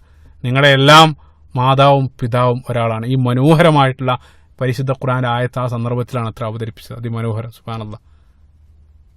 അതായത് മനുഷ്യർക്കിടയിലുള്ള ഈ ഒരു വൈവിധ്യങ്ങളെ, അതായത് മനുഷ്യർക്കിടയിലുള്ള ഇതേ രൂപത്തിലുള്ള സംസ്കാരങ്ങളുടെയും വർണ്ണങ്ങളുടെയും എല്ലാം പേരിലുള്ള ഈ ഒരു വൈവിധ്യങ്ങളെ പരിശുദ്ധ ഖുർആൻ അതിമനോഹരമായിട്ട് വിശദീകരിക്കാൻ, മറ്റൊരു വേദഗ്രന്ഥവും മറ്റൊരു തത്വശാസ്ത്രം ഇതേ രൂപത്തിൽ ഈ ഒരു വൈവിധ്യത്തെ വിശദീകരിക്കുന്നതായിട്ട് നമുക്ക് കാണാൻ സാധ്യമല്ല. ഇപ്പൊ മനുഷ്യരെ വ്യത്യസ്ത വിഭാഗങ്ങളാക്കി, വ്യത്യസ്ത സമുദായങ്ങളാക്കിയത് പരസ്പരം പഠിക്കാനും അറിയാനും വേണ്ടിയാണെന്നാണ് അല്ലാഹു സുബ്ഹാനഹു വ തആല പറയുന്നത്. ഇപ്പൊ ഇസ്ലാമിന്റെ ആ ഒരു ഭംഗി എന്നുള്ളത് ഈ ഒരു സമത്വ ഭാവനയാണ്. അപ്പൊ അതിനെക്കുറിച്ചുകൂടെ ഒരല്പം ഞാൻ സൂചിപ്പിക്കണം സാന്ദർഭികമായിട്ട്. ഇസ്ലാമിന്റെ ഏറ്റവും വലിയ ഭംഗി ഈ ഒരു സമത്വം എന്നുള്ളതാ. നബി സല്ലല്ലാഹു അലൈഹി വസല്ലം അതേപോലെ തന്നെ പരിശുദ്ധ ഖുർആനും അത് കേവലം പ്രഖ്യാപിക്കുക മാത്രമല്ല, മറിച്ച് ജീവിതത്തിലൂടെ അവരത് കാണിച്ചു തരികയും ചെയ്തു. അതാണ് നമ്മൾ ബിലാൽ റളിയല്ലാഹു അൻഹുവിന്റെ ചരിത്രത്തിലുടനീളം നമ്മൾ കാണുന്നത്. ഒരു വിലയും കൽപ്പിക്കാത്ത ആ ഒരു അടിമയാണ് നബി സല്ലല്ലാഹു അലൈഹി വസല്ലം മറ്റുള്ള ആളുകൾക്ക് നൽകുന്ന അതേ പരിഗണന നൽകിക്കൊണ്ട് പരിഗണിക്കുന്നത്. പ്രവാചകൻ സല്ലല്ലാഹു അലൈഹി വസല്ലമയുടെ സദസ്സിലും അടിമയും ഉടമയും തമ്മിൽ യാതൊരു വ്യത്യാസം ഉണ്ടായിരുന്നില്ല. സമ്പന്നനായ ഉസ്മാൻ റളിയല്ലാഹു അൻഹുവും ബിലാൽ റളിയല്ലാഹു അൻഹുവും എല്ലാം അവിടെ സമായിരുന്നു. അവർ ഒരേ സ്ഥലത്താണ് ഇരുന്നത്, ഒരേ രൂപത്തിലാണ് അവർ പെരുമാറിയത്. നബി സല്ലല്ലാഹു അലൈഹി വസല്ലം അവരോടെല്ലാം ഒരേ രൂപത്തിലാണ് പ്രതികരിച്ചത്. ഇപ്പോൾ വംശീയക്കെതിരെ, അതായത് ഇന്നുള്ള ഈ ഒരു റൈസിസത്തിനെതിരെ, വംശീയക്കെതിരെ ഇസ്ലാമിനെ പോലെ സംസാരിക്കുന്ന ഒരു വേദഗ്രന്ഥമോ അല്ലെങ്കിൽ പരിശുദ്ധ ഖുർആനെ പോലെ ഒരു വേദഗ്രന്ഥമോ, ഇസ്ലാമിനെ പോലെ ഒരു മതമോ അല്ലെങ്കിൽ നബി സല്ലല്ലാഹു അലൈഹി വസല്ലമയെ പോലെയുള്ള ഒരു പ്രവാചകനെയോ നമ്മൾ ലോകത്തിൽ കാണുകയില്ല. അതായത് അവര് മറ്റുള്ള പ്രവാചകന്മാരുടെ അധ്യാപനങ്ങളെല്ലാം അവർ വികലമാക്കി. അതുകൊണ്ട് തന്നെ ആ വികലമാക്കിയത് വെച്ചുകൊണ്ട് ഇപ്പൊ ഇന്നുള്ള നമ്മുടെ ലോകത്തുള്ള മറ്റു മതങ്ങളെ നമ്മൾ പരിശോധിക്കുകയാണെങ്കിൽ പല മതങ്ങളും വംശീയത സ്ഥാപിക്കുന്നത് തന്നെ അവരുടെ വേദഗ്രന്ഥങ്ങൾ വെച്ചുകൊണ്ടാണ്. ഇപ്പൊ ബ്രാഹ്മണ വേദാവിത്വം, ഹൈന്ദവ വേദഗ്രന്ഥങ്ങൾ, നമുക്കറിയാം ഹൈന്ദവ വേദഗ്രന്ഥങ്ങൾ വെച്ചുകൊണ്ടാണ് ബ്രാഹ്മണ വേദാവിത്വം അവർ സ്ഥാപിക്കുന്നത്. ചാതുർവർണ്ണയവും എല്ലാം അവർ സ്ഥാപിക്കുന്നത് മനുസ്മൃതി പോലെയുള്ള ഹൈന്ദവ വേദഗ്രന്ഥങ്ങൾ വെച്ചുകൊണ്ടാണ്. അതേപോലെ തന്നെ ഇസ്രായേൽ ദേശത്തിനാണ് ശ്രേഷ്ഠത, ഇസ്രായേൽ ദേശത്തിനപ്പുറത്തുള്ളവരെല്ലാം ശപിക്കപ്പെട്ടവരാണെന്ന് ബൈബിൾ വെച്ചുകൊണ്ടാണ് അവർ സ്ഥാപിക്കുന്നത്. പക്ഷേ പരിശുദ്ധ ഖുർആൻ അതിൽ നിന്നെല്ലാം വ്യത്യസ്തമായിട്ട് നിൽക്കുകയാണ്. പരിശുദ്ധ ഖുർആൻ വെച്ചുകൊണ്ട് ഒരിക്കലും ഇതേ രൂപത്തിലുള്ള വംശീയത സ്ഥാപിക്കാൻ നമുക്ക് സാധ്യമല്ല. മറിച്ച് പരിശുദ്ധ ഖുർആൻ ഉടനീളം സംസാരിക്കുന്നത് മനുഷ്യരോടാണ്. പരിശുദ്ധ ഖുർആന്റെ അഭിസംബോധന രീതികളെല്ലാം യാ അയ്യുഹന്നാസ്, ഏ മനുഷ്യരെ എന്ന് വിളിച്ചുകൊണ്ടാണ്. പരിശുദ്ധ ഖുർആൻ പരിശുദ്ധ ഖുർആൻ സംസാരിക്കുന്നത്. ആദ്യത്തെ അഭിസംബോധന തന്നെ അള്ളാഹു സുബ്ഹാനഹു വ തആല നൽകുന്നത് സൂറത്തുൽ ബഖറയുടെ 21-ാമത്തെ വചനം, യാ അയ്യുഹന്നാസ് ഇഅ്ബുദു റബ്ബക്കുമുല്ലദീ ഖലഖക്കും, മനുഷ്യരെ നിങ്ങൾ നിങ്ങളുടെ രക്ഷിതാവിനെ, നിങ്ങളുടെയും നിങ്ങളുടെ മുൻഗാമികളുടെയും രക്ഷിതാവായിട്ടുള്ള അള്ളാഹുവിനെ ആരാധിക്കുക എന്ന് പറഞ്ഞുകൊണ്ടാണ് പരിശുദ്ധ ഖുർആൻ ആദ്യത്തെ ആ രൂപത്തിലുള്ള സംസാരം ആരംഭിക്കുന്നത് തന്നെ. അതേപോലെ തന്നെ പരിശുദ്ധ ഖുർആൻ ആരംഭിക്കുന്നത് നമുക്കറിയാം, അൽഹംദുലില്ലാഹി റബ്ബിൽ ആലമീൻ, ലോകങ്ങളുടെ രക്ഷിതാവായിട്ടുള്ള അള്ളാഹുവിനെ വിളിച്ചുകൊണ്ടാണ്. ഏതെങ്കിലും ഒരു വംശത്തിന്റെയോ ദേശത്തിന്റെയോ അള്ളാഹു അല്ല, മറിച്ച് സകല പ്രപഞ്ചത്തെയും സൃഷ്ടിച്ച സകല മനുഷ്യരുടെയും അള്ളാഹുവിനെ വിളിച്ചുകൊണ്ടാണ് പരിശുദ്ധ ഖുർആൻ ആദ്യത്തെ വചനം തന്നെ ആരംഭിക്കുന്നത്. അപ്പൊ മനുഷ്യൻ എന്നുള്ളത് എല്ലാ ആളുകളും ഒരേ രൂപത്തിലാണെന്നാണ് ഇസ്ലാം അതാണ് ഇസ്ലാമിന്റെ ഏറ്റവും വലിയ ഭംഗി. അള്ളാഹു സുബ്ഹാനഹു വ തആല പറഞ്ഞു, നബി സല്ലല്ലാഹു അലൈഹി വസല്ലം, പ്രവാചകൻ സല്ലല്ലാഹു അലൈഹി വസല്ലം തന്റെ അന്തിമ പ്രഭാഷണത്തിൽ പോലും, നബി സല്ലല്ലാഹു അലൈഹി വസല്ലമയുടെ ജീവിതത്തിൽ അവസാനത്തെ പ്രഭാഷണത്തിൽ പോലും പ്രവാചകൻ സല്ലല്ലാഹു അലൈഹി വസല്ലം ഒരു പാരഗ്രാഫ് സംസാരിച്ചത് ഈ ഒരു കാര്യം ജനങ്ങളെ ഉണർത്താൻ വേണ്ടിയിട്ടായിരുന്നു. നബി സല്ലല്ലാഹു അലൈഹി വസല്ലം പറഞ്ഞു, ഇന്ന റബ്ബക്കും വാഹിദ് വ ഇന്ന അബാക്കും വാഹിദ്, തീർച്ചയായിട്ടും നിങ്ങളുടെ മാതാവ് ഒരാളാണ്, നിങ്ങളുടെ പിതാവ് ഒരാളാണ്. ലാ ഫദല ലി അറബിയ്യിൻ വല അല അജമിയ്യിൻ, അറബിക്ക് അനറബിയേക്കാളോ വലാലി അഹ്മറ അല അസ്വദ്, അതേപോലെ തന്നെ വെളുത്തവന് കറുത്തവനേക്കാളോ യാതൊരു ശ്രേഷ്ഠയുമില്ല ഇല്ലാ ബി തഖ്വ, തഖ്വയുടെ പേരിലല്ലാതെ, ദൈവഭക്തിയുടെ പേരിലല്ലാതെ മറ്റൊന്നിന്റെയും പേരിൽ അറബിക്ക് അനറബിയേക്കാളോ കറുത്തവന് വെളുത്തവനേക്കാളോ ഒന്നും യാതൊരു ശ്രേഷ്ഠതയുമില്ലെന്ന് പ്രവാചകൻ സല്ലല്ലാഹു അലൈഹി വസല്ലം തന്റെ അന്തിമ ഖുത്ബയിൽ പോലും അവരെ ഉണർത്തുകയുണ്ടായി. അപ്പൊ തഖ്വയുടെ അടിസ്ഥാനത്തിൽ മാത്രമേ മനുഷ്യർക്കിടയിൽ ശ്രേഷ്ഠതയുള്ളൂ. എവിടെയാണ് തഖ്വ? തഖ്വ എവിടെയാണ്? നബി സല്ലല്ലാഹു അലൈഹി വസല്ലം മനോഹരമായിട്ടുള്ള മറ്റൊരു ഹദീസിൽ തന്റെ ഹൃദയത്തിലേക്ക് ചൂണ്ടിക്കൊണ്ട് പറഞ്ഞു, അത്തഖ്വ ഹാഉന ഹത്തഖ്വ ഹാഹുന, ഇവിടെയാണ് തഖ്വ എന്ന് നബി സല്ലല്ലാഹു അലൈഹി വസല്ലം 3 തവണ തന്റെ ഹൃദയത്തിലേക്ക് ചൂണ്ടിക്കൊണ്ടാണ് പറഞ്ഞത്. ചിന്തിച്ചു നോക്കുക. അതായത് ഹൃദയത്തിലാണ് തഖ്വ. ഹൃദയത്തിലകത്തുള്ളത് ഒരാൾക്കും കാണാൻ സാധ്യമല്ല, ഒരാൾക്കും കാണാൻ സാധ്യമല്ല. അത് അള്ളാഹുവിന് മാത്രമേ കാണാൻ സാധിക്കുള്ളൂ. അള്ളാഹു സുബ്ഹാനഹു വ തആല നോക്കുന്നത് ആ ഹൃദയത്തിലേക്കാണ്. ഇന്നല്ലാഹ ലാ യൻദുറു ഇലാ അജ്സാമിക്കും വലാകിൻ യൻദുറു ഇലാ ഖുലൂബിക്കും. അള്ളാഹു സുബ്ഹാനഹു വ തആല നമ്മുടെ ശരീരത്തിലേക്കോ നമ്മുടെ കളറുകളിലേക്കോ നമ്മുടെ സൗന്ദര്യത്തിലേക്കല്ല നോക്കുന്നത്, മറിച്ച് അള്ളാഹു നോക്കുന്നത് നമ്മുടെ ഹൃദയത്തിലേക്കാണ്. പക്ഷെ നമ്മളെ സംബന്ധിച്ചിടത്തോളം നമ്മൾ കാണുന്നത് പുറത്തുള്ള ശരീരമാണ്. പക്ഷെ അള്ളാഹു സുബ്ഹാനഹു വ തആല നോക്കുന്നത് അകത്തേക്കാണ്. ആ അകം നോക്കിക്കൊണ്ട് മാത്രമേ ഒരാളെ വിലയിരുത്താൻ സാധിക്കുള്ളൂ. അപ്പൊ അതുകൊണ്ട് തന്നെ നമുക്ക് ആ അകം കാണാത്തത് കൊണ്ട് തന്നെ നമ്മൾ മറ്റൊരാളെ സംബന്ധിച്ച് നമ്മുടെ കാഴ്ചയിൽ എല്ലാവരും തുല്യരാണ്. ഒരിക്കലും ഒരാൾ മറ്റൊരാളേക്കാൾ ശ്രേഷ്ഠമാണെന്ന് നമുക്ക് തീരുമാനിക്കാൻ സാധ്യമല്ല എന്നുള്ളത്. സുബ്ഹാനല്ലാഹ്, എത്ര മനോഹരമാണ് സഹോദരങ്ങളെ. അള്ളാഹു സുബ്ഹാനഹു വ തആലയുടെ അടിമകളാണ് നമ്മളെല്ലാം. മനുഷ്യർക്കിടയിലുള്ള വൈവിധ്യങ്ങളെല്ലാം ആയത്തിൽ അള്ളാഹു സുബ്ഹാനഹു വ തആല പറഞ്ഞത്, വജഅൽനാകും ശുഊബൻ വഖബാഇല ലിതആറഫു, നിങ്ങൾക്കിടയിലുള്ള ഈ ഗോത്രങ്ങളും എല്ലാം ആക്കി നിങ്ങളെ തിരിച്ചത് പരസ്പരം തിരിച്ചറിയാൻ വേണ്ടിയിട്ടാണ്. അപ്പൊ ഞാൻ വെളുത്തവനായത് ഞാൻ ആഗ്രഹിച്ചത് കൊണ്ടല്ല, അതേപോലെ തന്നെ ഞാൻ കറുത്തവനായത് അത് എന്റെ ചോയ്സ് അല്ല, മറിച്ച് എന്റെ ദേശവും എന്റെ ഭാഷയും എന്റെ മാതാപിതാക്കളും അതെല്ലാം എന്റെ ചോയ്സ് അല്ല, മറിച്ച് എനിക്ക് വേണ്ടി അള്ളാഹു സുബ്ഹാനഹു വ തആല നൽകപ്പെട്ടതാണ്. അത് അള്ളാഹുവിന്റെ ചോയ്സാണ്. അള്ളാഹു സുബ്ഹാനഹു വ തആല വളരെ കൃത്യമായിട്ട് പറഞ്ഞു സൂറത്ത് റൂമിന്റെ 22-ാമത്തെ ആയത്തിൽ, വമിൻ ആയാതിഹി ഖൽഖുസ് സമാവാതി വൽ അർള്, ആകാശഭൂമികളുടെ സൃഷ്ടിപ്പുകൾ എന്റെ ആയത്തിൽ എന്റെ ദൃഷ്ടാന്തത്തിൽപ്പെട്ടതാണ്. അതോടൊപ്പം വഖ്തിലാഫു അൽസിനതികും വ അൽവാനിക്കും, നിങ്ങൾക്കിടയിലുള്ള ഭാഷയിലും വർണ്ണത്തിലുമുള്ള വൈവിധ്യവും എന്റെ ദൃഷ്ടാന്തത്തിൽപ്പെട്ടതാണ്. അതാണ് അല്ലാഹു സുബ്ഹാനഹു വ തആല പറയുന്നത്. അപ്പൊ ഭാഷയിലും വർണ്ണത്തിലുള്ള വ്യത്യാസങ്ങളെല്ലാം അത് അള്ളാഹുവിന്റെ ദൃഷ്ടാന്തങ്ങളാണെന്നാണ് അള്ളാഹു സുബ്ഹാനഹു വ തആല പറയുന്നത്. അപ്പൊ അതുകൊണ്ട് തന്നെ ഞാൻ ഒരു കറുത്ത ആളെ ആ തൊലി കറുത്തതിന്റെ പേരിൽ ഞാൻ അദ്ദേഹത്തെ പരിഹസിക്കുന്ന സന്ദർഭത്തിൽ ഞാൻ യഥാർത്ഥത്തിൽ പരിഹസിക്കുന്നത് അദ്ദേഹത്തല്ല, മറിച്ച് അള്ളാഹുവിന്റെ ദൃഷ്ടാന്തത്തെയാണ് ഞാൻ പരിഹസിക്കുന്നത്. ഇത്ര ഗൗരവമാണ്. അതാണ് ഇസ്ലാം എന്നുള്ളത്. സമത്വമാണ് പഠിപ്പിക്കുന്നത്. അത് സമത്വം പറയുക മാത്രമല്ല, അത് നബി സല്ലല്ലാഹു അലൈഹി വസല്ലം പ്രവർത്തിച്ച് കാണിച്ചു തരികയും ചെയ്യുകയാണ്. ബിലാൽ റളിയല്ലാഹു അൻഹു തുടർന്ന് അങ്ങോട്ട് വിശദീകരിക്കാൻ പോകുന്ന ആ ചരിത്രത്തിലെല്ലാം അത് നമുക്ക് കൃത്യമായിട്ട് കാണാൻ സാധിക്കും. ഇസ്ലാമിന്റെ കർമ്മത്തിൽ പോലും അത് പ്രതിഫലിക്കുന്നതാണ് നമ്മൾ കാണുക. അപ്പൊ നമസ്കാരത്തിൽ മുഴുവൻ ആളുകൾ നിൽക്കുന്ന സന്ദർഭത്തിൽ അടിമ ഉടമ എന്നുള്ള വ്യത്യാസമില്ല, എല്ലാവരും ഒരേ രൂപത്തിലാണ് നിൽക്കുന്നത്.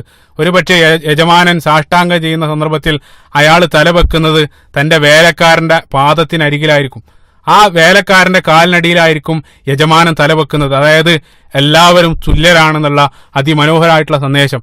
അതേപോലെ തന്നെ ഹജ്ജ് നിങ്ങൾ നോക്കുക, ഹജ്ജിലും ദരിദ്രൻ സമ്പൻ അടിമ ഉടമ എന്നുള്ള വ്യത്യാസമില്ലാതെ തിരിച്ചറിയപ്പെടാത്ത വിധം എല്ലാവരും ഒരേ വസ്ത്രം ധരിച്ചുകൊണ്ടാണ് ഹജ്ജിൽ നമ്മൾ സംഗമിക്കുന്നത്. അപ്പൊ മനുഷ്യരെല്ലാവരും സർവ്വരും ഒരുപോലെയാണ്. അവർക്കിടയിലുള്ള വ്യത്യാസം അത് അള്ളാഹു സുബ്ഹാനഹു വ തആല സൃഷ്ടാവിന് മാത്രമേ കാണാൻ സാധിക്കുന്നുള്ള മനോഹരമായിട്ടുള്ള ആ പാഠമാണ് ഇതെല്ലാം പഠിപ്പിക്കുന്നത്. നബി സല്ലല്ലാഹു അലൈഹി വസല്ലമയുടെ മനോഹരമായിട്ടുള്ള മറ്റൊരു ഹദീസ് കൂടെ ചോദിപ്പിക്കാൻ നബി സല്ലല്ലാഹു അലൈഹി വസല്ലം പറഞ്ഞു, അന്നാസു സവാസിയ കഅസ്നാനിൽ മിഷ്ത്. നബി സല്ലല്ലാഹു അലൈഹി വസല്ലം പറഞ്ഞു, മനുഷ്യരെല്ലാവരും ഒരു ചീർപ്പിന്റെ പല്ല് പോലെയാണ്. അതാണ് നബി സല്ലല്ലാഹു അലൈഹി വസല്ലം പറഞ്ഞത്. മനുഷ്യർ ഒരു ചീർപ്പിന്റെ പല്ലുകളാണ്. ചീർപ്പിന്റെ പല്ലുകൾ നമുക്കറിയാം എല്ലാം ഒരേ ലെവലിലായിരിക്കും. അതേ രൂപത്തിലാണ് മനുഷ്യരെന്നാണ് നബി സല്ലല്ലാഹു അലൈഹി വസല്ലം പറഞ്ഞത്. അപ്പോൾ ഞാൻ മറ്റുള്ള ആളുകളെക്കാൾ നല്ലവനാണ്, ഞാൻ മറ്റുള്ള ആളുകളെക്കാൾ എൻ്റെ ഗോത്രമാണ് നല്ലത്, എൻ്റെ കളറാണ് മറ്റുള്ളവനേക്കാൾ മികച്ചവൻ എന്നുള്ള ആ ഒരു ചിന്ത, ആ ചിന്ത യഥാർത്ഥത്തിൽ പൈശാചിക ചിന്തയായിട്ടാണ് ഇസ്ലാം പഠിപ്പിക്കുന്നത്. നമുക്കറിയാം പിശാചിനെ സ്വർഗത്തിൽ നിന്നും പുറത്താക്കാനുള്ള കാരണം അതായിരുന്നു.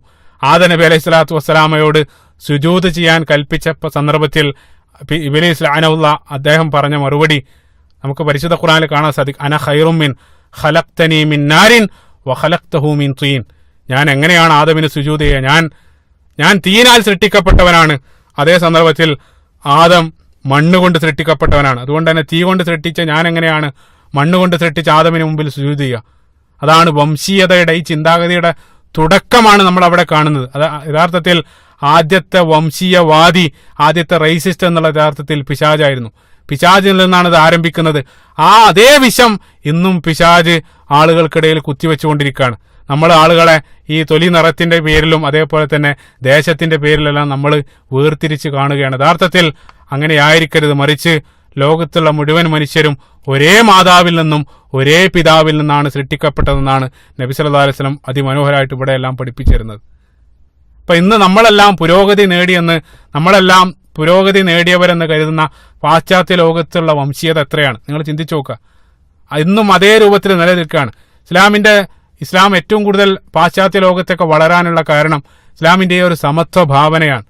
അപ്പൊ അമേരിക്കയിൽ നമുക്കറിയാം, ഇന്നും നമ്മൾ വായിച്ചുകൊണ്ടിരിക്കുക, അമേരിക്കയിൽ കറുത്ത വർഗ്ഗക്കാർക്ക് നേരിടേണ്ടി വരുന്ന പീഡനങ്ങൾ ഇന്നും നമ്മൾ വായിച്ചുകൊണ്ടിരിക്കുക. ഏതൊക്കെ രൂപത്തിലാണ് അവർക്ക് പീഡനങ്ങൾ നേരിടേണ്ടി വരുന്നത്? ഒരേ ഒരു കാരണം അവരുടെ തൊലി കറുത്തുപോയി എന്നുള്ളതാണ്. ഒരല്പം മുമ്പ് ഞാൻ വായിച്ചതോർക്കുകയാണ്, അമേരിക്കയിൽ ഓഹിയോയിലുള്ള ഒരു കറുത്ത വർഗ്ഗക്കാരനായിട്ടുള്ള കുട്ടി ഒരു ലേഖന മത്സരത്തിൽ പങ്കെടുത്ത സന്ദർഭത്തിൽ ഈ ഒരു സംഭവം അതിമനോഹരമായിട്ട് അത് കാണിച്ചിരുന്നതാണ്. അതുകൊണ്ടാണ് ഇത് ഉദ്ധരിക്കുന്നത്. ഒരു ലേഖന മത്സരത്തിൽ, ഒരു എസ്സേ കോമ്പറ്റീഷനിൽ ആ കുട്ടി പങ്കെടുത്ത സന്ദർഭത്തിൽ എസ്സേയിലുള്ള ചോദ്യം എന്താന്ന് വെച്ചാൽ, ഹിറ്റ്ലർ, അതായത് അഡോൾഫ് ഹിറ്റ്ലർ എന്നറിയപ്പെടുന്ന നാസി ഹിറ്റ്ലറിനെ ഇന്ന് നമ്മൾ ജീവനോടെ പിടിക്കപ്പെട്ടിരുന്നെങ്കിൽ നമ്മൾ അദ്ദേഹത്തിന് എന്ത് ശിക്ഷ നൽകും? ഇതായിരുന്നു ചോദ്യം. ഈ വിഷയത്തിലാണ് അവര് ഒരു ലേഖനം എഴുതേണ്ടത്. ആ കുട്ടി എഴുതി വെച്ച ആ കുട്ടിയുടെ വരികൾ ആരുടെയും മനസ്സിനെ സ്പർശിക്കുന്ന രൂപത്തിലുള്ള 2-3 വരികളാണ് ആ കുട്ടി ആ പേപ്പറിൽ എഴുതി വെച്ച് പോയത്. ആ കുട്ടി എഴുതിയത് എന്താന്ന് വെച്ചാൽ, put him in A black skin and let him leave the rest of life in America. അതായത് ഹിറ്റ്ലറിന് കറുത്ത തൊലി നൽകിയതിന് ശേഷം ബാക്കിയുള്ള കാലം അമേരിക്കയിൽ ജീവിക്കാൻ വിട്ടാൽ മതി. അതാണ് ഹിറ്റ്ലറിന് നമുക്ക് നൽകാൻ പറ്റുന്ന ഏറ്റവും നല്ല ശിക്ഷ. അതാണ് ആ കുട്ടിയെ പേപ്പറിൽ എഴുതിയത്. അതായത് ഹിറ്റ്ലറിനെ പിടിക്കപ്പെട്ടാൽ അദ്ദേഹത്തിന് കറുത്ത തൊലി നൽകിയിട്ട് ബാക്കിയുള്ള കാലം അമേരിക്കയിൽ ജീവിക്കാൻ വിട്ടാൽ മതി. അത് തന്നെയാണ് അദ്ദേഹത്തിന് കൊടുക്കാൻ പറ്റുന്ന ഏറ്റവും വലിയ ശിക്ഷ എന്നാണ് ആ കുട്ടി കുറിച്ചിട്ടത്. ചിന്തിച്ചു. അതായത് ആ ഒരു വരിയിൽ നിന്നും കറുത്ത വർഗ്ഗക്കാർക്ക് അത്തരം പ്രദേശങ്ങളിലെല്ലാം അവർ അനുഭവിക്കേണ്ടി വരുന്ന അവരുടെ ആ പീഡനങ്ങളുടെ ആഴാണ് കൃത്യമായിട്ട് കാണിക്കുന്നത്. അതുകൊണ്ടാണ് പാശ്ചാത്യ ലോകത്ത് ഇസ്ലാം ഇത്രയേറെ കുതിച്ചുയരാനുള്ള കാരണം, വളരാനുള്ള കാരണം. നമുക്കറിയാം, അമേരിക്കയിൽ തന്നെ നമുക്കറിയാം അടുത്ത കാലത്ത് മരണപ്പെട്ട ബോക്സർ മുഹമ്മദ് അലി റഹിമുല്ല, അതേപോലെ തന്നെ മാൽക്കം എക്സ് റഹിമുല്ല, ഇവരെല്ലാം ഇസ്ലാമിലേക്ക് ആകർഷിക്കാനുണ്ടായ കാരണം ഇസ്ലാം നൽകിയ ആ ഒരു സമത്വ ഭാവനയായിരുന്നു. ഇസ്ലാമിലേക്ക് എത്തുന്ന, അതായത് വംശീയതയുടെ ആ ഇസ്ലാമിലേക്ക് അവർ വരികയും പിന്നീട് ഇസ്ലാമിൽ നിന്നുകൊണ്ട് ഇത്തരം വംശീയക്കെതിരെയും ശക്തമായിട്ട് മരണം വരെ പോരാടുന്നവരായിട്ടാണ് ഇവരെല്ലാം നമ്മൾ ചരിത്രത്തിൽ കാണുന്നത്. അമേരിക്കയിൽ കറുത്ത വർഗ്ഗക്കാർക്കെതിരെ അത്തരം അക്രമങ്ങൾക്കെതിരെ സംസാരിക്കാൻ നിലകൊണ്ട മറ്റൊരു വിഭാഗം അതിമനോഹരാണ്. ഇമാം വാരിസുദ്ദീൻ മുഹമ്മദ് റഹിമുള്ള, അദ്ദേഹത്തിന്റെ കീഴിൽ അമേരിക്കയിൽ രൂപപ്പെട്ട ഒരു വിഭാഗം കറുത്ത വർഗ്ഗക്കാരുടെ ഒരു വിഭാഗം. ആ വിഭാഗത്തിന് അവർ നൽകിയ പേര് തന്നെ ബിലാലിയൻസ് എന്നായിരുന്നു. ചരിത്രത്തിൽ കാണാൻ സാധിക്കും, ബിലാലിയൻസ്. അതായത് കറുത്ത വർഗക്കാർക്കെതിരെയുള്ള അനീതികൾക്കെതിരെ പോരാടാൻ അവരുണ്ടാക്കിയ സംഘടനയ്ക്ക് അവർ നൽകിയ പേര് ബിലാലിയൻസ് എന്നായിരുന്നു. ചിന്തിക്കുക, അതായത് ഇന്ന് നമ്മൾ ഏറ്റവും സിവിലൈസ്ഡ് ആണെന്ന് പറയപ്പെടുന്ന നമ്മൾ കരുതുന്ന സമൂഹത്തിൽ പോലും ഇത്രയേറെ വംശീയതയാണ് നിറഞ്ഞു നിൽക്കുന്നതായിട്ട് കാണാൻ സാധിക്കുക. അപ്പൊ നമ്മുടെ നാട്ടിലും സ്ഥിതി വ്യത്യസ്തമല്ല. നമുക്കറിയാം, നമ്മുടെ നാട്ടിലും സവർണ മേധാവിത്വം കാരണം ഇന്നും താഴ്ന്ന ജാതിക്കാരായിട്ടുള്ള ആളുകൾ നിരവധി പീഡനങ്ങൾ പല ഭാഗത്തും സഹിക്കേണ്ടി വരികയാണ്. വിശദീകരിക്കുന്നില്ല. ഏതായിരുന്നാലും സമത്വം ഇവിടെയാണ്. സമത്വം വിഭാവനം ചെയ്യുകയും അത് പ്രവർത്തിച്ച് കാണിച്ചു തരികയും ചെയ്ത ഇസ്ലാം എല്ലാ അർത്ഥത്തിലും ഇവിടെ എല്ലാം വേറിട്ട് നിൽക്കുകയാണ്. പലപ്പോഴും പല ആളുകളും ചോദിക്കാറുണ്ട്, 6-ാം നൂറ്റാണ്ടിന്റെ ഈ ഒരു പ്രാകൃത മതമാണോ ഇന്നത്തെ ഏറ്റവും മോഡേൺ ഏജിൽ നിങ്ങൾ ഇന്നും സമർപ്പിച്ചുകൊണ്ടിരിക്കുന്നത്? പലപ്പോഴും ഇസ്ലാമിനെ സംബന്ധിച്ച് ഭൗതികവാദികൾ പലപ്പോഴും ഈ രൂപത്തിൽ പരിഹസിക്കാറുണ്ട്. അതാണോ ഈ ആധുനിക യുഗത്തിൽ നിങ്ങൾ മുന്നോട്ട് വെക്കുന്നത്? ലോകം എത്ര പുരോഗമിച്ചു എന്നുള്ളത് ആ രൂപത്തിൽ അവർ പരിഹസിക്കാറുണ്ട്. ചിന്തിക്കേണ്ട ഒരു കാര്യം, ഇസ്ലാം 6-ാം നൂറ്റാണ്ടിൽ നടപ്പിലാക്കിയ സമത്വത്തിന്റെയും നീതിബോധത്തിന്റെയും കാരുണ്യത്തിന്റെയും എല്ലാം ഒരു അംശം ഇന്നത്തെ ലോകത്ത് ഏതെങ്കിലും ഒരു ഭരണാധികാരികൾക്ക് ഉണ്ടായിരുന്നെങ്കിൽ ഈ ലോകം എന്നോ രക്ഷപ്പെട്ടേനെ. അതിന്റെയൊക്കെ ഒരു അംശം ഇന്നത്തെ ഭരണാധികാരികൾക്ക് ഉണ്ടായിരുന്നെങ്കിൽ എന്ന് നമ്മൾ ആഗ്രഹിച്ചു പോവുകയാണ്. പരിഹസിക്കുന്ന ആളുകൾ ചിന്തിക്കേണ്ടതാണ്. ബിലാൽ റളിയല്ലാഹു അൻഹു ചരിത്രത്തിലേക്ക് തിരിച്ചു വരികയാണ്. ബിലാൽ ഇബ്നു റബാഹ് റളിയല്ലാഹു അൻഹു ആ കഅബക്ക് മുകളിൽ കയറുന്നുകൊണ്ട് ആദ്യത്തെ ബാങ്ക് വിളിക്കുകയാണ്. ചരിത്രത്തിൽ മക്കയിൽ ആദ്യത്തെ ബാങ്ക് ബിലാൽ ഇബ്നു റബാഹ് റളിയല്ലാഹു അൻഹു വിളിക്കുകയാണ്. അതും പ്രവാചകൻ സല്ലല്ലാഹു അലൈഹി വസല്ലമയുടെ മുമ്പിൽ വെച്ച്. നമ്മൾ ചിന്തിക്കേണ്ട മറ്റൊരു കാര്യം എന്താണെന്ന് വെച്ചാൽ, ഇതേ മക്കയുടെ മണ്ണിൽ വെച്ചുകൊണ്ടാണ് ഇതേ ആദർശം അഷ്ഹദു അല്ലാ ഇലാഹ ഇല്ലല്ലാഹു അഷ്ഹദു അന്ന ഈ അഷ്ഹദു അല്ലാ ഇലാഹ ഇല്ലല്ലാഹ് ആ ഒരു പ്രഖ്യാപനം നടത്തിയതിന്റെ പേരിൽ അതേ മക്കയുടെ മണ്ണിൽ ആ ചുട്ടുപൊള്ളുന്ന മണലിലൂടെ അദ്ദേഹത്തിന്റെ ശരീരത്തിൽ അവർ കയറിട്ട് വലിച്ച സന്ദർഭത്തിൽ അദ്ദേഹം ആ സന്ദർഭത്തിലും പ്രഖ്യാപിച്ചത് അഹദുൻ അഹദ് എന്നുള്ള പ്രഖ്യാപനമായിരുന്നു. ഞാൻ ആദ്യത്തിൽ പറഞ്ഞ ഹദീസ് നിങ്ങൾ സാന്ദർഭികമായിട്ട് മനസ്സിലേക്ക് കൊണ്ടുവരിക. ഇബ്നു മസ്ഊദ് റളിയല്ലാഹു അൻഹു പറഞ്ഞു, മറ്റെല്ലാ ആളുകളും ഒരു ചില സന്ദർഭത്തിലെങ്കിലും അതിൽ വിട്ടുവീഴ്ച ചെയ്യാൻ സന്നദ്ധമായപ്പോൾ ബിലാൽ ഇബ്നു റബാഹ് റളിയല്ലാഹു അൻഹു ലഖദ് ഹാനത് നഫ്സിഹി ഫീ സബീലില്ലാഹ്, അദ്ദേഹം തന്റെ ശരീരത്തെ അള്ളാന്റെ മാർഗത്തിൽ സമർപ്പിച്ചു. അദ്ദേഹം ഒരു വിട്ടുവീഴ്ചക്കും അദ്ദേഹം സന്നദ്ധമായില്ല. ആ ഒരു വിട്ടുവീഴ്ചക്കും തന്റെ വിശ്വാസത്തിൽ സന്നദ്ധമാകാൻ തയ്യാറാകാത്ത അതേ ബിലാലിനെയാണ് ആ തത്വം വിളിച്ചു പറയാൻ റസൂലുള്ളാഹി സ്വല്ലല്ലാഹു അലൈഹി വസല്ലം തെരഞ്ഞെടുക്കുന്നത്. എത്ര മനോഹരാണ്! അതായത് അഷ്ഹദു അല്ലാ ഇലാഹ ഇല്ലല്ലാഹ് എന്ന് ഇതേ രൂപത്തിൽ കഅബക്ക് മുകളിൽ കയറുന്നുകൊണ്ട് പ്രഖ്യാപിക്കാൻ ബിലാലിനേക്കാൾ യോഗ്യനായ മറ്റാരുണ്ട് എന്നുള്ളതാ. ആ അഷ്ഹദു അല്ലാ ഇലാഹ ഇല്ലല്ലാഹ്ക്ക് വേണ്ടി സ്വന്തം